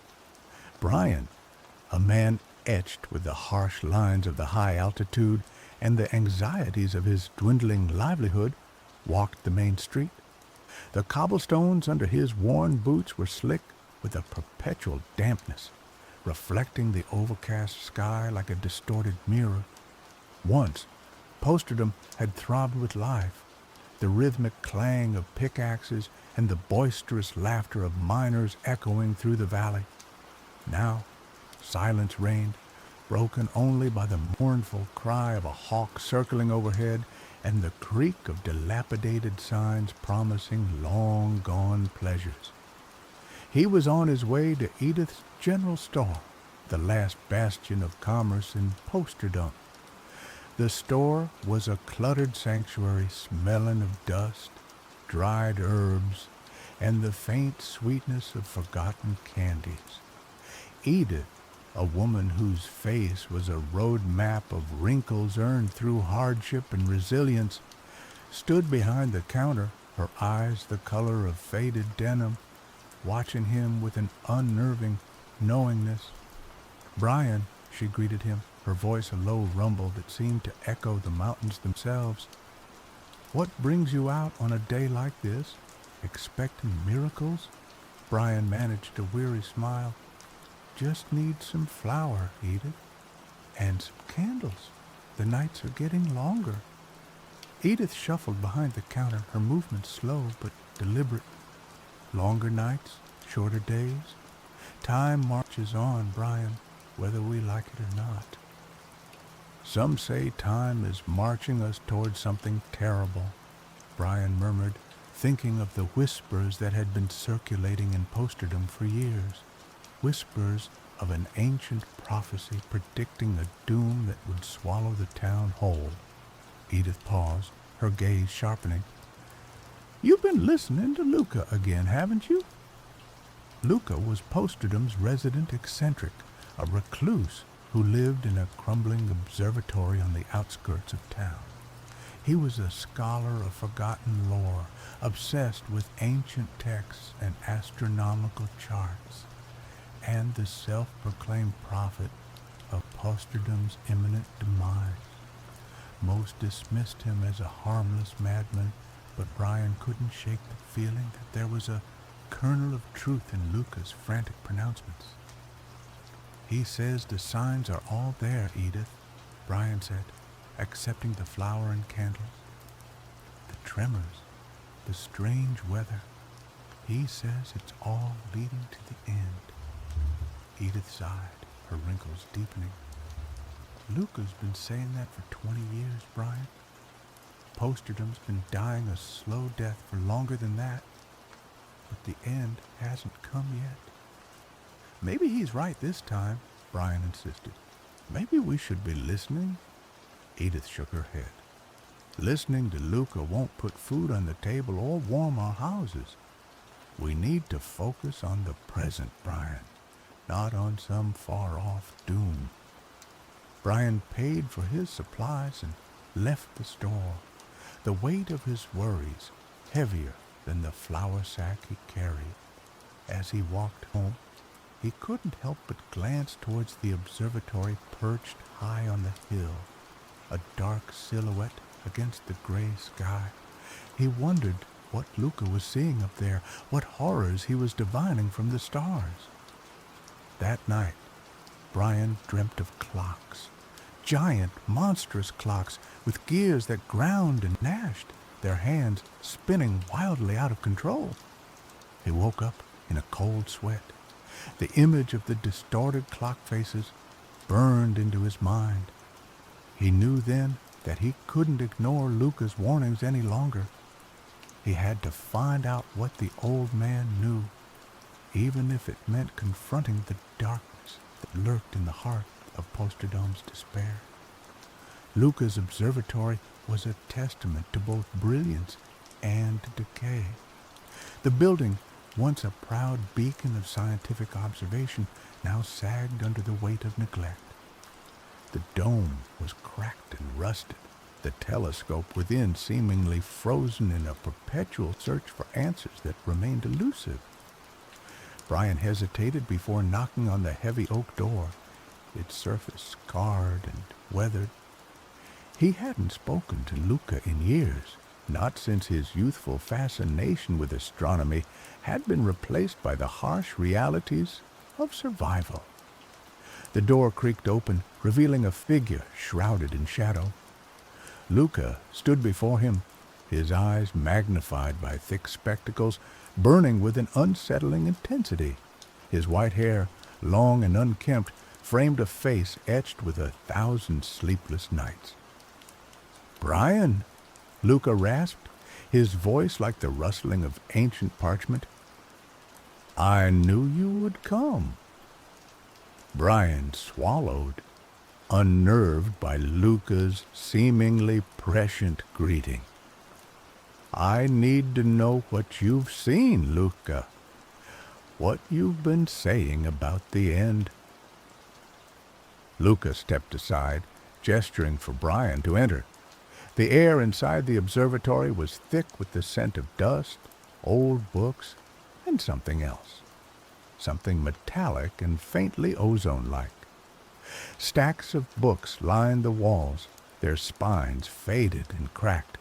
Charts and diagrams covered every surface, filled with arcane symbols and astronomical calculations. The prophecy, Luca began, his voice gaining strength as he spoke, it speaks of a convergence, a moment when the celestial and terrestrial realms align in a way that will unravel the fabric of time itself. Posterdom, it says, will be the epicenter. What kind of convergence? Brian asked, his heart pounding in his chest.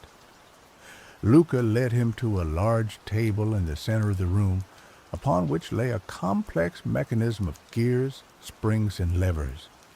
It was a clock of sorts, but unlike any Brian had ever seen. Its face was covered in strange symbols, and its hands moved in erratic, unpredictable patterns. "This," Luca said, his voice filled with a strange pride, "is the chronometer. I built it to understand the nature of time, to unravel its mysteries. But I have discovered something far more profound." He pointed to a specific arrangement of gears. This alignment, it corresponds to the prophecy. It is the moment when time itself will begin to unravel. Unravel how? Brian pressed. The prophecy speaks of a great reversal, a cataclysm that will rewind the threads of fate, Luca explained, his eyes gleaming with a manic energy. But I believe I can stop it. With the chronometer, I can stabilize time, prevent the unraveling. How? Brian asked, skeptical but desperate. Luca led him to a control panel beside the chronometer. This is the temporal regulator. By manipulating these controls, I can counteract the effects of the convergence, hold time steady. But what if you're wrong? Brian asked, fear creeping into his voice. What if you make things worse? Luca paused, his gaze hardening. I have dedicated my life to this, Brian. I have studied the ancient texts, deciphered the celestial charts. I know what I am doing. He threw a switch on the control panel, and the chronometer sprang to life. The gears began to spin with increasing speed, the metallic scent in the air growing stronger.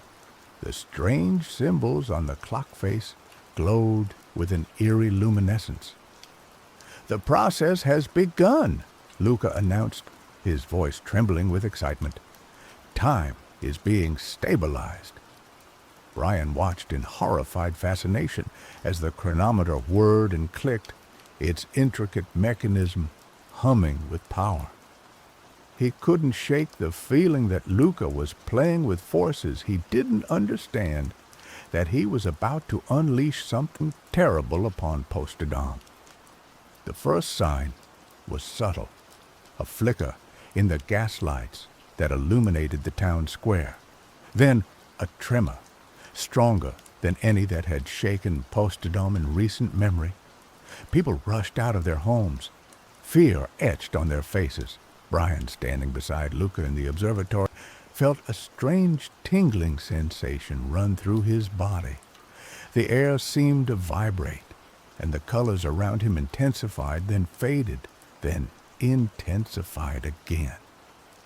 "What's happening?" he cried, clutching his head.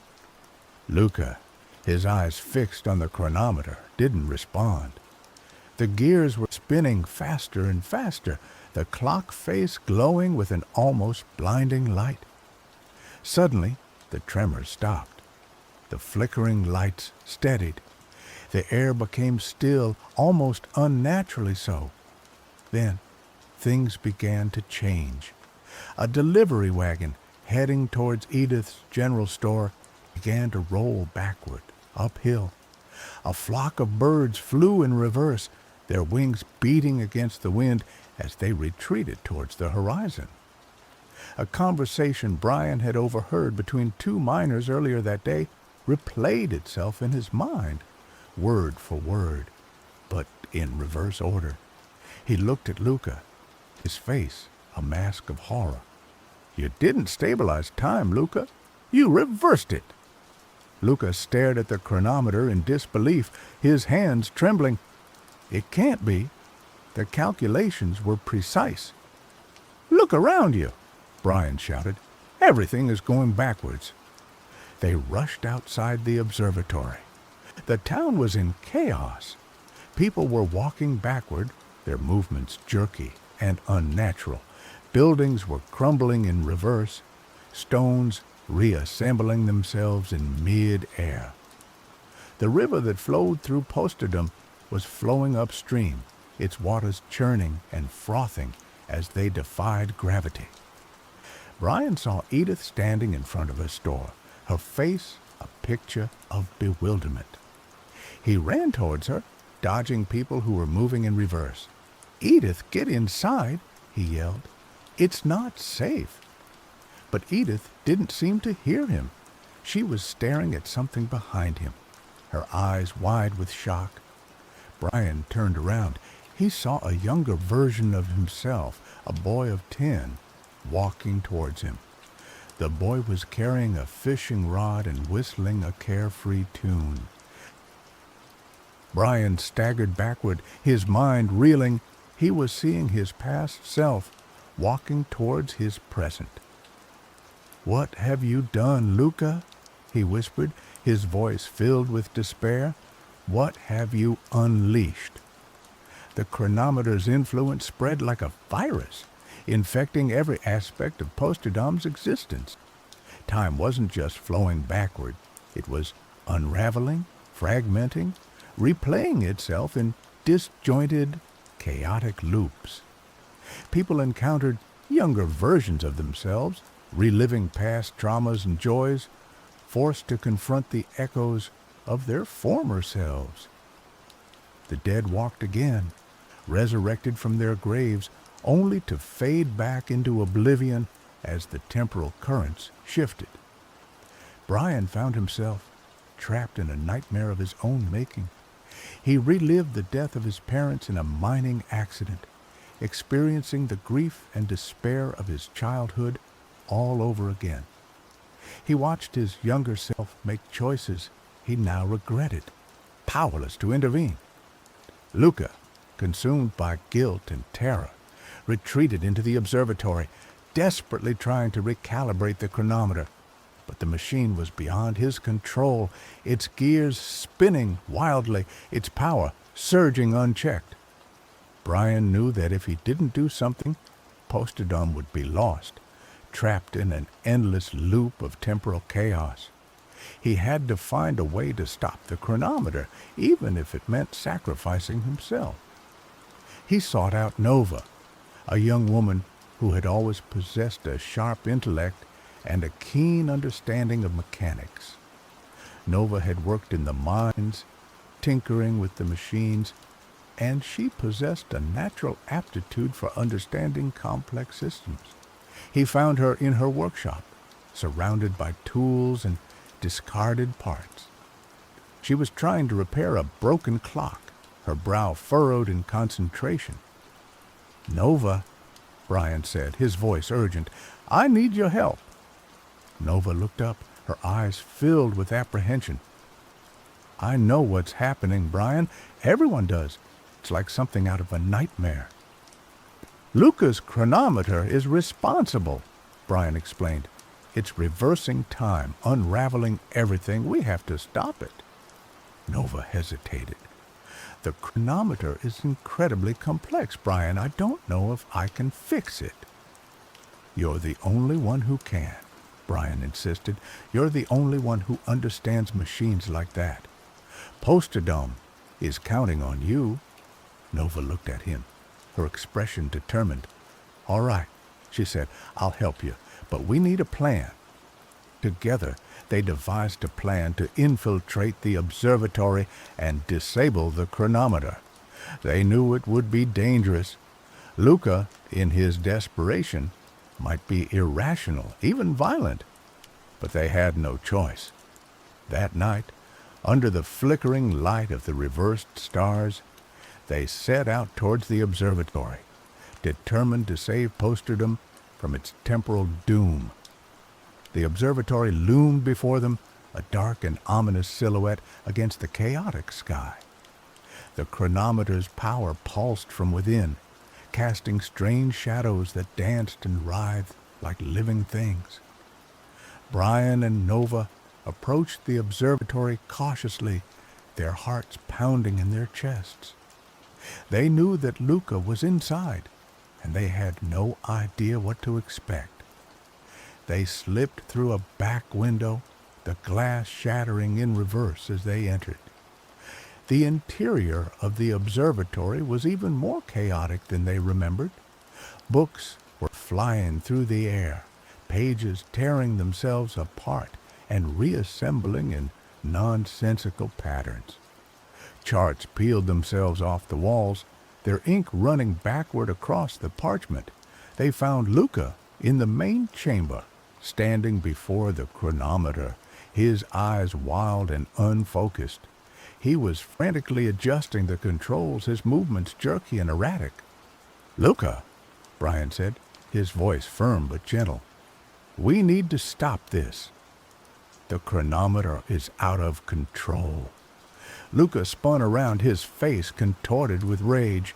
"You don't understand," he screamed. "I'm trying to fix it.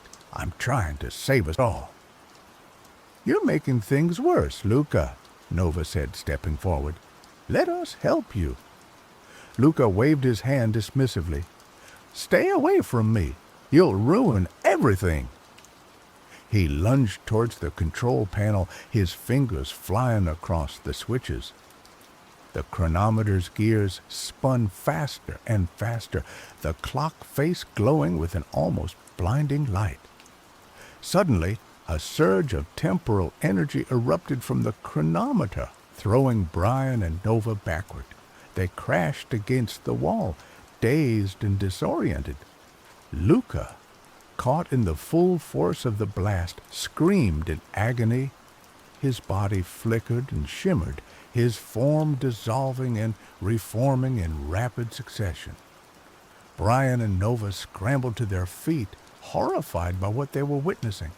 Luca was being torn apart by the chronometer's power, his timeline fragmenting into a million pieces. "We have to stop it now," Nova cried, rushing towards the chronometer. But as she reached the machine, a younger version of Luca appeared before her, a boy of 10, his eyes filled with innocence and wonder. He was holding a small telescope, gazing up at the stars. Nova froze, her hand hovering over the control panel. She couldn't bring herself to harm a child, even if it meant saving Posterdom. Brian, seeing her hesitation, knew he had to act. He lunged forward, pushing Nova out of the way. He grabbed hold of a large lever on the chronometer, the temporal regulator, and pulled it with all his might. The chronometer shuddered, its gears grinding to a halt. The light faded. The pulsing energy dissipated. The chaotic movement ceased. The fragmented timelines began to coalesce. Silence descended upon the observatory, broken only by the sound of Brian's ragged breathing. He looked around. The younger Luca was gone. The books and charts lay still. The air was clear and steady. He had stopped the chronometer. The effects of the chronometer's reversal began to subside.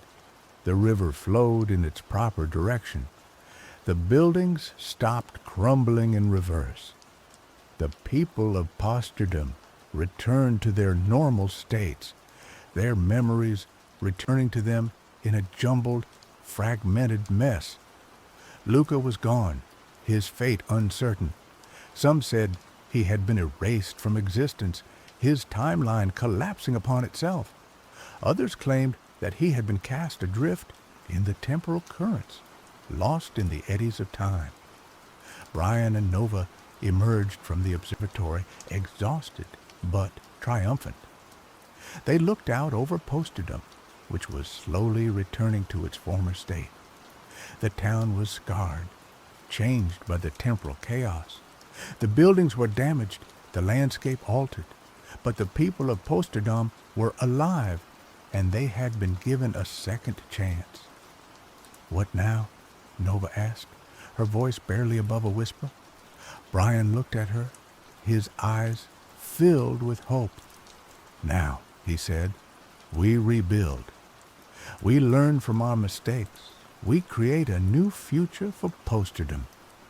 They began to gather the townspeople, organizing cleanup efforts, repairing the damage. They shared stories of what they had experienced, piecing together the fragmented memories of the temporal chaos. Edith, her face etched with a newfound wisdom, helped them organize the efforts, providing food and supplies.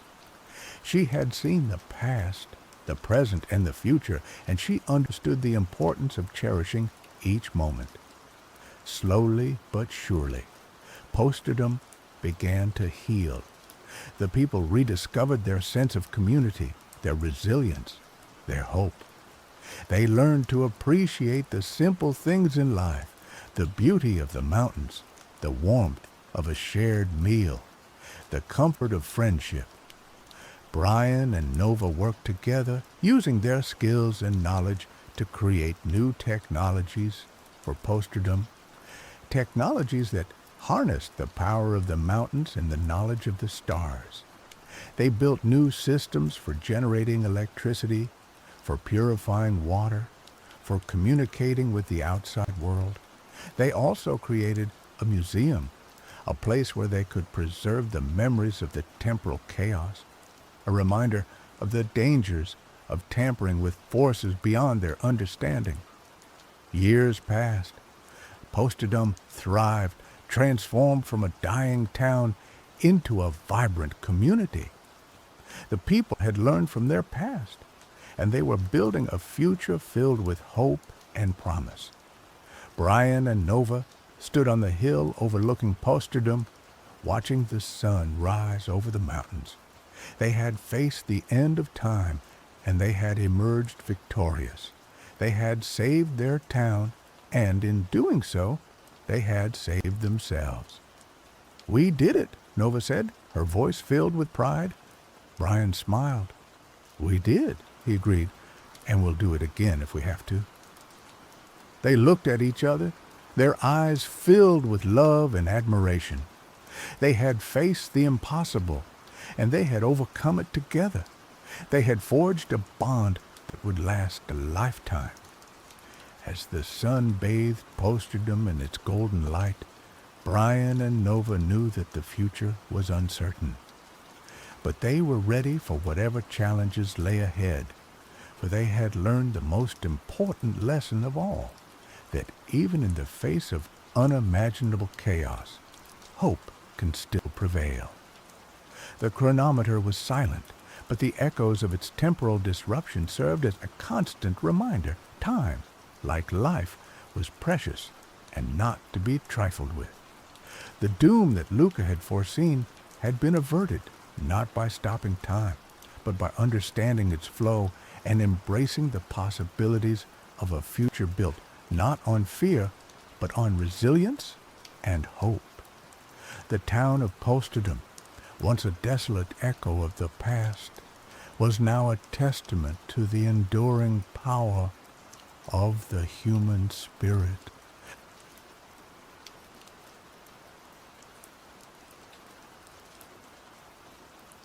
The harmattan wind, a dry, rasping breath from the Sahara, whipped through the skeletal remains of Oyo-Ile, the ancient capital of the Yoruba kingdom.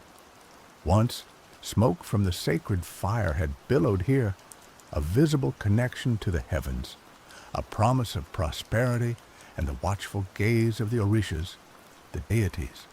Now, only dust devils danced where flames had once leaped, and the silence was a heavy shroud. Ayo, a diviner with eyes like polished obsidian and the lean strength of a desert cat, knelt before the blackened altar. He traced the intricate carvings, each a prayer, a sacrifice, a plea answered long ago. Today, there was no answer. The fire pit was cold, a gaping maw in the heart of the ruined city. The ember of Alaafin, the eternal flame symbolizing the king's divine right and the kingdom's connection to the cosmos, was extinguished.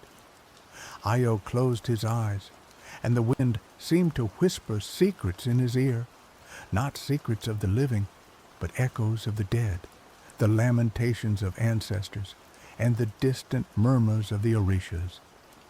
He saw visions flicker behind his eyelids, a sky choked with darkness, fields withering under a merciless sun, and the faces of his people etched with despair.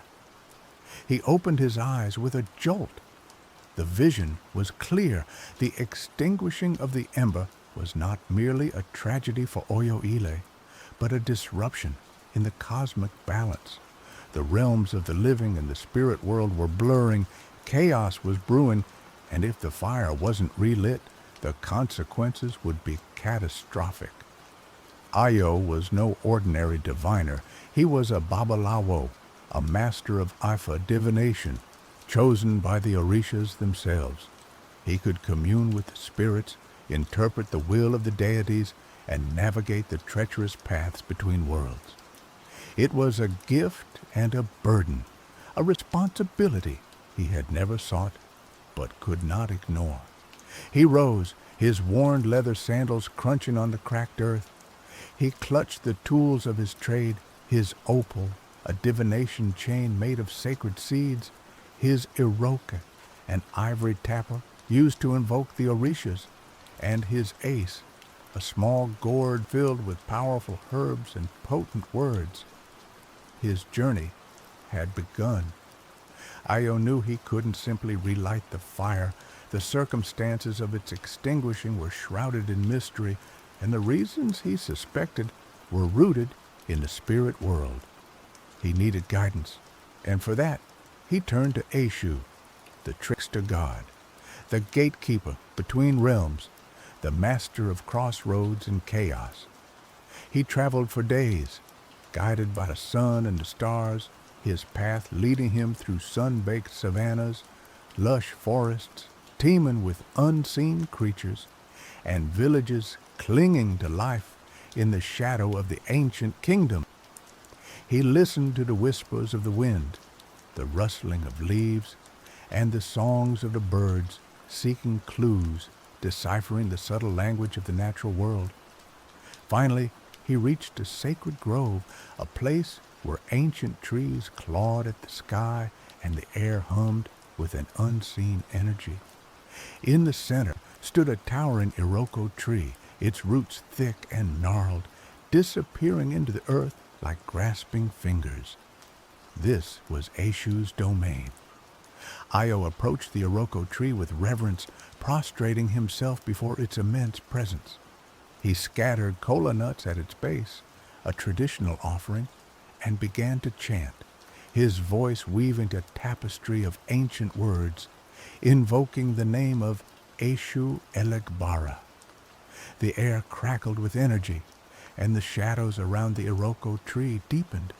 A figure materialized from the darkness, tall and lean, with eyes that gleamed like embers. He wore a patchwork of clothes, each piece taken from a different era, and a mischievous grin played on his lips. "Io, Babalawo," Eshu said, his voice a melodic rumble. "I have been expecting you. The ember's fall has caused quite a stir, even in my realm. What troubles you?" Io explained his plight, his voice filled with urgency. "The fire is extinguished, Eshu. The balance is disrupted. I need to know why. I need to know how to relight it."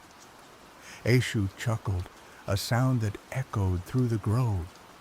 "Ah, the ways of the Orishas are never simple, are they? The fire was not extinguished by accident. It was a consequence, a symptom of a deeper ailment." He paused, his gaze piercing Io's soul. "The balance between the realms is maintained by respect, by offerings, by remembrance. But the people have forgotten the old ways.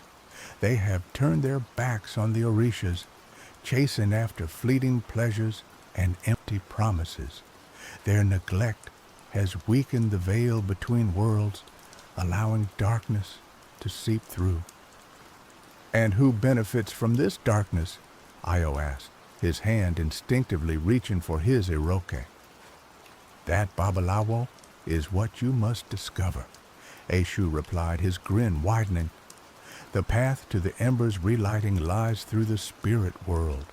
You must journey to Orun, the realm of the ancestors, and uncover the truth.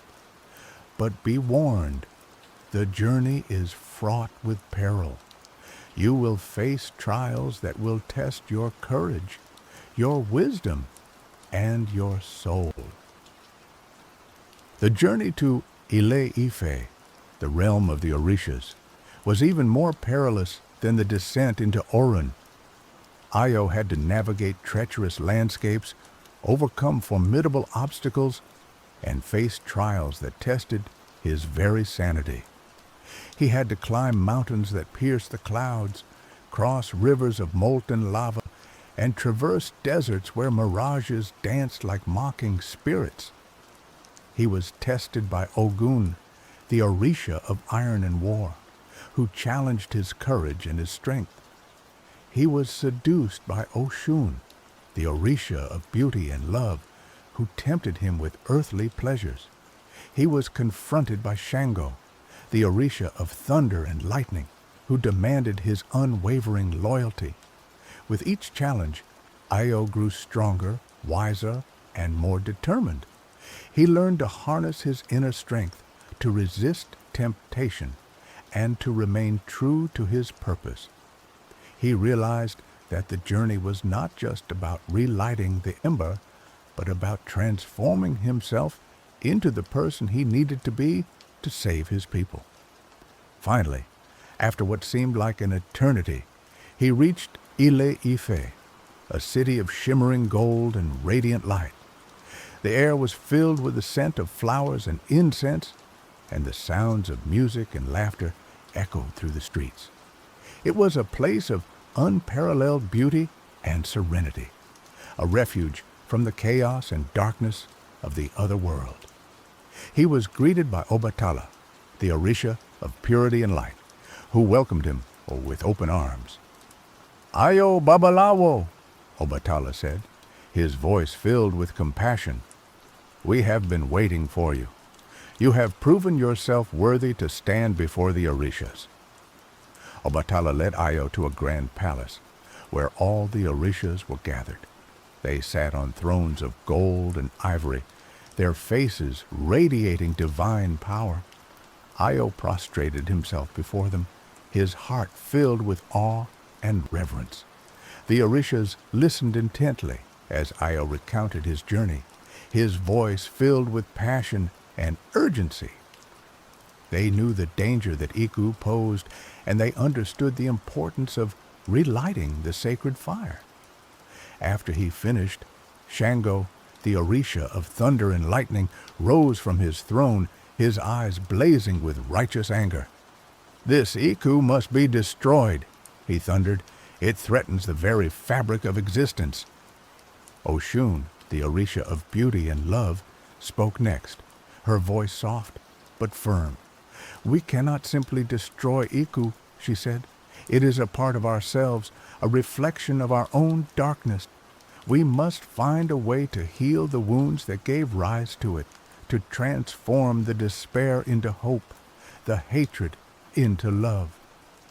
The Orishas debated for what seemed like an eternity, their voices echoing through the palace. Finally, Obatala, the Orisha of purity and light, spoke, his voice filled with wisdom and compassion. "We cannot fight darkness with darkness," he said. "We must fight it with light. We must rekindle the flame of hope in the hearts of the people, restore their faith in the Orishas, and remind them of the power of love and forgiveness." He turned to Io, his gaze piercing his very soul. "Io Babalawo," he said, "you are the chosen one. You have the strength, the wisdom, and the compassion to defeat Iku and relight the sacred fire." He handed Io a small, unassuming clay pot. "This is the source of the ember's power," he said. "It contains the essence of creation, the spark of life. Take it back to Oyo-Ile and use it to relight the sacred fire. But remember, the fire will only burn if the people's hearts are filled with hope and faith."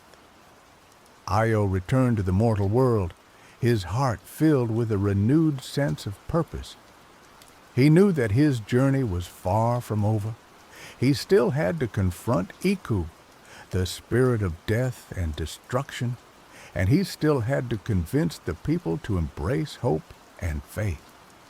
He traveled back to Oyo-Ile, the ruined capital of the Yoruba kingdom. The city was even more desolate than before, the air thick with despair, and the silence broken only by the mournful cries of the wind. He found the people huddled together, their faces etched with fear and hopelessness. They had lost their faith in the Orishas, their belief in the future. They had given up on life. Io climbed onto the blackened altar, holding the clay pot high above his head. "People of Oyo-Ile," he cried, his voice echoing through the ruined city, "I have returned from the realm of the Orishas. I have seen the source of our darkness, and I know how to defeat it." He told them of his journey, of the trials he had faced, and of the wisdom he had gained. He reminded them of the power of the Orishas, of the importance of hope and faith, and of the strength that lay within them. At first, the people were skeptical. They had been through so much pain and suffering that they had lost the ability to believe in anything. But as Io spoke, his passion and sincerity began to touch their hearts. He showed them the clay pot, the source of the ember's power. "This is the spark of life," he said. "It has the power to heal our wounds, to restore our hope, and to relight the sacred fire." Eshu vanished as quickly as he had appeared, leaving Io alone in the silent grove. He knew what he had to do. He had to journey to Orun, the land of the dead, and confront whatever forces had conspired to extinguish the sacred fire. The entrance to Orun was hidden deep within a cavern, guarded by ancient spirits and shrouded in an almost tangible darkness.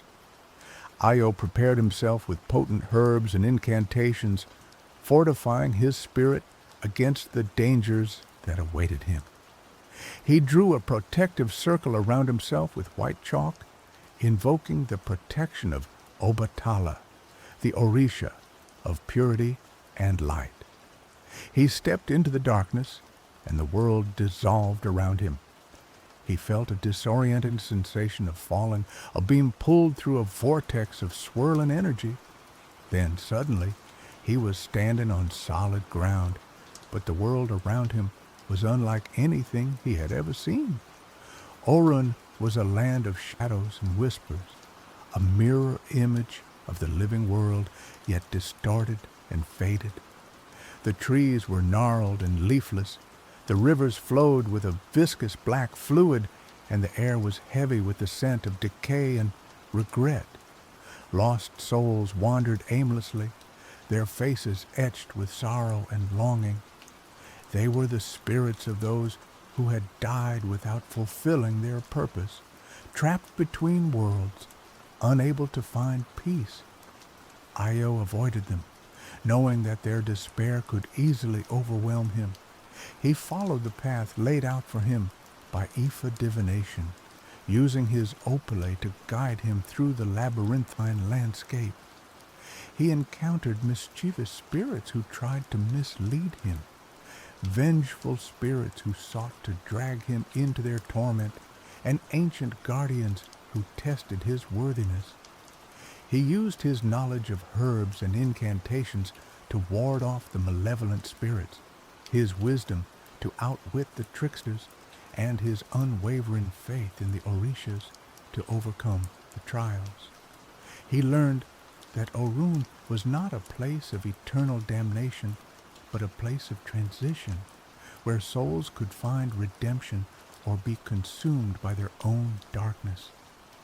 As he journeyed deeper into Orun, he began to sense the source of the imbalance, the force that had corrupted the spirit world and led to the extinguishing of the sacred fire. It was a presence, a malevolent entity that emanated from the heart of Orun, a being of immense power and ancient hatred. Io's path led him to a clearing bathed in an ethereal light. In the center stood a circle of ancient trees, their branches intertwined to form a living canopy. Beneath the canopy sat the Council of Ancestors, the elders of the Yoruba people, their faces lined with wisdom and their eyes filled with the knowledge of generations. He approached the council with reverence, prostrating himself before their collective presence. "Honorable ancestors," he said, his voice filled with respect, "I come seeking guidance. The sacred fire has been extinguished, and the balance between worlds is disrupted. I have been sent to uncover the truth and find a way to relight the ember." The ancestors listened in silence, their gaze penetrating his very soul. Finally, the eldest among them, a woman with hair as white as moonlight and eyes as deep as the ocean, spoke. "Ayo Babalawo," she said, her voice a gentle whisper. "We have been watching you. We have seen your courage, your wisdom, and your unwavering devotion to the Orishas. You are worthy to know the truth." She gestured to a swirling vortex of energy that hung in the air above the clearing. "This is the source of the imbalance. It is the manifestation of the people's neglect, their abandonment of the old ways. It has given rise to a darkness that threatens to consume both the living world and the spirit world." "What is this darkness?" Io asked, his voice barely above a whisper. "It is called Iku," the ancestor replied, "the spirit of death and destruction. It feeds on despair, on anger, on hatred. It was born from the broken promises and the unfulfilled potential of our people. It seeks to sever the connection between the living and the dead, to plunge the world into eternal darkness." "How can I defeat Iku?" Io asked, his heart pounding in his chest. "You cannot defeat it alone," the ancestor replied. "Iku is a reflection of the people's collective consciousness. To defeat it, you must heal the wounds of the past, restore the people's faith in the Orishas, and rekindle the flame of hope in their hearts." She paused, her gaze locking onto Io's. "You must travel to the realm of the Orishas, to Ile Ife, the sacred city, the birthplace of humanity. There you will find the source of the ember's power, and there you will receive the guidance you need to defeat Iku." As he spoke, the ground began to tremble, and the air grew heavy with a chilling presence. Iku, the spirit of death and destruction, had arrived. The entity manifested as a towering figure of pure darkness, its eyes burning with malevolent fire. It exuded an aura of fear and despair that threatened to overwhelm Io and the people. "You cannot defeat me!" Iku boomed, its voice a thunderous roar. "I am the embodiment of your own darkness, your own despair. You are weak and you are doomed." Io stood his ground, his heart filled with courage and determination. He knew that he could not defeat Iku alone. He needed the help of the people, the strength of their faith, and the power of their love. He turned to the people, his eyes filled with compassion. "Do not be afraid," he cried. "We are not weak. We are the descendants of kings and queens, of warriors and healers, of artists and dreamers. We have the power to overcome this darkness, to heal our wounds, and to create a better future. He raised the clay pot high above his head. Let us relight the sacred fire and let it burn away the darkness. Let us embrace hope and let it guide us to a brighter tomorrow. The people hesitated for a moment, their faces etched with doubt. But then, one by one, they began to nod, their eyes filling with a glimmer of hope. They reached out to each other, offering words of encouragement and support. Io placed the clay pot on a blackened altar and opened it. A spark of light emanated from within, growing brighter and brighter until it filled the entire city. The spark ignited the dried wood and herbs that had been placed in the fire pit, and a flame flickered to life. The flame grew stronger and stronger until it became a roaring inferno, reaching for the heavens. The light of the fire banished the darkness, and the warmth of the flames chased away the chill. As the fire burned, the people began to chant, their voices rising in unison, their words filled with power and emotion. They chanted the names of the Orishas. They chanted the names of their ancestors, and they chanted the names of their loved ones. Their chanting created a wave of energy that washed over Iku, weakening its power. The entity shrieked in agony as the light of the fire burned away its darkness. Finally, with a deafening roar, Iku exploded into 1,000,000 pieces, its essence scattered to the winds. The spirit of death and destruction was defeated, its reign of terror brought to an end.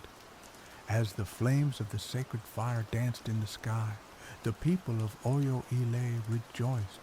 They had overcome their darkness, they had restored their faith, and they had rekindled the flame of hope in their hearts. Ayo watched as the people celebrated, his heart filled with joy and gratitude. He had done his duty, he had fulfilled his purpose, and he had saved his people from destruction. He knew that the journey was far from over. The world would always face challenges, and the darkness would always lurk in the shadows. But he also knew that the people of Oyo Ile had the strength and the wisdom to overcome any obstacle, to face any darkness, and to create a better future for themselves and for generations to come. The sacred fire burned brightly, a beacon of hope in a world filled with uncertainty. The ember of Alafin was rekindled, and the cosmic balance was restored. The connection between the living and the dead was strengthened, and the Orishas smiled down upon their people with love and compassion. Ayo, the wandering diviner, had saved his kingdom. He had traveled through realms of gods and spirits, confronted his own inner demons, and emerged victorious. He was a hero, a legend, a symbol of hope for all who sought to overcome darkness and embrace the light. As the sun rose over Oyo Ile, casting a golden glow on the faces of the people, Ayo knew that the future was bright, the ember was burning, and the spirit of the Yoruba people would endure. The journey had been long and arduous, but in the end, love, faith, and unity prevailed. He was more than just a diviner. He was a restorer of balance, a guardian of his people, a testament to the power of belief.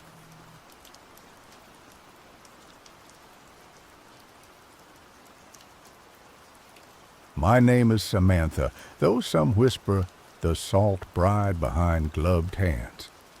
I am a creature of artifice, sculpted from the purest salt of the endless wastes, a bargaining chip offered to Prince Samuel of Brimturn to staunch a war that threatened to drown our lands in blood. Brimturn! Even the name tasted of iron and cold rain. It was a kingdom built on cliffs overlooking a turbulent sea, a place of ancient stones, whispering winds, and secrets older than the gnarled trees that clung to the hillsides. My homeland, the shimmering desert realm of Ethel, was all sun-baked sand and swirling mirages.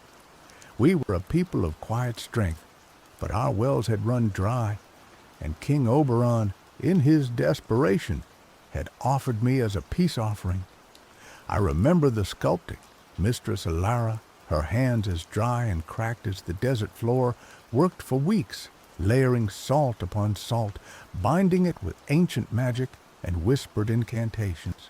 She carved my face, my body, my very essence from the earth. She gave me life of a sort. She gave me beauty, cold and sharp as a winter wind, and she gave me the warning, etched into my being more deeply than any chisel mark. Never weep, Samantha, for salt dissolves in water, and you will return to the dust from whence you came. The journey to Brimturn was a blur of jostling carriages and wary glances. The Athelian delegation treated me with a mixture of reverence and fear, as if I were a precious artifact that might shatter at any moment. I was forbidden from speaking unless spoken to, from expressing any emotion that might betray my unnatural origins.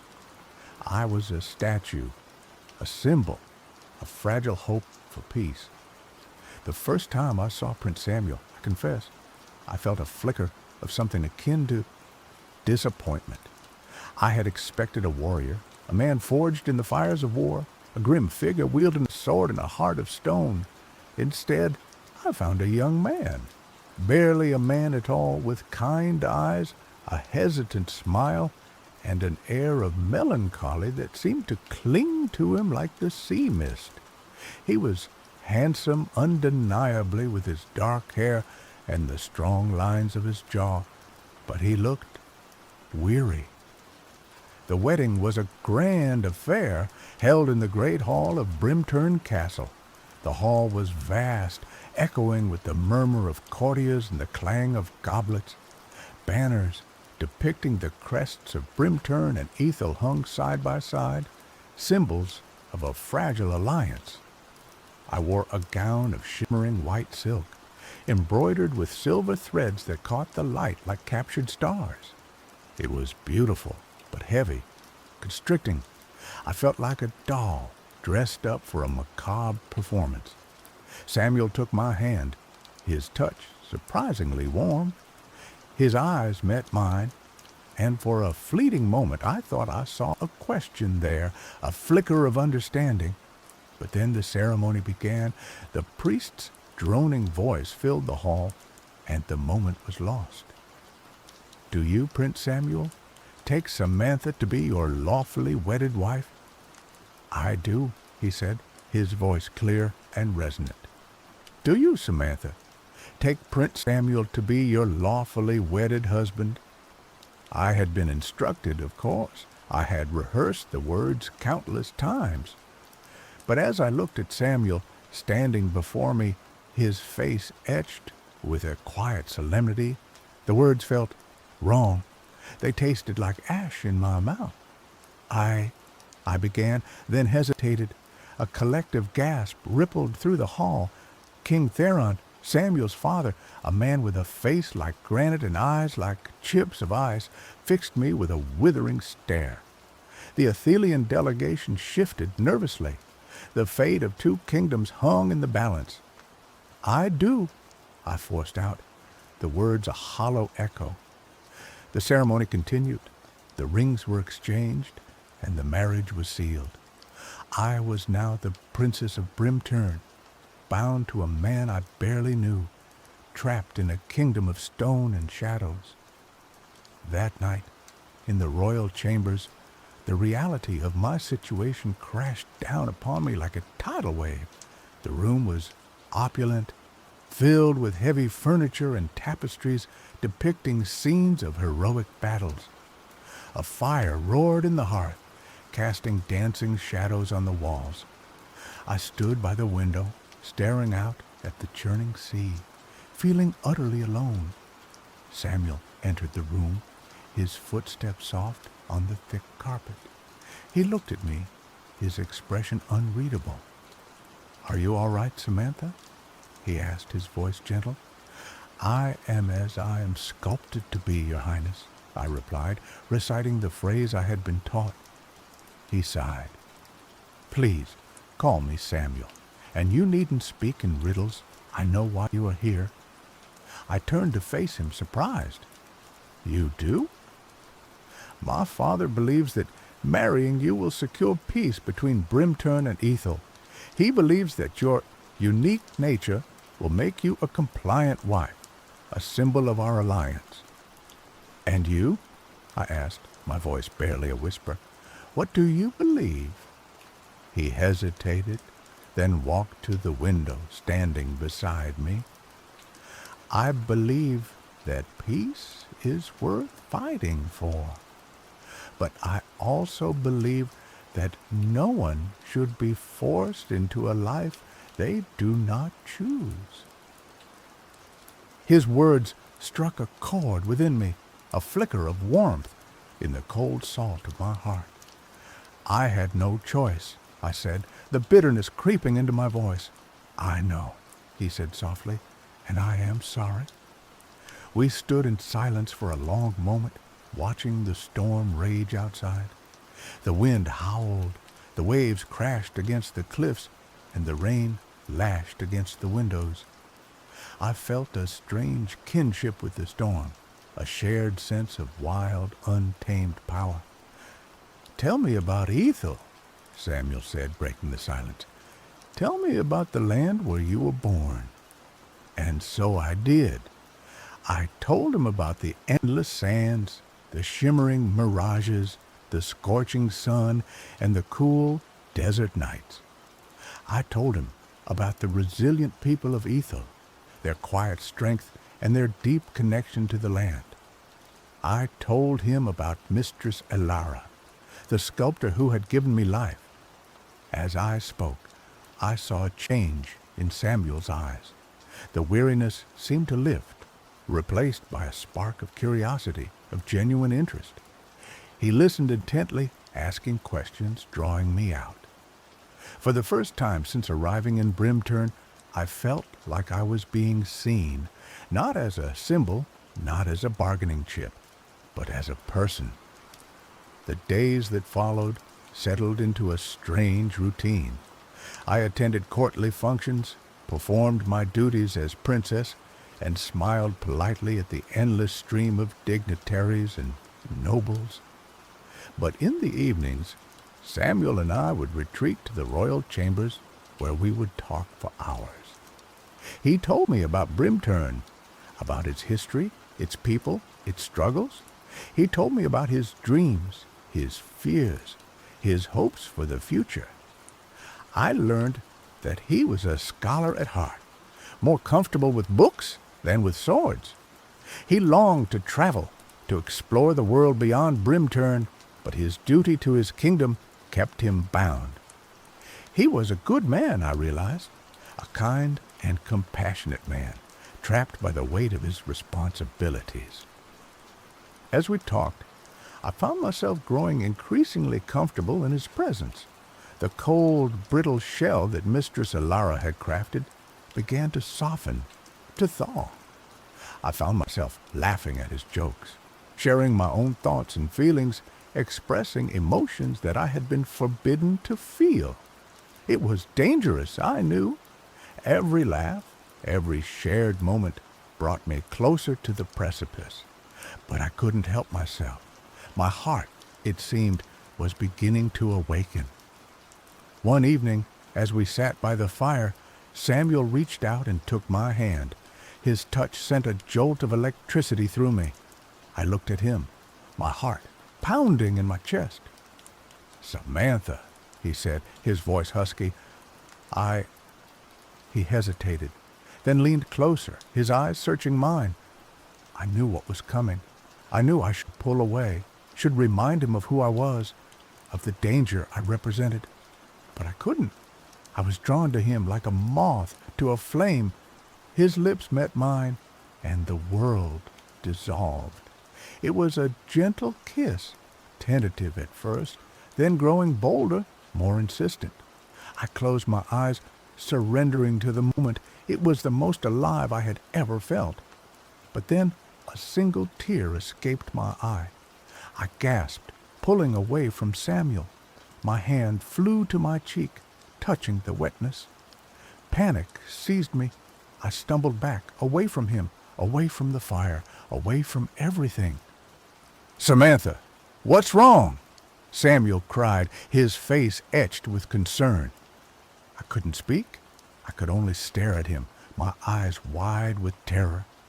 I felt it then, the first twinge of disintegration, a slight blurring of my vision, a sense of dissolving. "Stay away from me," I managed to choke out. "Please, just stay away." I turned and fled, running blindly through the castle, my bare feet pounding on the cold stone floors. I didn't know where I was going, only that I had to escape, to get away from Samuel, away from the love that threatened to destroy me. I found myself in the castle gardens, a wild, overgrown space filled with thorny bushes and ancient trees. The moon was hidden behind thick clouds, casting the gardens in an eerie darkness. I collapsed onto a stone bench, gasping for breath, my body trembling. The tears continued to flow, unstoppable now. I felt myself dissolving bit by bit, my body becoming less solid, less real. My fingers were blurring, my skin was becoming grainy. I was fading away. I closed my eyes, accepting my fate. I had known this was inevitable. I was a creature of salt, and salt cannot withstand water. I had dared to feel, to love, and now I was paying the price. But then I heard a voice. "Samantha!" It was Samuel, his voice filled with urgency. I opened my eyes and saw him running towards me, his face pale in the darkness. "Go away," I cried. "You can't help me. Just leave me to die." He ignored me, reaching me in a few strides. He knelt beside me, taking my dissolving hand in his. "I'm not going to let you die," he said, his voice firm. "I love you, Samantha, and I'm not going to lose you."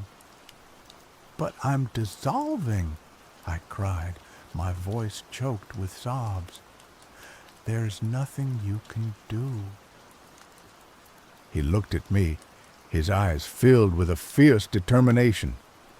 "There has to be. There always is." He stood up, pulling me to my feet. "Come with me," he said. "I know a place." He led me through the gardens, deeper and deeper into the darkness. I stumbled along beside him, my body growing weaker with each step. I didn't understand where he was taking me, but I trusted him. I had no choice.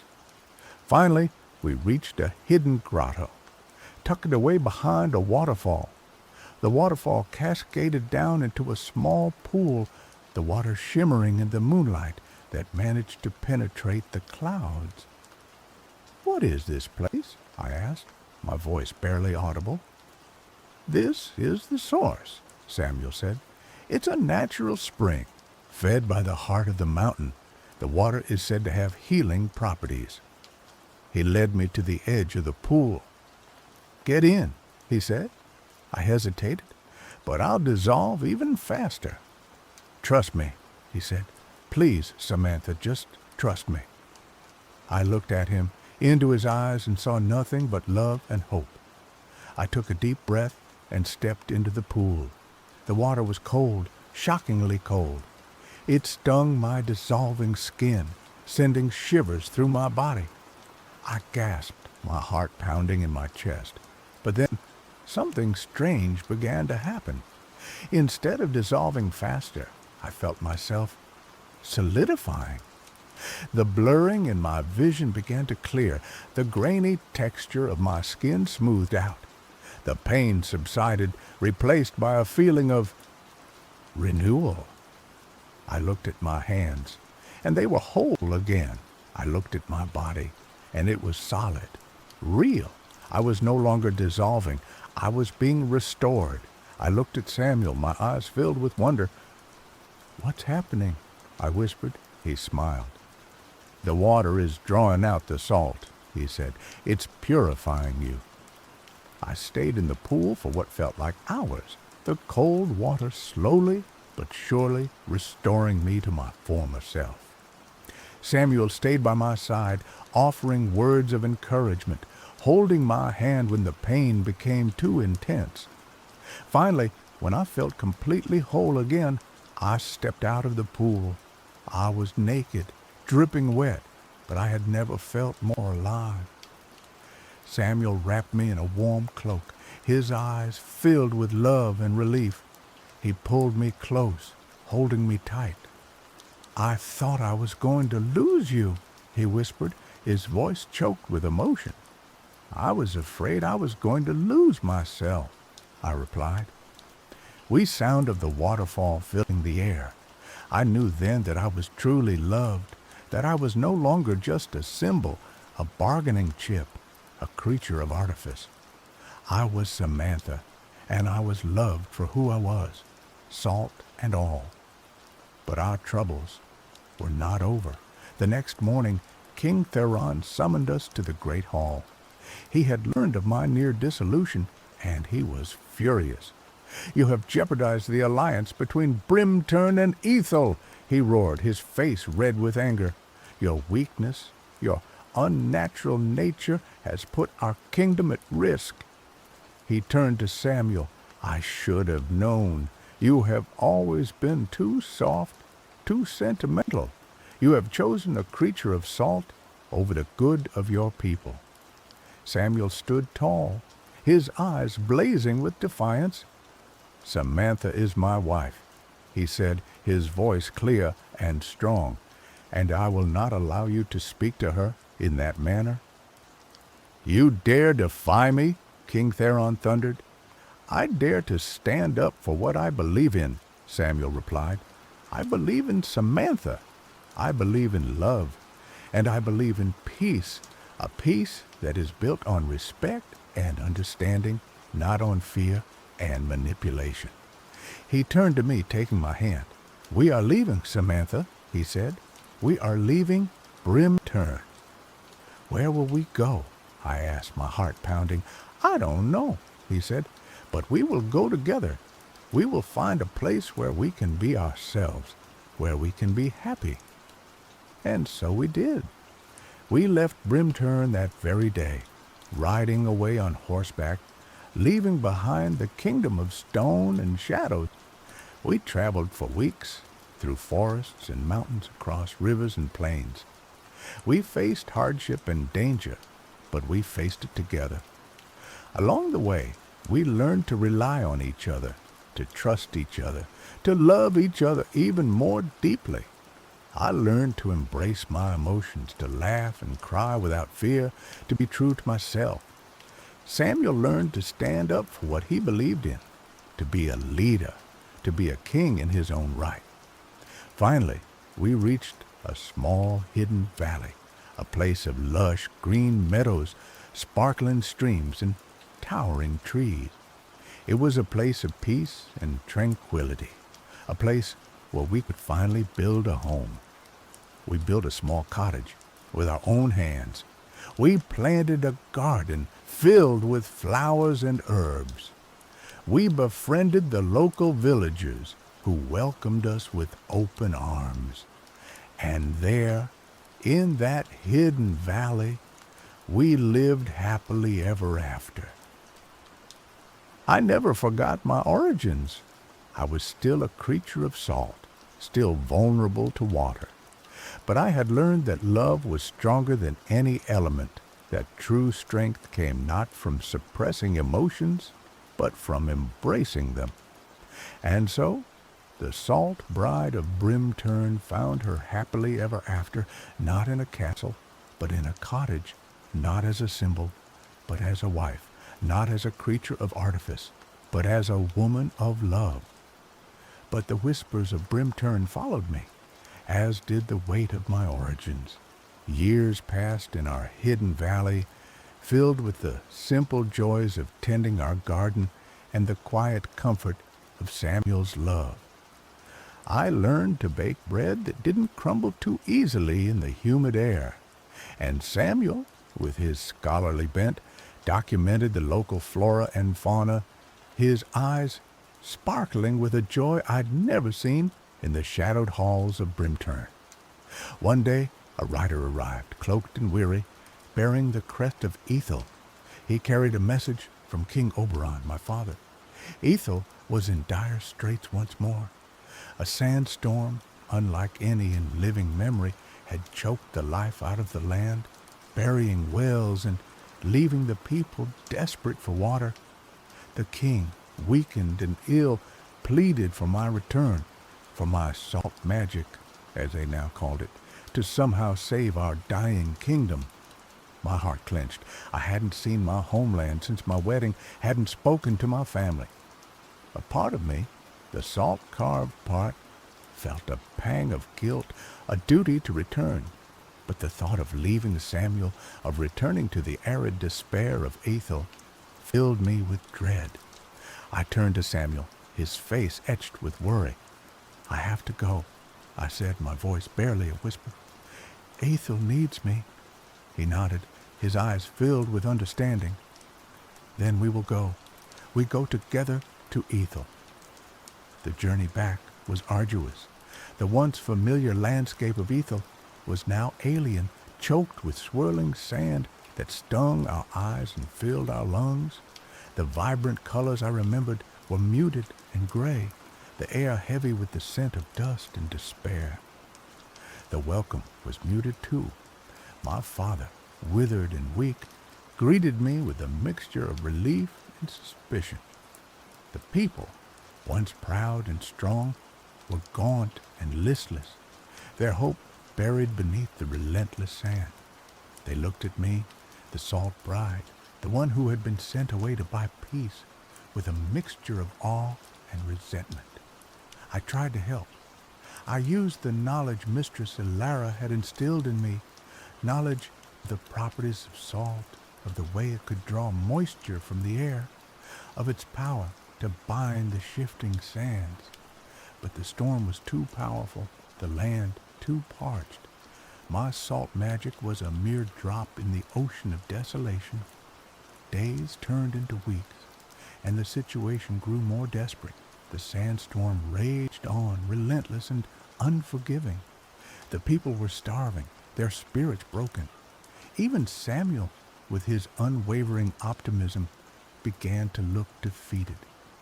One evening, as we sat huddled in the royal tent, listening to the howling wind, I felt a surge of despair wash over me. I had failed. I had come to save my people, but I had only brought them false hope. "I can't do it, Samuel," I said, my voice cracking with emotion. "I'm not strong enough. I'm just a creature of salt, a failed attempt at a miracle." He took my hand, his touch warm and reassuring. "You are not a failure, Samantha. You are strong, stronger than you know, and you are not just a creature of salt. You are a woman, a wife, a princess, and you are loved." His words touched me deeply, but they couldn't erase the despair that gnawed at my heart. I looked at him, his face illuminated by the flickering lamplight, and I saw the love in his eyes, the unwavering faith he had in me. And then I understood. It wasn't about salt magic, about grand gestures or miraculous solutions. It was about love, about hope, about the simple act of caring for one another in the face of adversity. I stood up, my heart filled with a newfound resolve. "Come with me, Samuel," I said. "I have an idea." I led him to the heart of the village, to the ancient well that had once been the lifeblood of Ethel, now choked with sand and despair. The villagers looked at us with weary eyes, their faces etched with hopelessness. "We are going to clear this well," I announced, my voice clear and strong. "We are going to dig until we find water, and we are going to do it together." At first, there was silence. Then A murmur of dissent rippled through the crowd. "It's useless," someone cried. "The well is buried too deep. We'll never find water." "We have to try," I said. "We have to have hope. We have to believe that we can save ourselves."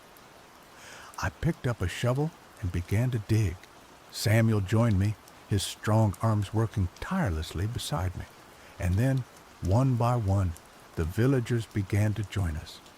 Old and young, men and women, they picked up shovels and began to dig, their faces set with a newfound determination.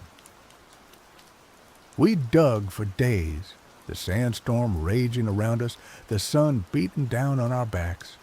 We were exhausted, hungry, and thirsty, but we didn't give up. We dug with a single-minded purpose, driven by the hope that we could find water, that we could save our land. And then, on the third day, we struck something hard. A collective gasp rippled through the crowd. We dropped our shovels and began to dig with our hands, frantically clearing away the sand, and then we saw it. Stone, the ancient stonework of the well, buried beneath centuries of sand. We dug faster, our hands bleeding, our bodies aching, and then we heard it, a trickle, the sound of water. A collective cheer erupted from the crowd. We had found it. We had found water. We cleared the well completely, and the water began to flow, slowly at first, then faster and faster, until it was a torrent of life-giving liquid. The villagers drank deeply, their faces filled with joy. They laughed, they cried, they embraced each other. The sandstorm seemed to subside, the sun broke through the clouds, and a sense of hope filled the air. I looked at Samuel, his face streaked with dirt and sweat, his eyes shining with pride. We had done it. We had saved Ethel, not with salt magic, not with grand gestures, but with love, with hope, and with the simple act of working together. In the days that followed, the people of Ethel rebuilt their lives. They replanted their crops, they cleaned their wells, they restored their homes. The land began to heal, the desert began to bloom, and the spirit of the people was renewed. King Oberon, his health restored, thanked me for my courage and my love. He realized that true strength came not from power or magic, but from the bonds of community and the resilience of the human spirit. I stayed in Ethel for a while, helping the people rebuild their lives. But eventually, I knew it was time to return to our hidden valley, to the life that Samuel and I had built together. We left Ethel with the blessings of the king and the love of the people. We carried with us the lessons we had learned, the knowledge that even a creature of salt could find strength in love, and that even the most barren desert could bloom with hope. We returned to our hidden valley, to our cottage, to our garden, and there we lived happily ever after, our love stronger than ever, our hearts filled with gratitude for the life we had been given. And sometimes, when the wind howled and the rain fell, I would remember my origins, remember the warnings of Mistress Ilara, remember the fear of dissolving, but I would also remember the love of Samuel, the kindness of the Athelian people, and the hope that bloomed in the desert. And I would smile, knowing that even a salt bride could find her happily ever after, not in a fairy tale, but in a life filled with love, laughter, and the simple joy of being human, or perhaps something close enough. The whispers of Brimturn faded, replaced by the laughter of children, the murmur of the stream, and the comforting presence of the man I loved. For in the end, it wasn't the salt that defined me, but the love that set me free. And that, I knew, was a magic more powerful than any spell.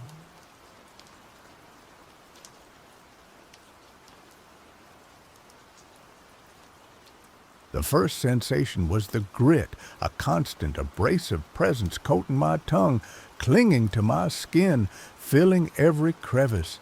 Ash, fine, gray, and seemingly endless. I opened my eyes, but the world offered little relief. The sky was a bruised, perpetual twilight, choked with the same particulate that blanketed the ground. Buildings, or what remained of them, clawed at the dim light like skeletal fingers, their outlines jagged against the oppressive gloom.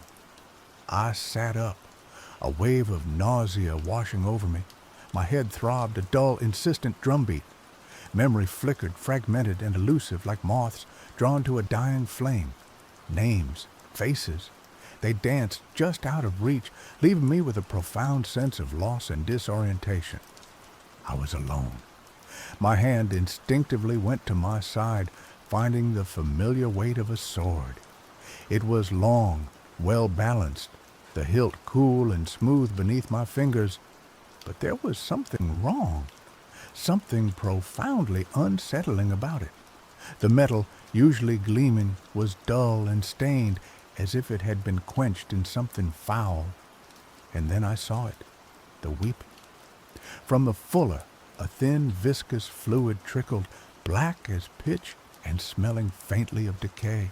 It wasn't water or oil or any substance I recognized. It was wrong. The sword wasn't just a weapon. It was afflicted, burdened with something unspeakable. I recoiled, a primal fear gripping me.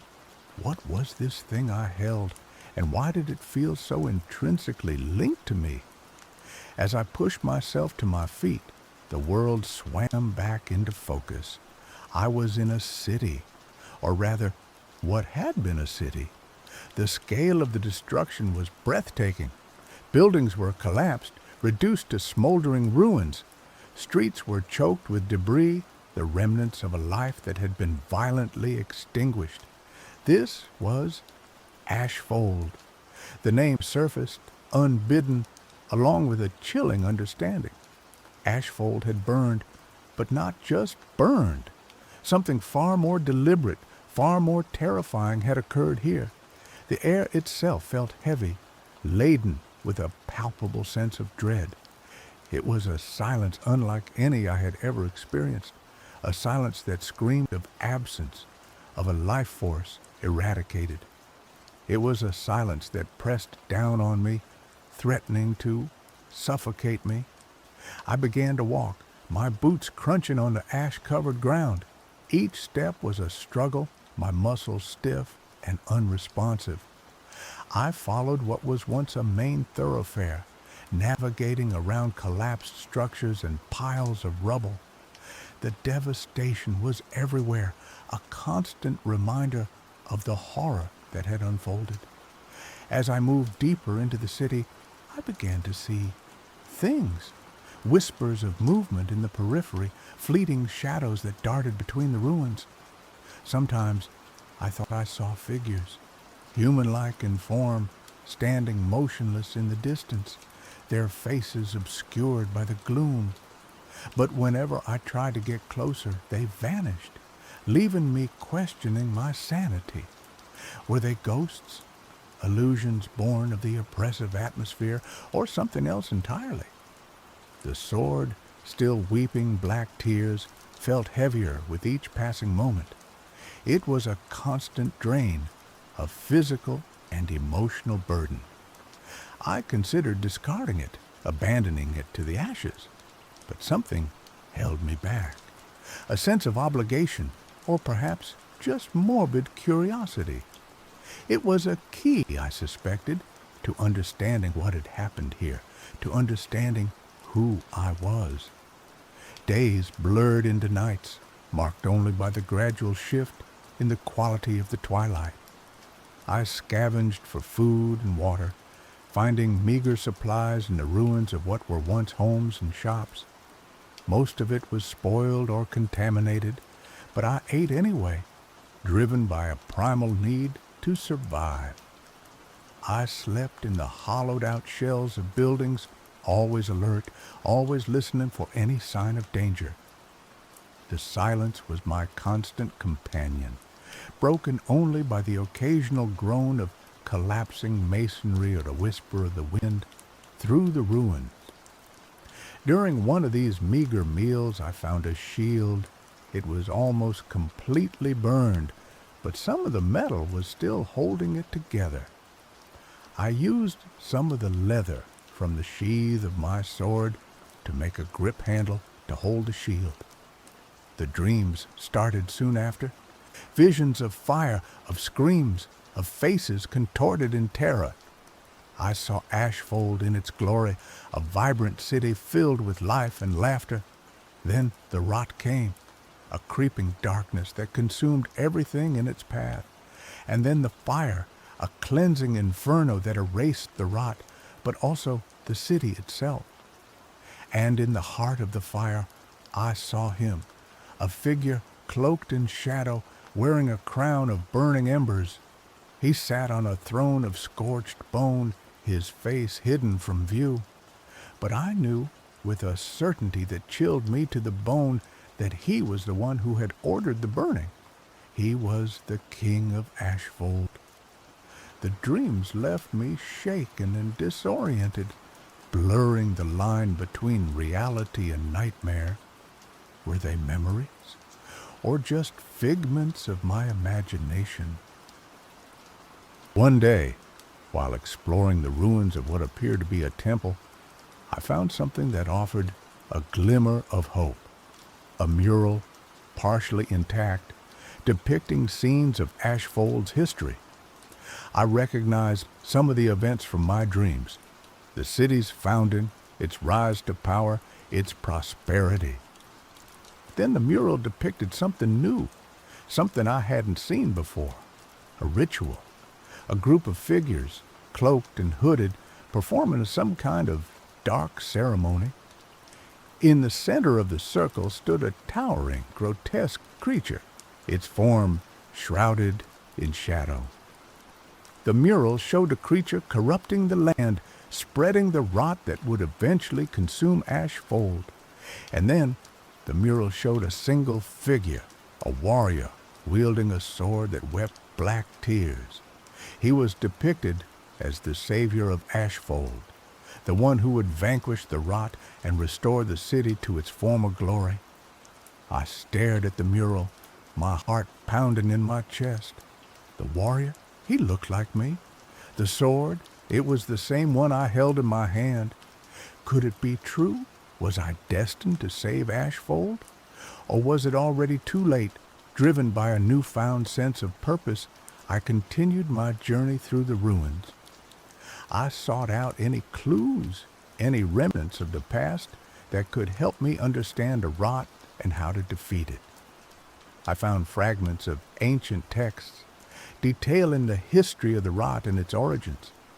It was an ancient evil, a parasitic force that fed on life and corrupted everything it touched. It had been banished long ago, but somehow it had returned to Ashfold. The texts spoke of a way to defeat the rot, a ritual that required a sacrifice, a cleansing fire that would burn away the corruption. But the ritual was dangerous, and the price of failure was unimaginable. I also learned more about the King of Ashfold, the one who wore the crown of cinders. His name was Arian, and he was said to be a wise and just ruler. But the rot had twisted him, corrupted his mind and body. He had become a tyrant, consumed by a desire to control the rot, to harness its power for his own ends. In a last-ditch effort to save his kingdom, Arian had ordered the burning of Ashfold. He believed that the fire would cleanse the rot, that it would destroy the source of the corruption. But he was wrong. The fire had only amplified the rot, turning Ashfold into a wasteland of ash and despair, and Arian himself had become something else, a creature of fire and ash, bound to the throne of scorched bone, forever ruling over his ruined kingdom. I knew then what I had to do. I had to confront Arian, the Cinder King. I had to end his reign of terror and find a way to cleanse Ashfold of the rot. The path to the Cinder King led to the heart of the city, to the ruins of the royal palace. It was the most heavily fortified area in Ashfold, guarded by twisted creatures of ash and shadow. I fought my way through them, my sword a blur of motion. The black tears flowed freely, burning away the corruption with each strike. The combat was brutal, exhausting, but I pressed on, driven by my determination to save Ashfold. Finally, I reached the throne room. It was a vast, cavernous space filled with the stench of fire and decay. In the center of the room sat Arian, the Cinder King. He was a terrifying sight. His body was charred and twisted, his skin cracked and bleeding embers. His eyes glowed with an infernal light, and his voice was a rasping whisper that echoed through the chamber. "You have come," he said, his gaze fixed on me. "I have been expecting you." "You destroyed Ashfold," I said, my voice trembling with rage. "You unleashed the rot." "I tried to save it," Arian replied, his voice filled with pain. "But the rot, it was too strong. I had to burn it away to cleanse it with fire." "The fire only made it worse," I said. "You doomed us all." "Perhaps," Arian said, "but there is still hope. You are the key. The sword you wield. It is the only thing that can truly destroy the rot." He rose from his throne, his movements slow and labored. "Kill me," he said. "End my suffering, and use the sword to cleanse Ashfold. It is the only way." I hesitated. Could I do it? Could I kill the king, even in his corrupted state? But then I looked at the ruins of Ashfold, at the suffering of its people. I knew what I had to do. I raised my sword, the black tears dripping onto the floor. "I'm sorry," I said, and then I struck. The sword plunged into Arian's heart, and he let out a final agonized scream. His body crumbled into ash, and the crown of cinders fell to the ground. With Arian dead, the rot began to recede, the shadows dissipated, and the air felt lighter, cleaner. But Ashfold was still a wasteland. The task of rebuilding lay ahead. I picked up the crown of cinders, its embers still glowing faintly. It was a symbol of Ashfold's past, of its destruction and its hope for the future. I placed the crown on my head, feeling the weight of it settle upon me. I was the last of the royal line, the only one who could lead Ashfold back to its former glory. But I knew that I couldn't do it alone. I needed the help of the survivors, the few who had managed to escape the burning. I ventured out into the ruins, searching for any sign of life, and slowly but surely I found them.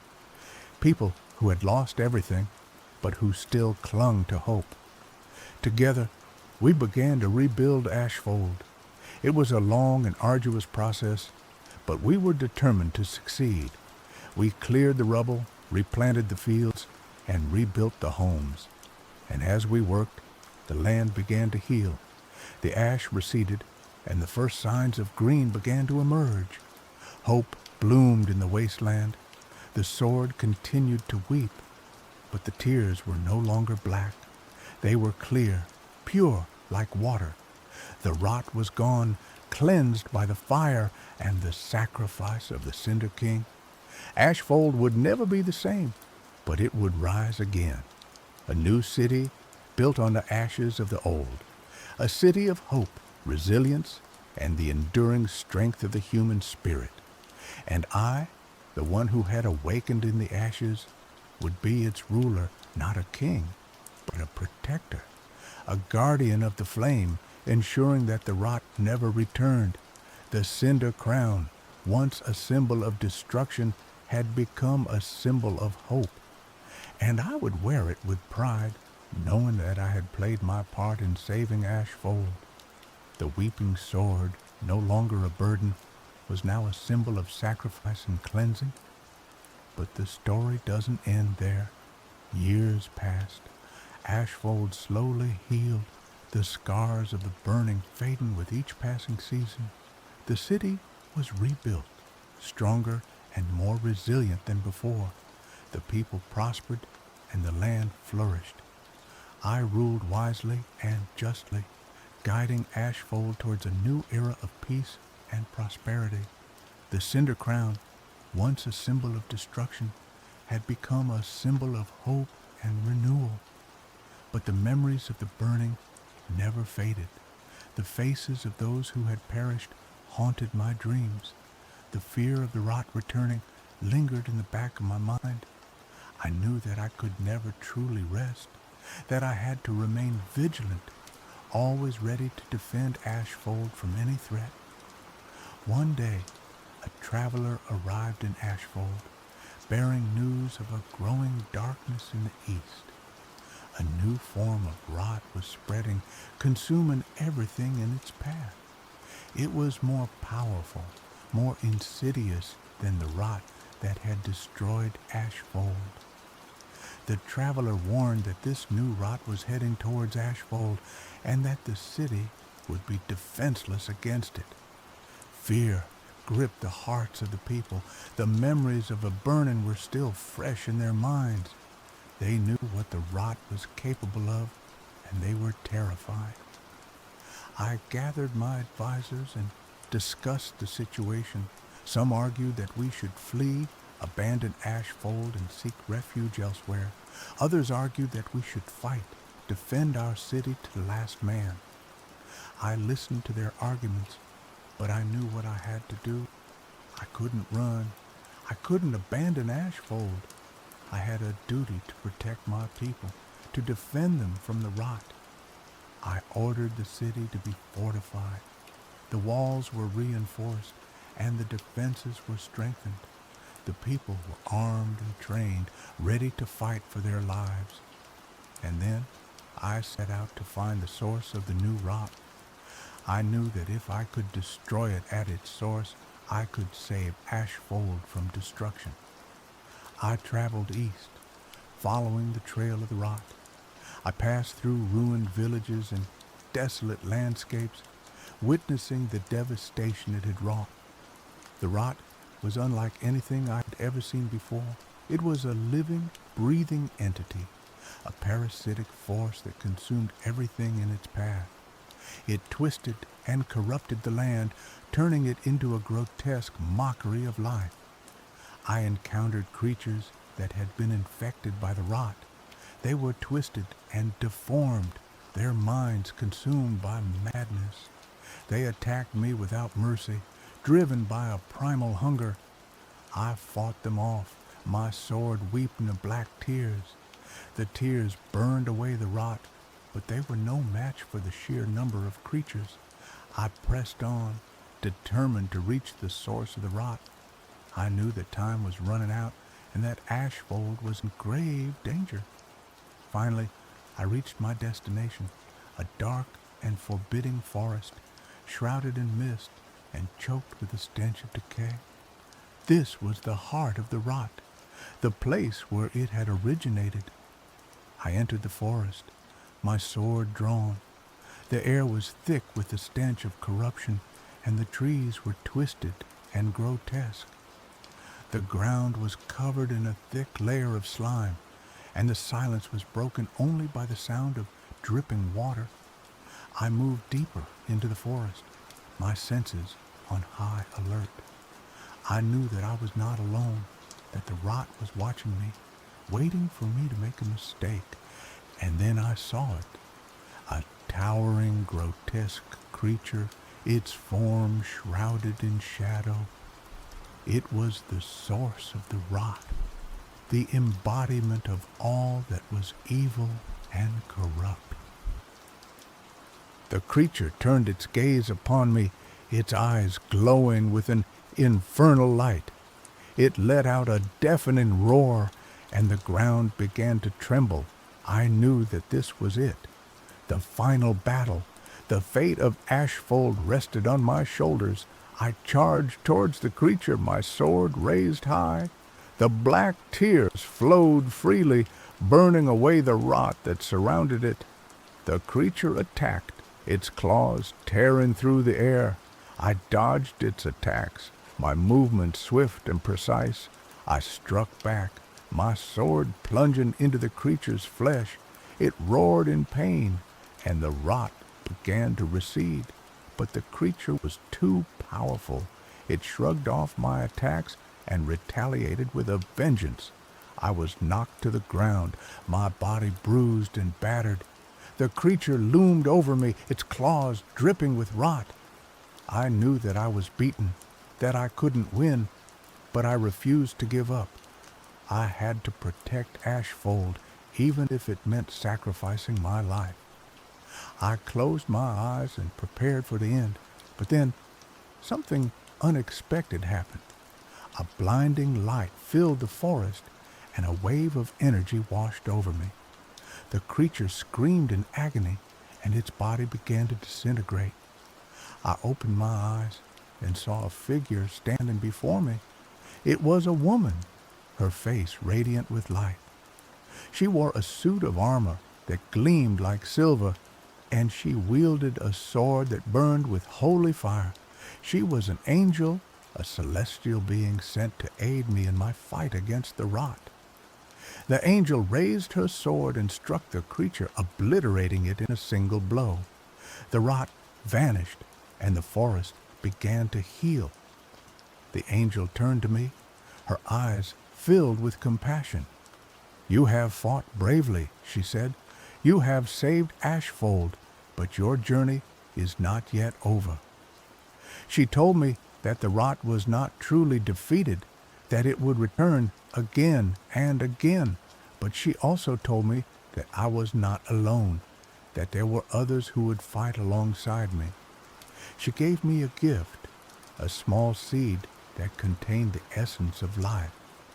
She told me to plant the seed in Ashfold, and that it would grow into a tree that would protect the city from the rot. I thanked the angel and returned to Ashfold. I planted the seed in the heart of the city, and it began to grow. Within days, a towering tree had sprung up, its branches reaching towards the sky. Its leaves were of vibrant green, and its trunk was as strong as steel. The tree radiated a powerful energy that cleansed the land and protected the city from the rot. Ashfold was safe, at least for now. I continued to rule Ashfold, guiding it towards a brighter future. The memories of the burning never faded, but they no longer haunted me. I had found peace, knowing that I had done everything I could to protect my people. But I also knew that the fight was not over, that the rot would return one day, and when it did, I would be ready. I would stand alongside my allies, the defenders of Ashfold, and we would fight to protect our city from the darkness. The cinder crown, once a symbol of destruction, had become a symbol of hope, resilience, and the enduring strength of the human spirit. And I would wear it with pride, knowing that I was a protector of Ashfold, a guardian of the flame. The weeping sword, no longer a burden, was now a symbol of sacrifice, cleansing, and the eternal battle against the forces of evil. My story is far from over, I am sure of it. The tree that grew from the seed given to me by the angel bore fruit. These fruits did not look like any fruit I've seen. They were dark, like the weeping of the sword, but shined with the same silver shade as the armor of the angel. I consulted with the wisest of Ashfold to decide what to do with them, and they all agreed. Eat them. I was hesitant. What if these were poisoned or had some adverse effect? But I was the protector, the ruler. I had to be the example. I ate one of the fruits. I felt immediately stronger. I felt like I could run for days and not get tired, so I began doing so. I gathered a group of our best people, gave them the fruits, and ran. We kept going until we reached other towns, other settlements. We gave all of them fruits and told them to keep going to find more people. We had to build an army. The rot would return, I knew it. But this time, we would be ready. We traveled far and wide, recruiting anyone we could find and getting them to eat the fruits that we started calling angel tears. We needed a fortress, a place to plan, a place to retreat to in case something went wrong. So we began looking. We looked for many months, consulting maps, charts, reading old stories, following rumors, until we found it. An old dwarven fortress built into the side of a mountain. It was abandoned for hundreds of years because of a mining accident. But it was perfect. We cleared it out, reinforced the tunnels, and set up shop. I had a vision. I knew what we needed to do. We needed to find the people who could wield the angel tear fruit in the most effective way. I knew who they were. They were the descendants of the people who had originally sealed the rot. They had the blood of angels in their veins. We sent out scouts, and they found them. They were spread out all over the world, living in hiding, afraid of their own power. We brought them to the fortress, and I taught them how to use their powers. We forged weapons of silver, blessed by the angels. We trained for years, preparing for the inevitable return of the rot. And then one day, it came. The rot returned, stronger than ever. It swept across the land, consuming everything in its path. But this time, we were ready. We met the rot head on, our silver weapons gleaming in the sunlight. The battle was fierce, but we were not afraid. We fought with the courage of angels, and we drove the rot back. We pushed it back to the forest where it had originated, and we sealed it away once more. But we knew that it would return, and we would be ready. We would stand guard, always vigilant, always prepared to defend the world from the darkness. And so, my story continues. I am the protector of Ashfold, the guardian of the flame. I am the wielder of the weeping sword, the bearer of the cinder crown. I am the leader of the angel tear army, the champion of light against the darkness. And I will never give up. I will never surrender. I will fight until my very last breath to protect the world from the rot. Because that is my purpose. That is my destiny, and I will not fail. The weeping sword had stopped. It no longer cried. It just bled. It constantly bled black and silver blood, the colors of the rot and the angel. It was pure, it was strong, and it was always ready. The sword had become a part of me, as the cinder crown had, as the fallen kingdom had. I am Ashfold, and Ashfold is me. I am eternal.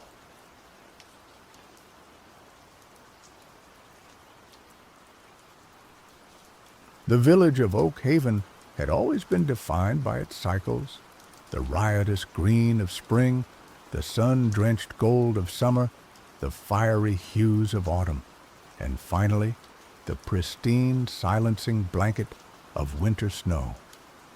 Oak Haven was nestled in a valley carved deep into the Whisperwind Mountains, and the snow, specifically, was their lifeblood. It fed the rivers in the spring, watered the crops, and, in its frozen glory, protected the roots from the harshest of winter winds. But this year, the cycle was broken. The final leaves had long since fallen, painting the ground in shades of rust and ochre. A perpetual twilight clung to the air, a hazy, melancholic amber that seemed to seep into the very bones of the villagers. The air held the crisp bite of late autumn, but the anticipated snowfall never came. Day after day, the gray sky remained stubbornly empty, offering no promise of the white relief they desperately needed. The elders of Oak Haven, their faces etched with worry lines that deepened with each passing sunless day, spoke of a disturbance in the natural order. The animals grew restless, migrating erratically. The river, usually a boisterous torrent by now, dwindled to a sluggish stream. Fear, like a creeping vine, began to choke the joy from the village. One crisp morning, Astesius, the village's self-proclaimed historian and keeper of lore, stumbled into the town square, his usually meticulous robes rumpled and his eyes wide with a blend of fear and excitement. Astesius was a man of eccentric charm, given to long-winded explanations and a penchant for dramatic pronouncements. He was also, despite his quirks, the repository of Oak Haven's history. "It's him," he declared, his voice cracking slightly. "It's Hemlock, the autumn thief." A murmur rippled through the small crowd that had gathered. Hemlock was a name whispered only in hushed tones, a mischievous spirit of the wild hunt, said to delight in disrupting the seasons. Legends painted him as a creature of autumnal beauty and chaotic energy, with eyes like amber and laughter like the rustling of leaves. He was said to crave attention, indulging in elaborate pranks to draw notice to himself. Most dismissed the stories as folklore, bedtime tales to warn children against wandering into the woods alone. But now, faced with the undeniable absence of winter, they clung to Astesius' words with desperate hope. Hemlock is said to steal the last snowfall, trapping her places in endless autumn. Astesius continued, pacing frantically. He does it for the sheer entertainment of it. A cosmic prankster, if you will. The stories say he dwells within the heart of the Petalwood, guarding his stolen season. A young woman named Carrie pushed her way to the front of the crowd. Carrie was a practical, strong-willed woman, a skilled hunter, and the daughter of the village's former leader. She possessed a pragmatic mind and a fiery spirit, rarely swayed by superstition. But even she couldn't deny the unsettling changes that had gripped Oak Haven. "So, what are we supposed to do, Astesius?" she asked, her voice laced with a mixture of skepticism and desperation. "Offer him tea and crumpets in exchange for our snow?"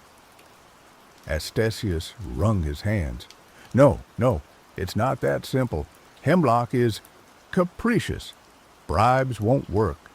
Force is out of the question. He is a spirit. The only way to retrieve the snow is to trick him. A collective groan arose from the crowd. Tricking a spirit sounded like a fool's errand, a recipe for disaster. But what other choice did they have? "Trick him how?" Carrie pressed, refusing to back down from the challenge.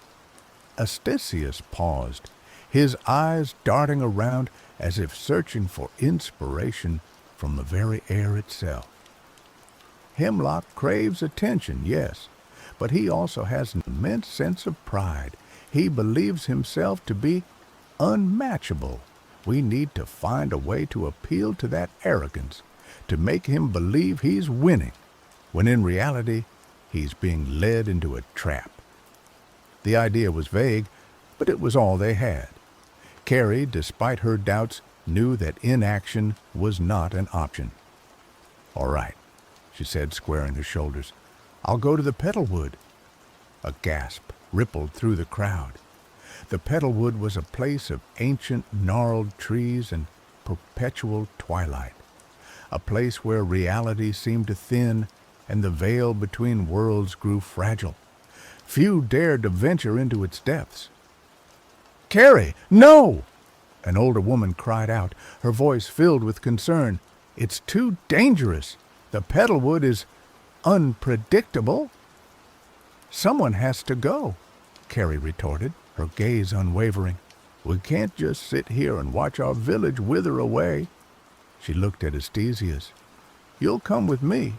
You know the lore. You know what we're up against." Astesius paled visibly. "Me? But I'm a scholar, not a—" He trailed off, unable to articulate his fear. "You're our only hope, Astesius," Carrie said, her voice firm but gentle. "We need you." He swallowed hard, his gaze flickering between Carrie's determined face and the anxious faces of the villagers. With a sigh, he relented. "All right," he said, his voice barely a whisper. "I'll go, but I'm warning you, I'm terrible in a fight." Carrie offered a small, reassuring smile. "We're not planning on fighting. We're planning on tricking." As Carrie prepared for her journey, gathering supplies and sharpening her hunting knives, she couldn't shake the feeling that they were embarking on a fool's errand.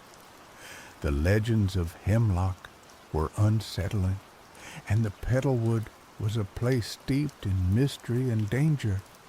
But the thought of Oak Haven, slowly dying beneath the weight of an endless autumn, fueled her resolve. She would do whatever it took to restore the balance, even if it meant facing a mischievous spirit in his own enchanted domain. Carrie and Astesius set off towards the Petalwood as the sun, a hazy orange disk, dipped below the horizon, casting long, eerie shadows across the valley. The air grew colder as they approached the edge of the woods, the familiar scent of decaying leaves and damp earth growing stronger. A sense of unease settled over them, a feeling of being watched by unseen eyes. The Petalwood was unlike any forest they had ever encountered. The trees were ancient, their gnarled branches twisted into bizarre shapes, as if frozen in the midst of some silent, agonizing scream. The ground was carpeted with a thick layer of decaying petals, their colors faded and muted, emitting a sweet, cloying scent that was both alluring and unsettling. The air was thick with a perpetual twilight, the sunlight barely penetrating the dense canopy overhead. As they ventured deeper into the woods, the sounds of the outside world faded away, replaced by a symphony of whispers.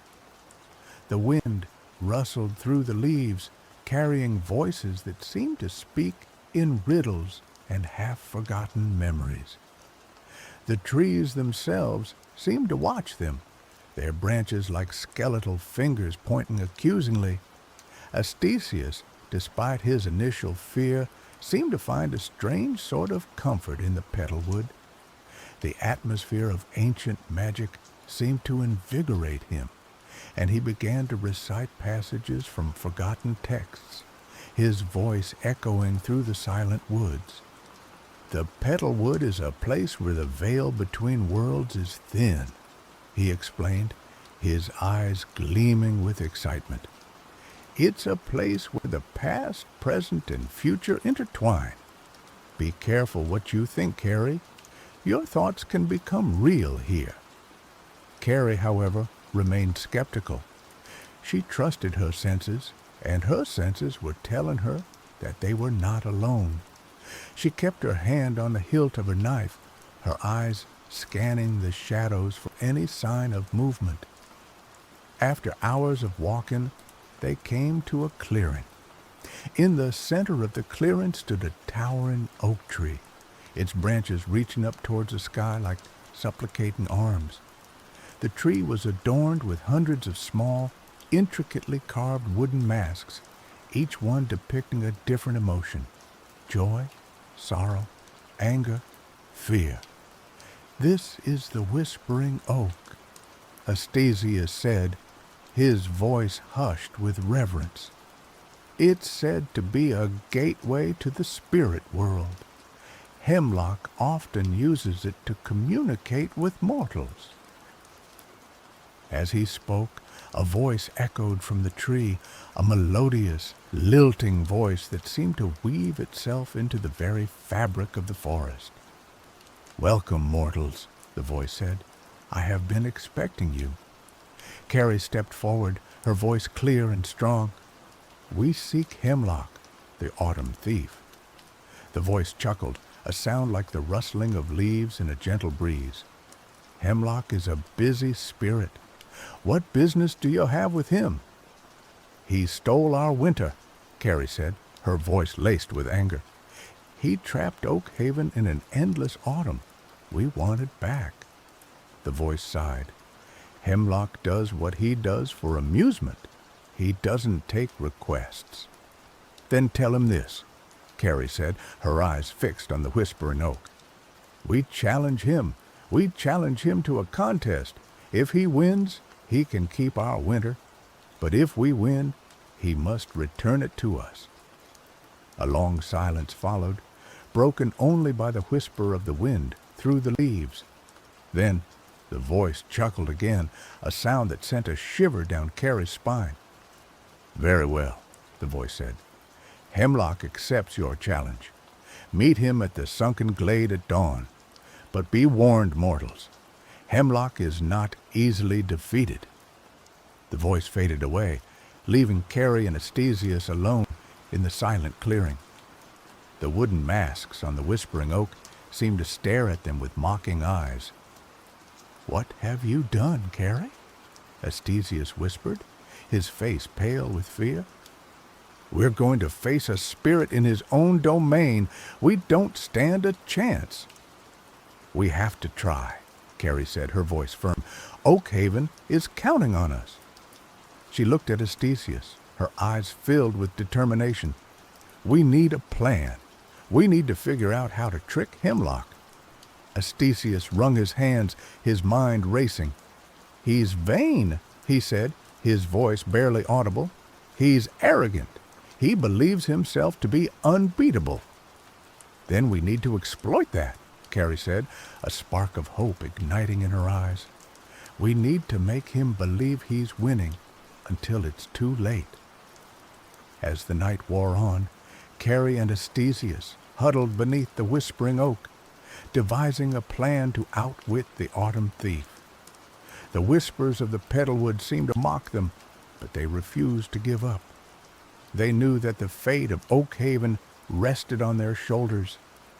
The sunken glade was a place of ethereal beauty and unsettling stillness. The ground sloped downwards, forming a bowl-shaped depression in the forest floor. A thick mist clung to the ground, obscuring the edges of the glade and creating an illusion of endless depth. In the center of the glade stood a pool of water, its surface as smooth and reflective as a mirror. As Carrie and Astesius entered the glade, they saw Hemlock standing by the edge of the pool.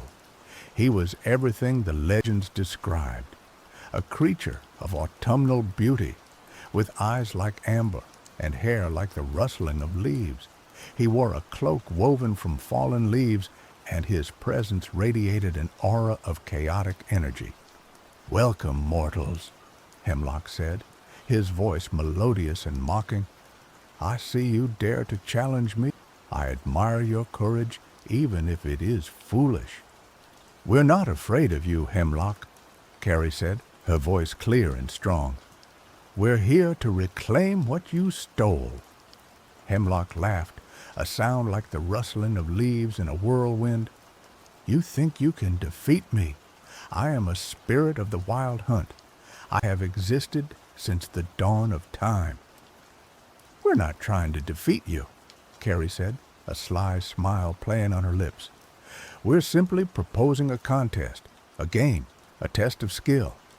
Hemlock raised an eyebrow, intrigued. "A game? What kind of game?" "A storytelling contest," Carrie said. "We each tell a story. The best story wins. If your story is better, you can keep our winter. But if our story is better, You must return it to us." Hemlock considered the proposition, his amber eyes gleaming with amusement. "A storytelling contest? How quaint. Very well, mortal. I accept your challenge. But be warned, I am a master storyteller. My tales have captivated gods and mortals alike." "We're not intimidated," Carrie said. "Let the contest begin." Hemlock gestured toward the pool of water. "The rules are simple. Each story must be inspired by the reflection in the pool. The reflection will change with each telling, offering a new source of inspiration. I shall go first." Hemlock gazed into the pool, his eyes widening as the reflection shifted and swirled. A vision of a lone wolf howling at the moon appeared on the water's surface. Hemlock smiled, his eyes gleaming with inspiration. He began to speak, his voice weaving a tale of loneliness, survival, and the primal call of the wild. He spoke of the wolf's struggles against the harsh elements, its desperate search for companionship, and its ultimate triumph over adversity. His words were lyrical and evocative, painting a vivid picture in the minds of Carrie and Astesius. When Hemlock finished his story, a silence fell over the sunken glade. The mist seemed to thicken, and the air grew heavy with emotion. "Impressive," Carrie said, her voice barely audible. "But it's our turn now." She looked at Astesius, her eyes pleading for inspiration. Astesius swallowed hard, his mind racing. He knew that they had to tell a story that was not only captivating, but also strategically crafted to exploit Hemlock's arrogance. He gazed into the pool, his eyes widening as the reflection shifted again. This time, a vision of a withered flower struggling to bloom in the harsh autumn frost appeared on the water's surface. Astesius began to speak, his voice trembling slightly at first, but growing stronger with each word. He told a story of perseverance, hope, and the enduring power of beauty. He spoke of the flower's defiance against the dying season, its unwavering determination to bloom despite the odds. He told of the bee that found the flower and carried its pollen across the land. He spoke of its vibrant color and sweet smell, a beacon of hope in a world consumed by decay. As Astesius spoke, Carrie realized the brilliance of his strategy. He wasn't just telling a story, he was subtly praising Hemlock, comparing him to the flower that dared to defy the natural order. He was appealing to Hemlock's vanity, making him believe that he was the hero of the story. When Astesius finished his story, Hemlock's expression was unreadable. He stared into the pool, his amber eyes narrowed in thought. "Well told," he said finally, his voice carefully neutral. "But it is my turn again, is it not?" The reflection in the pool shifted once more, this time revealing a vision of a mighty oak tree, its branches laden with golden leaves. Hemlock smiled, his eyes gleaming with confidence. He began to speak, his voice filled with pride.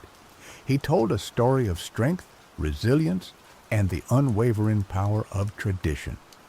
The oak was a king, ruling over the forest, wise and strong, a friend to the animals, and a protector of the weak.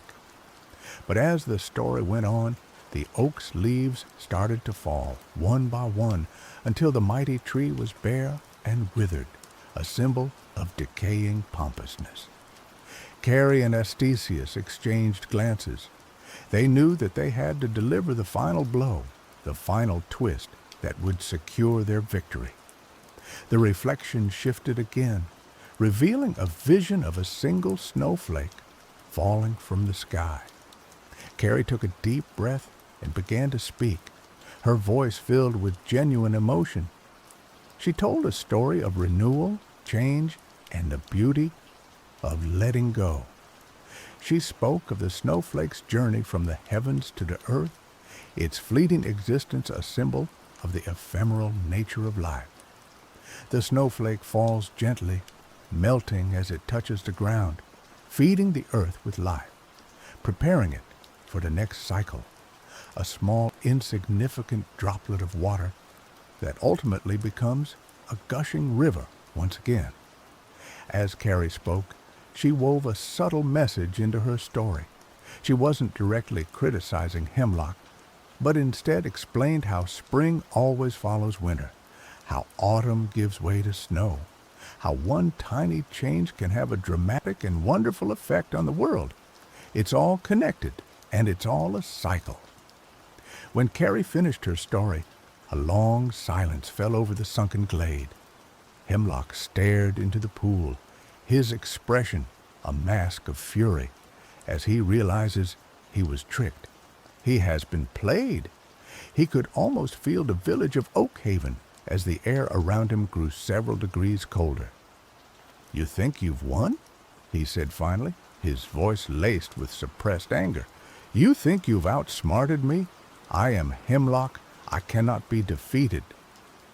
"We didn't defeat you, Hemlock," Carrie said, her voice calm and reassuring. "We simply told a better story, a story of hope, of renewal, of the beauty of balance." Hemlock stared at Carrie, his eyes blazing with fury. Then slowly a wry smile spread across his lips. "Very well, mortals," he said, his voice resigned. "You have earned your victory. I will return your winter to you." He closed his eyes and raised his hands toward the sky. A gust of wind swept through the sunken glade, carrying with it the scent of snow and the promise of winter. The mist began to dissipate, and the first snowflakes began to fall, swirling gently in the air. Hemlock opened his eyes, his amber gaze fixed on Carrie. "I have kept my word," he said, "but do not think that this is the end. I will return, mortals. I will always return. The cycle of the seasons cannot be broken." With a final laugh, Hemlock vanished into the mist, leaving Carrie and Astesius alone in the sunken glade. The snow continued to fall, covering the ground in a blanket of white.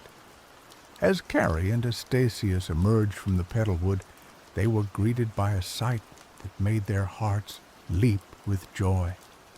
Oakhaven was transformed. The ground was covered in a pristine layer of snow. The trees were dusted with white, and the air was filled with the crisp, invigorating scent of winter. The villagers rushed to greet them, their faces beaming with relief and gratitude. They cheered and danced in the snow, celebrating the return of the season they had feared they had lost forever. Carrie and Astesius were hailed as heroes, their names forever etched into the annals of Oakhaven's history. But they knew that they were not truly heroes. They had simply done what was necessary to protect their village, to restore the balance of the seasons.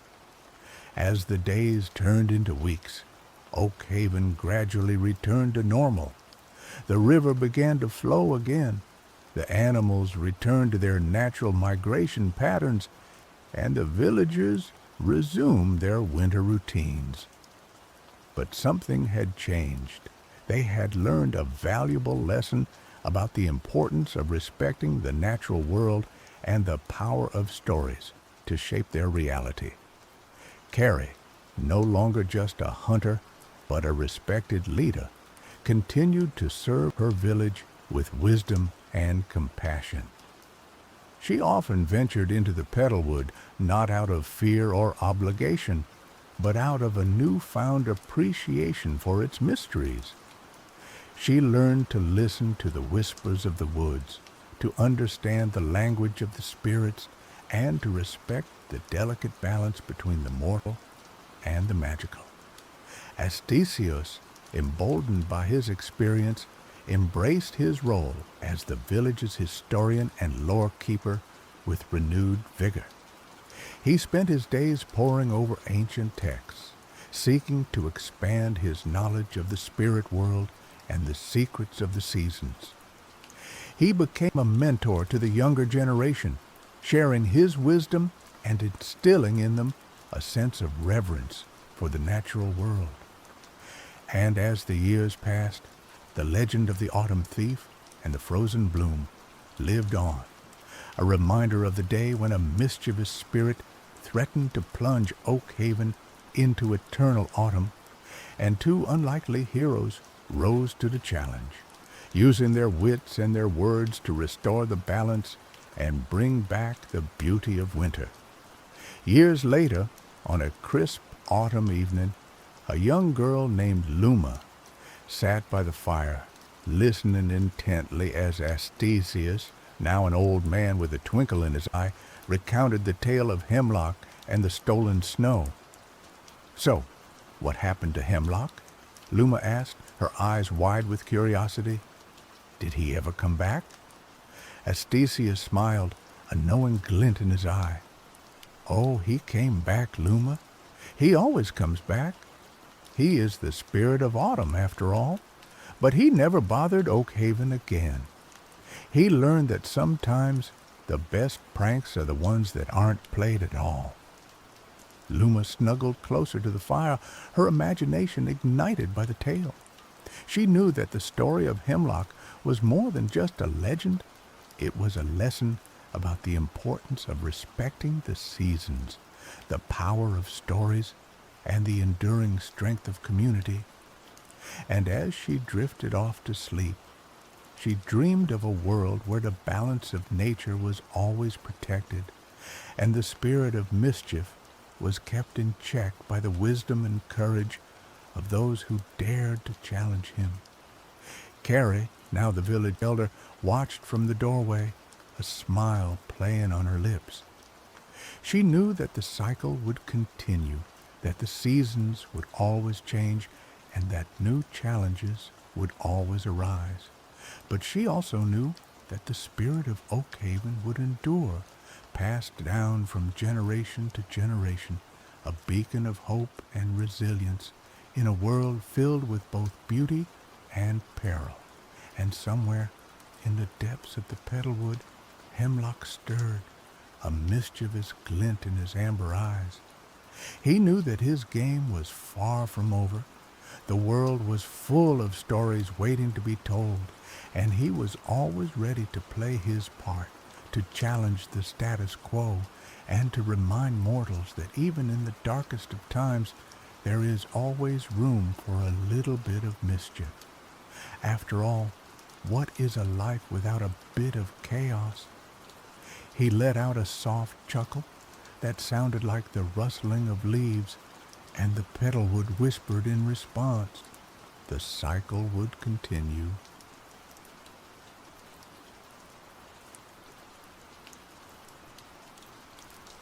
The city of Ethel lay nestled in a valley perpetually shrouded in twilight.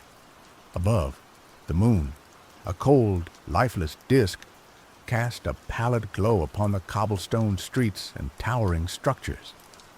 Ethel was a place of ancient beauty and unsettling silence, a monument to forgotten gods and a stark reminder of mortal limitations. It was a city where memories faded like watercolor paintings left in the rain, and where, most disturbingly, the sound of one's own voice was lost forever upon entry. Tamaka, a cartographer with eyes that held the vastness of maps yet unexplored, stood at the precipice of the valley. She was a woman driven by a thirst for the unknown, her spirit as restless as the winds that whipped through mountain passes. For months, she had traced rumors of Ethel, dismissing them as fanciful tales spun by superstitious travelers. But the consistency of the accounts, the shared details of the city bathed in eternal dusk, had piqued her curiosity, that relentless goad that led her to the edge of this valley. Beside her stood Juniper, a botanist whose love for the hidden language of flora rivaled Tamaka's fascination with uncharted lands. Juniper, with her gentle demeanor and calloused hands, sought not conquest, but understanding. The strange reports of Ethel's flora, plants that seemed to defy the laws of nature, blooming in perpetual twilight, had drawn her here. She carried a satchel filled with glass vials and notebooks, ready to document the city's secrets, hoping to understand how life could flourish in such an unnatural environment. Behind them, Cyrus, a historian burdened by the weight of ages past, nervously adjusted the spectacles perched upon his nose. He was a man of books and brittle parchment, more comfortable in the hushed silence of libraries than the uncertainties of the wilderness. He had come to Ethel seeking answers to a riddle that had plagued him for years, a forgotten civilization whose existence was only hinted at in fragmented texts, a people rumored to have vanished without a trace, leaving behind only whispers of a city bathed in twilight. Ramon, a mercenary with a past as shadowed as the valley before them, leaned against a weathered boulder, his eyes scanning the surroundings with practiced vigilance. He was a man of few words, his loyalty bought with coin and kept with a fierce sense of honor. He had been hired by Cyrus, his pragmatic skills a necessary counterpoint to the historian's academic inclinations. Ramon cared little for lost civilizations or botanical anomalies. He was here for the promised reward, but a flicker of something akin to curiosity danced in his eyes as he gazed at the city, the air around which felt heavy with mystery. As they descended into the valley, a strange sensation washed over them. The wind died down, the sounds of the forest faded, and a heavy silence descended, pressing against their eardrums. Tamaka felt a prickling on her skin. Juniper's breath hitched. Cyrus stumbled, and Ramon's hand instinctively tightened on the hilt of his sword. The air itself seemed to hum with an energy that both attracted and repelled. The first glimpse of Ethel stole their breath away. The city was built of a stone that seemed to absorb the faint moonlight, glowing with a soft internal luminescence. Towers pierced the perpetually dusky sky, their spires adorned with intricate carvings that seemed to shift and writhe in the shadows. Buildings leaned against each other like weary travelers, their windows like vacant eyes staring out into the twilight. It was a city of profound beauty, but a beauty tinged with melancholy, a silent testament to a grandeur long past. They approached the city gates, massive arches crafted from the same luminous stone. They were open, inviting, yet also strangely forbidding. Tamaka hesitated, a rare moment of doubt clouding her usually resolute expression. "Are we sure about this?" she asked. But the sound died in her throat, a mere exhalation of air. She tried again, forcing the words out, but only silence answered. Panic flared in her chest. She looked at Juniper, Cyrus, and Ramon, desperately trying to convey her fear, but they seemed oblivious, their attention already drawn to the city before them. She gestured wildly, miming the act of speaking, but they only stared back, their faces blank with incomprehension. Juniper stepped forward, drawn by the sight of strange, luminous plants growing along the base of the gate. They were unlike anything she had ever seen, their leaves shimmering with an ethereal glow. She reached out to touch one, her fingers trembling with anticipation. Cyrus, his eyes wide with wonder, pushed past them, his gaze fixed on the architecture of the city. He recognized elements of a language he had only glimpsed in ancient texts. The intricate carvings on the towers echoing symbols he had spent years deciphering. "This is it," he whispered, his voice also lost to the city's strange enchantment. "This is the city of the Silent Ones."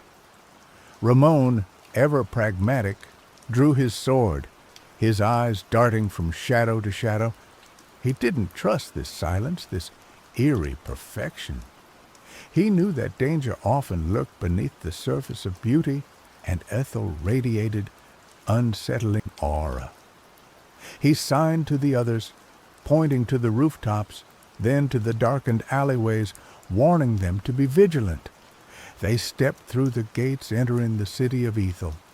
The silence deepened, becoming almost tangible, a heavy blanket that stifled thought and choked the soul. Tamaka felt a growing sense of dread, a primal fear that resonated deep within her bones. She was a cartographer, a woman who prided herself on her ability to navigate the unknown, but here, in this silent city, she felt utterly lost. As they ventured deeper into Ethel, they encountered no living soul.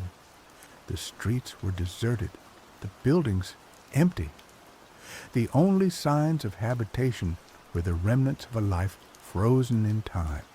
A table set for a meal, the food long since decayed, a child's toy lying abandoned in the street, a loom still threaded with unfinished cloth.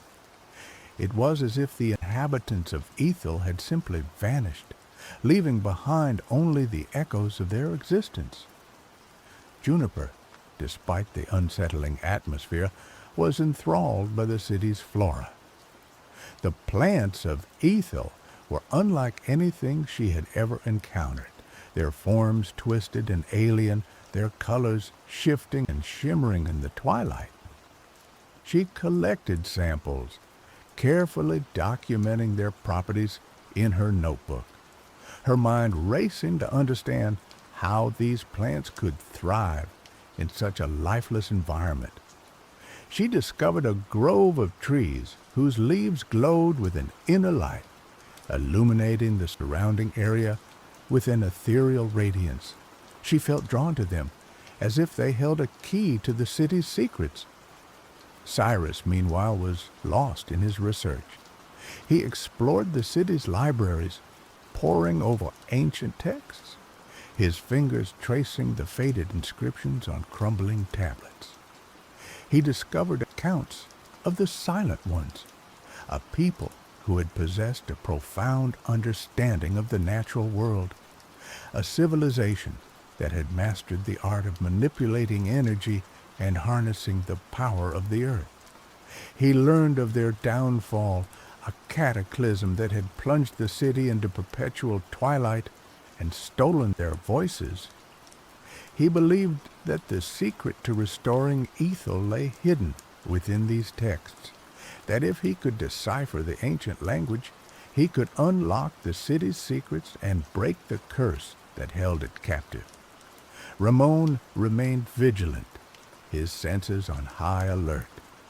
He moved through the city like a ghost, his footsteps silent on the cobblestone streets. He noticed subtle details that the others missed, the faint scratch marks on the walls, the disturbed dust in the corners of rooms, the unnerving feeling of being watched. He sensed that they were not alone in Ethel, that something else was lurking in the shadows, observing their every move. Tamaka, still struggling with the loss of her voice, felt increasingly isolated. She tried to communicate with the others, but her efforts were futile. They were so engrossed in their own pursuits that they barely noticed her distress. She wandered the city alone, her heart heavy with despair. She felt like a ghost in a ghost town, a silent observer trapped in a world she could no longer understand. One evening, as the twilight deepened, Tamaka found herself drawn to the city's central plaza. In the center of the plaza stood a towering monolith, crafted from the same luminous stone as the rest of the city. The monolith was covered in intricate carvings, symbols that seemed to pulse with an inner light. As Tamaka approached, she felt a strange sensation, a tingling in her fingertips, as if the monolith was calling to her. She reached out and touched the stone, her fingers tracing the contours of the carvings. As she did so, a wave of energy surged through her body, a jolt that sent her reeling. Images flashed through her mind, visions of the silent ones, their faces radiant with knowledge, their voices echoing with power, visions of the cataclysm that had destroyed their civilization, the earth trembling, the sky ablaze, visions of a hidden chamber beneath the city, a place where the secrets of the silent ones were preserved. When the vision subsided, Tamaka gasped for breath, her heart pounding in her chest. She felt different, changed. She had glimpsed the truth of Ethel, the history of the silent ones, the secret of the city's silence. And then she heard it, a faint whisper, a sound she had thought she would never hear again. It was her own voice, trembling, hesitant, but undeniably hers. "Hello," she whispered, the word echoing in the silent plaza. "Can anyone hear me?" The sound of her voice shattered the illusion of silence that had enveloped Ethel. Juniper looked up from her plants, her eyes widening in surprise. Cyrus emerged from the library, his face etched with disbelief. Ramon stepped out of the shadows, his hand instinctively reaching for his sword. They stared at Tamaka, their expressions a mixture of wonder and confusion. "Tamaka?" Juniper asked, her voice also returning, though raspy from disuse. "Is that you? Can you speak?" "Yes," Tamaka said, tears streaming down her face. "I can speak. I know what happened here. I know how to break the curse." She explained what she had seen, the visions of the silent ones, the cataclysm that had destroyed their civilization, the hidden chamber beneath the city. She told them that the key to restoring Ethel lay in understanding the silent one's connection to the natural world, their ability to harness the earth's energy. Juniper, with her knowledge of the city's flora, realized that the plants were not merely thriving in the twilight. They were drawing energy from it, acting as conduits for the earth's power. Cyrus, with his understanding of the silent one's language, realized that the carvings on the monolith were not mere decoration, but a complex system of symbols that could be used to channel that energy. Together, they devised a plan. They would use Juniper's plants to amplify the earth's energy, Cyrus's knowledge of the silent one's language to direct that energy, and Tamaka's newfound understanding of the city's history to guide them to the hidden chamber. Ramon, ever the pragmatist, would provide security, ensuring that they were not disturbed by whatever else lurked in the shadows. They followed Tamaka's lead, venturing deeper into the city than they had ever gone before. They navigated through labyrinthine streets, descended into forgotten catacombs, and climbed to the tops of crumbling towers. Along the way, they encountered strange creatures, beings twisted and warped by the city's unnatural energy. Some were hostile, attacking them with savage ferocity. Others were passive, simply observing them with vacant eyes. Ramon, with his skill and his sword, protected them from the hostile creatures, while Juniper and Cyrus used their respective knowledge to understand and appease the passive ones. Tamaka, guided by her visions, led them ever closer to their goal. Finally, after days of searching, they found it, the entrance to the hidden chamber. It was located beneath the city's main temple, concealed behind a massive stone door that was sealed with ancient magic. Cyrus used his knowledge of the Silent One's language to decipher the runes on the door, while Juniper used her plants to disrupt the magical seals. Ramon, with his brute strength, forced the door open, revealing a dark and forbidding passage. They descended into the chamber, their hearts pounding with anticipation. The air was thick with energy, the silence even more oppressive than above. The chamber was vast and cavernous, its walls lined with shelves filled with ancient artifacts. In the center of the chamber stood a crystal, pulsating with a soft inner light. It was the source of the city's energy, the heart of the Silent One's power. As they approached the crystal, they were confronted by a figure, a being of pure energy, a guardian of the chamber. It was a remnant of the Silent Ones, a consciousness that had been preserved within the crystal, tasked with protecting its secrets. The guardian warned them to turn back, to leave Ethel and never return. It told them that the city was cursed, that its fate was sealed. Tamaka refused to be deterred. She told the guardian that they had come not to steal the Silent One's secrets, but to restore their legacy. She told it that they understood the Silent One's connection to the natural world, their desire to live in harmony with the earth. She pleaded with the guardian to trust them, to give them a chance to break the curse that held Ethel captive. The guardian listened to her words, its energy flickering with uncertainty. It sensed the sincerity in her voice, the genuine desire in her heart. After a long moment of silence, it relented. It told them that it would give them a chance, but that the task would not be easy. They would have to prove themselves worthy of the Silent One's legacy. The guardian revealed the source of the curse.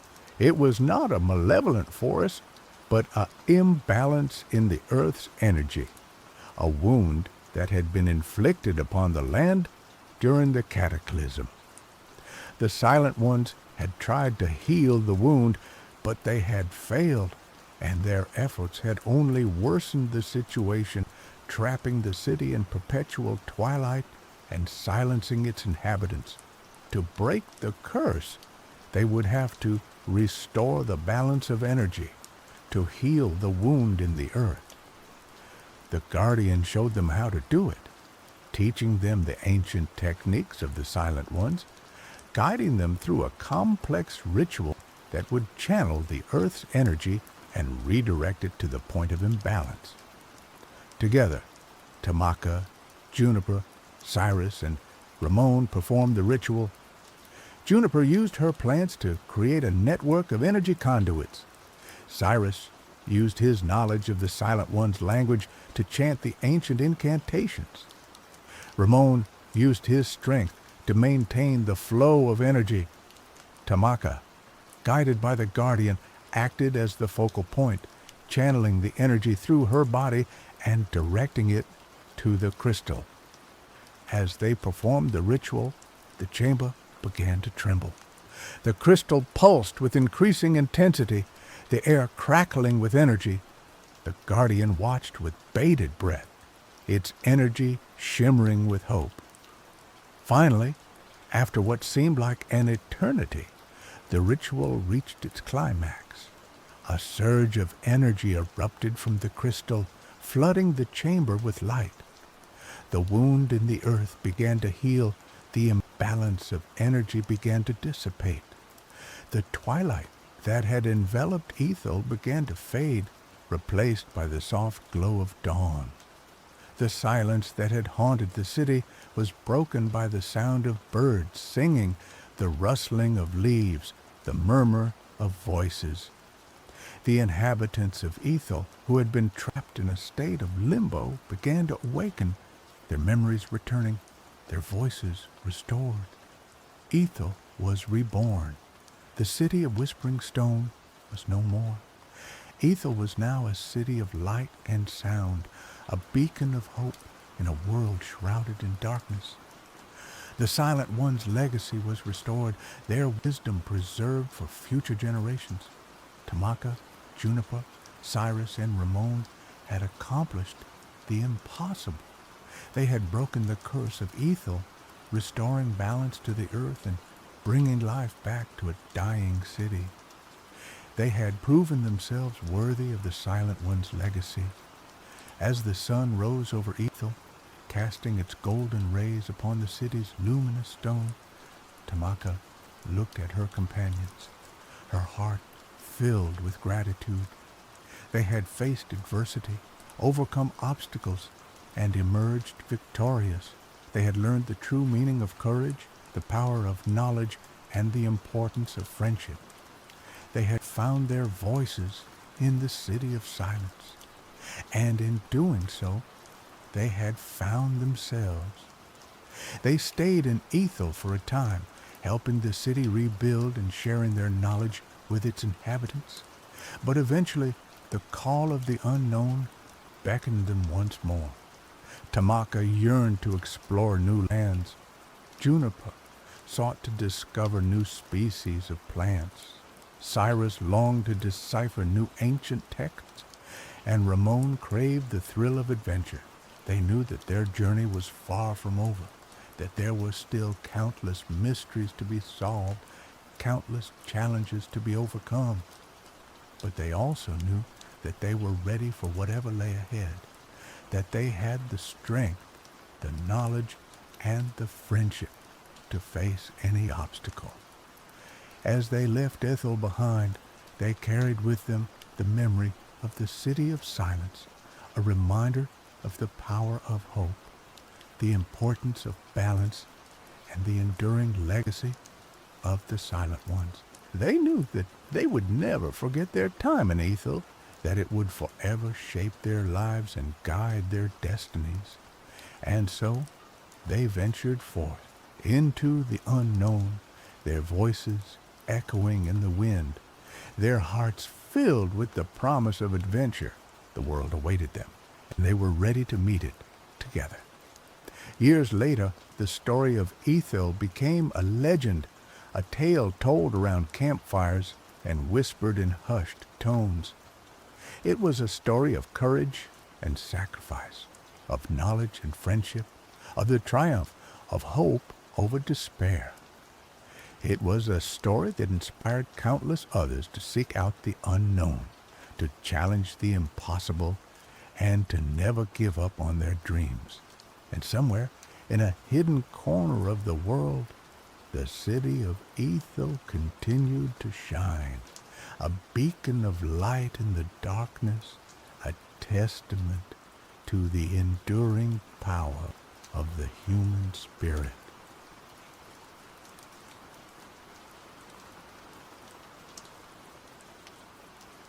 The village of Eldertide nestled in a valley cradled by ancient snow-capped peaks.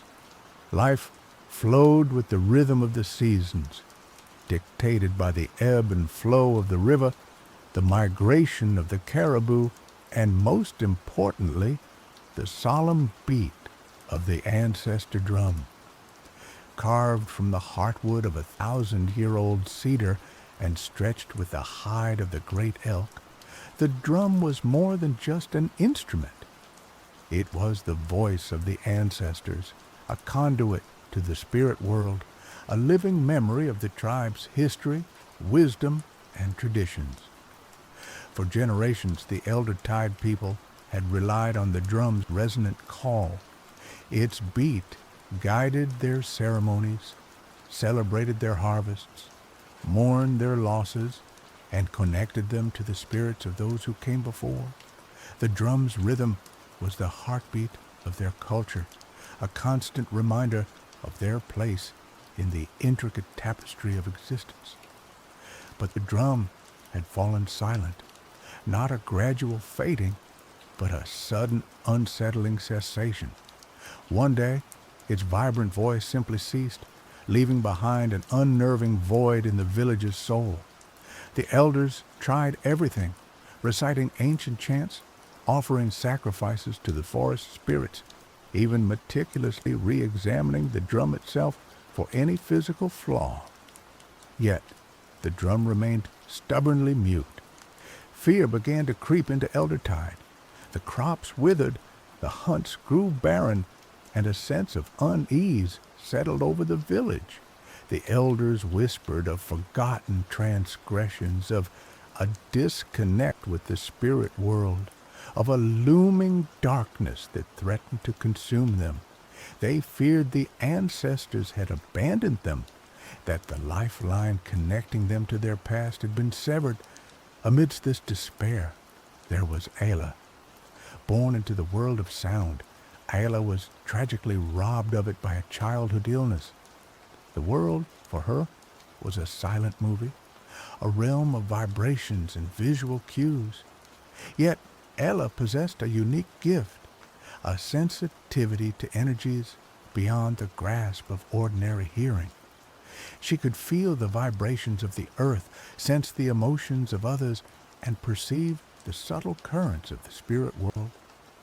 While the rest of the village heard nothing but silence from the ancestor drum, Ayla experienced something different. In her dreams, she heard it. Not a clear, distinct sound, but a faint, muffled echo, a ghost of a beat resonating deep within her mind. The dream drum possessed a heartbreaking, mournful quality, as though the ancestors were calling out in despair, their voices trapped in a distant realm. Ayla, though young, understood the gravity of the situation. She saw the worry etched on her parents' faces, felt the fear that gripped the village, and knew that the silence of the drum was slowly killing their spirit. Despite her inability to communicate with them through conventional means, she was determined to help. Using a combination of gestures, drawings in the dirt, and the few signs she had learned, Ayla tried to convey her dream to the elders. Initially, they were skeptical. How could a deaf child hear what they, with all their experience and wisdom, could not? But Ayla's persistence, combined with the undeniable desperation of their situation, eventually wore them down. They saw the unwavering conviction in her eyes, the intensity of her purpose, and decided to trust her. The shaman, a wizened old woman named Anya, was particularly intrigued by Ayla's claim. Anya had always believed that Ayla's deafness had opened her to other forms of perception, that she could see and feel things that others could not. She saw in Ayla a potential bridge to the spirit world, a key to unlocking the mystery of the silent drum. Anya consulted the spirits, seeking guidance on Ayla's dream echo. After days of meditation and ritual, Anya emerged with a revelation. The ancestors were indeed trapped, their voices silenced by a malevolent force that had infiltrated the spirit world. The drum's silence was a symptom of this spiritual corruption, a manifestation of the ancestors' imprisonment. To restore the drum's beat and free the ancestors, someone had to journey into the spirit world, confront the malevolent force, and restore balance. It was a perilous task, one that required courage, resilience, and a deep connection to the spirit world. And Anya believed that Ayla, with her unique ability to hear the drum's echo in her dreams, was the only one who could do it. The elders, while hesitant to send a young deaf child on such a dangerous mission, ultimately agreed. They had no other choice. Their people were fading, their culture dying, and Ayla's dream offered the only glimmer of hope. Thus began Ayla's preparations for her journey into the spirit world. Anya guided her, teaching her ancient rituals, sharing stories of the ancestors, and helping her hone her spiritual senses. Ayla learned to meditate, to quiet her mind and listen to the subtle whispers of the spirit world. She learned to interpret the signs and symbols that surrounded her, to understand the language of nature, and to trust her instincts. Anya also crafted a special amulet for Ayla, made from a piece of the ancestor drum itself and imbued with protective energies. The amulet would serve as a guide and a shield, helping Ayla navigate the treacherous terrain of the spirit world and ward off malevolent entities. As Ayla prepared, she also spent time with her family and friends. She knew the journey would be long and arduous, and there was no guarantee she would return.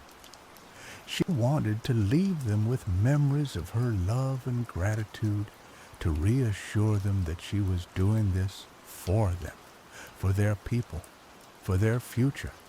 The day of Ayla's departure arrived, cloaked in a somber yet hopeful atmosphere. The entire village gathered to bid her farewell. Anya led a ceremony, invoking the blessings of the ancestors and the protection of the forest spirits.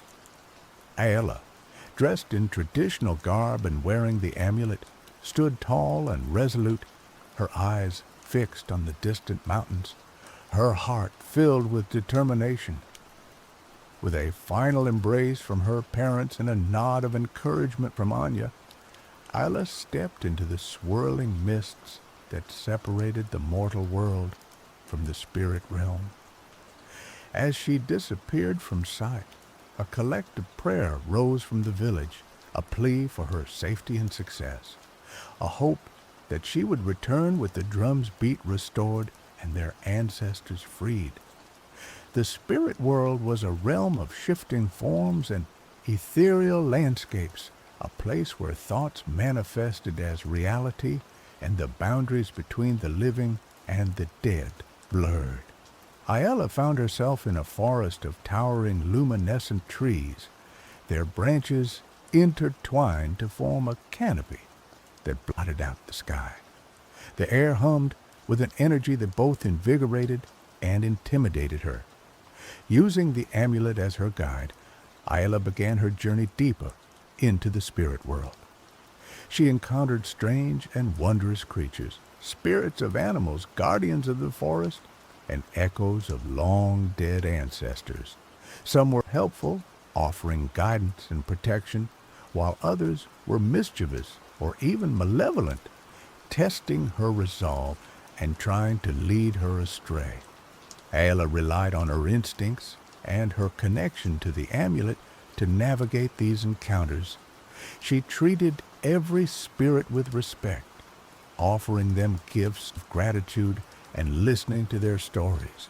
She learned that the spirit world was not simply a reflection of the mortal world, but a complex and interconnected web of energies, emotions, and memories.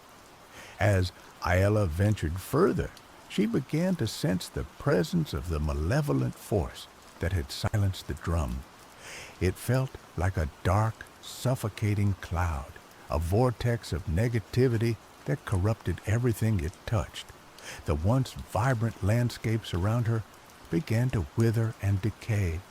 The spirits grew agitated, fearful, and the air became heavy with a sense of dread. Ayla knew she was getting closer to the source of the corruption.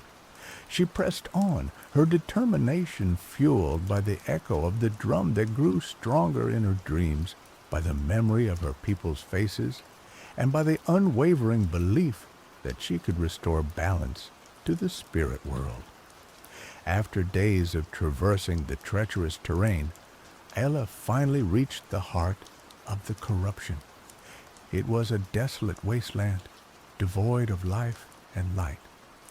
In the center stood a towering obsidian structure, pulsating with a dark, malevolent energy. This was the prison of the ancestors, the source of the drum's silence. Guarding the entrance to the prison was a formidable creature, a hulking shadow figure with glowing red eyes and razor-sharp claws. It was a manifestation of the malevolent force, a guardian of the ancestors' captivity. The creature lunged at Ayala, its claws slashing through the air. Ayala dodged and weaved, relying on her agility and her knowledge of the spirit world to evade its attacks. She knew she couldn't defeat the creature with brute force. She had to find a way to weaken it, to exploit its vulnerabilities. Remembering Anya's teachings, Ella focused her mind, channeling the energy of the amulet. She visualized the ancestor drum, its vibrant beat filling the spirit world. She imagined the faces of her ancestors, their wisdom and strength flowing through her. As Ella focused, the amulet began to glow with an intense light. The light radiated outwards, pushing back the darkness and weakening the shadow creature. The creature recoiled, hissing in pain as the light burned its shadowy form. Seeing her opportunity, Ayla charged toward the prison. The creature tried to stop her, but Ayla was too quick. She slipped past its defenses and entered the obsidian structure. Inside, Ayla found the ancestors. They were trapped in cages of shadow, their faces gaunt and their spirits broken. The dark energy of the prison was slowly draining their life force, silencing their voices, and erasing their memories. Ayala rushed to the cages, touching them with the amulet. The amulet's light burned away the shadows, freeing the ancestors one by one.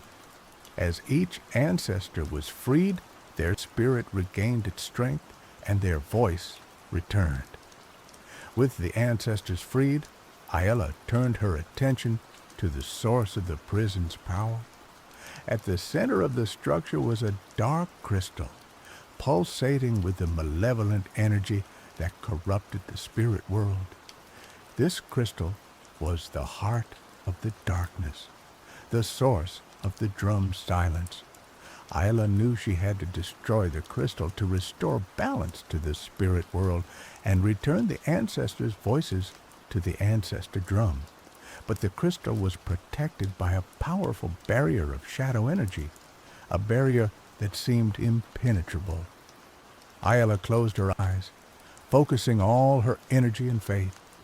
She remembered the echo of the drum in her dreams, the voices of her people, the faces of her family.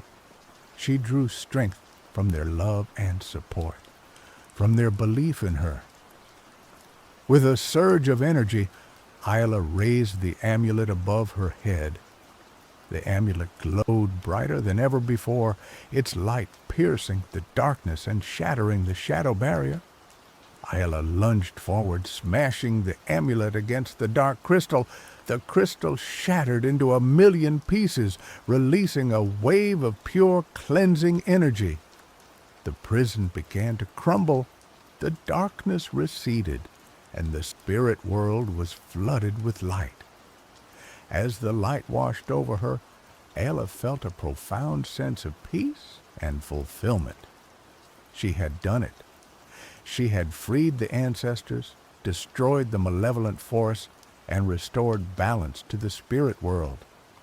With the prison destroyed and the ancestors freed, Ayla began her journey back to the mortal world. The spirit world was transformed. The landscapes were vibrant and alive. The spirits were joyful and at peace, and the air hummed with a harmonious energy. As Ayla approached the boundary between the spirit world and the mortal world, she heard it, the beat of the ancestor drum. It was faint at first, but it grew stronger with each step she took. The drum's rhythm was clear and resonant, filled with the voices of the ancestors, the wisdom of the ages, and the promise of a brighter future. Ayla stepped back into the mortal world, emerging from the swirling mists that separated the two realms. She found herself standing before her village, the faces of her people filled with anticipation and hope. As they saw her, a cheer erupted. They knew from the look in her eyes and the energy that radiated from her that she had succeeded. The drum's beat, now clearly audible to all, confirmed their hopes. Ayala walked towards the ancestor drum, reaching out to touch its weathered surface. As her fingers made contact, the drum resonated with a powerful vibration. The voices of the ancestors filled the air, reciting ancient chants, sharing stories of the past, and offering blessings for the future. The village of Eldertide was revitalized, the crops thrived, the hunts were plentiful, and the people were filled with a renewed sense of purpose and connection. The ancestor drum beat strong, a constant reminder of their heritage, their resilience, and their connection to the spirit world. Ayala became a hero, a legend in her own time. She was revered for her courage, her wisdom, and her ability to bridge the gap between the mortal world and the spirit world. She taught her people the importance of listening to the whispers of the spirit world, of respecting the ancestors, and of maintaining balance in all things.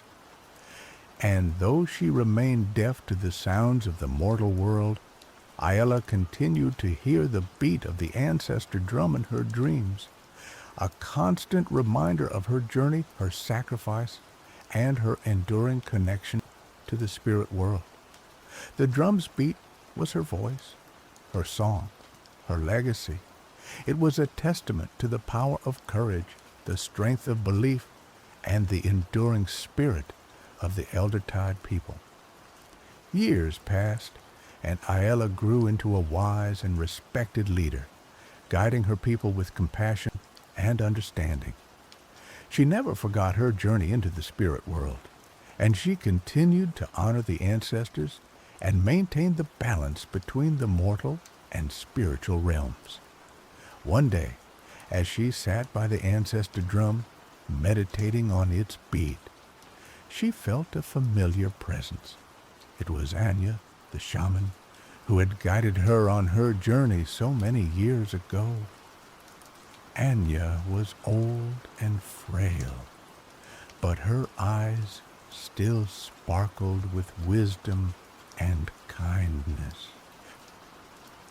"Ayla," Anya said, her voice raspy but strong, "you have done well. You have restored the drum's beat and brought peace to our people." Ayla smiled, gesturing her gratitude to Anya. She knew that she couldn't have done it without Anya's guidance and support. "But," Anya continued, "there is one more thing you must do." Ayla raised an eyebrow, curious. "The spirit world is vast and ever-changing," Anya explained. "The malevolent force you defeated may return, or a new threat may arise. You must train someone to take your place, to be the next bridge between our world and the spirit world." Ayla understood. It was her responsibility to pass on her knowledge and skills to the next generation, to ensure that the Eldertide people would always have a connection to the ancestors and the spirit world. She thought for a moment, considering who would be the best candidate. Then her eyes fell on a young girl playing near the river. The girl was deaf, like Ayla, but she possessed a remarkable sensitivity to the energies around her. Ayla smiled. She knew that she had found her successor. And so Ayla began to train the young girl, teaching her the ancient rituals, sharing the stories of the ancestors, and helping her hone her spiritual senses. She showed her how to listen to the whispers of the spirit world, how to interpret the signs and symbols of nature, and how to trust her instincts. As the girl learned, Ayla felt a sense of peace and fulfillment. She knew that she was leaving the Eldertide people in good hands, that their connection to the spirit world would continue, and that the beat of the ancestor drum would resonate for generations to come. And as Ailla's time in the mortal world drew to a close, she knew that she would soon be joining the ancestors in the spirit world, where she would continue to watch over her people and guide them on their path. Her legacy would live on not only in the beat of the ancestor drum, but also in the hearts of all those who remembered her courage, her wisdom, and her unwavering dedication to the Eldertide people. The cycle continued, the drum beat on, and the memory of Isla, the deaf child who heard the ancestors' call, became a sacred part of the Eldertide story, a testament to the power of spirit and the enduring strength of a people connected to their past. And now, some soothing rain sounds for those that are still awake. Sweet dreams, friend.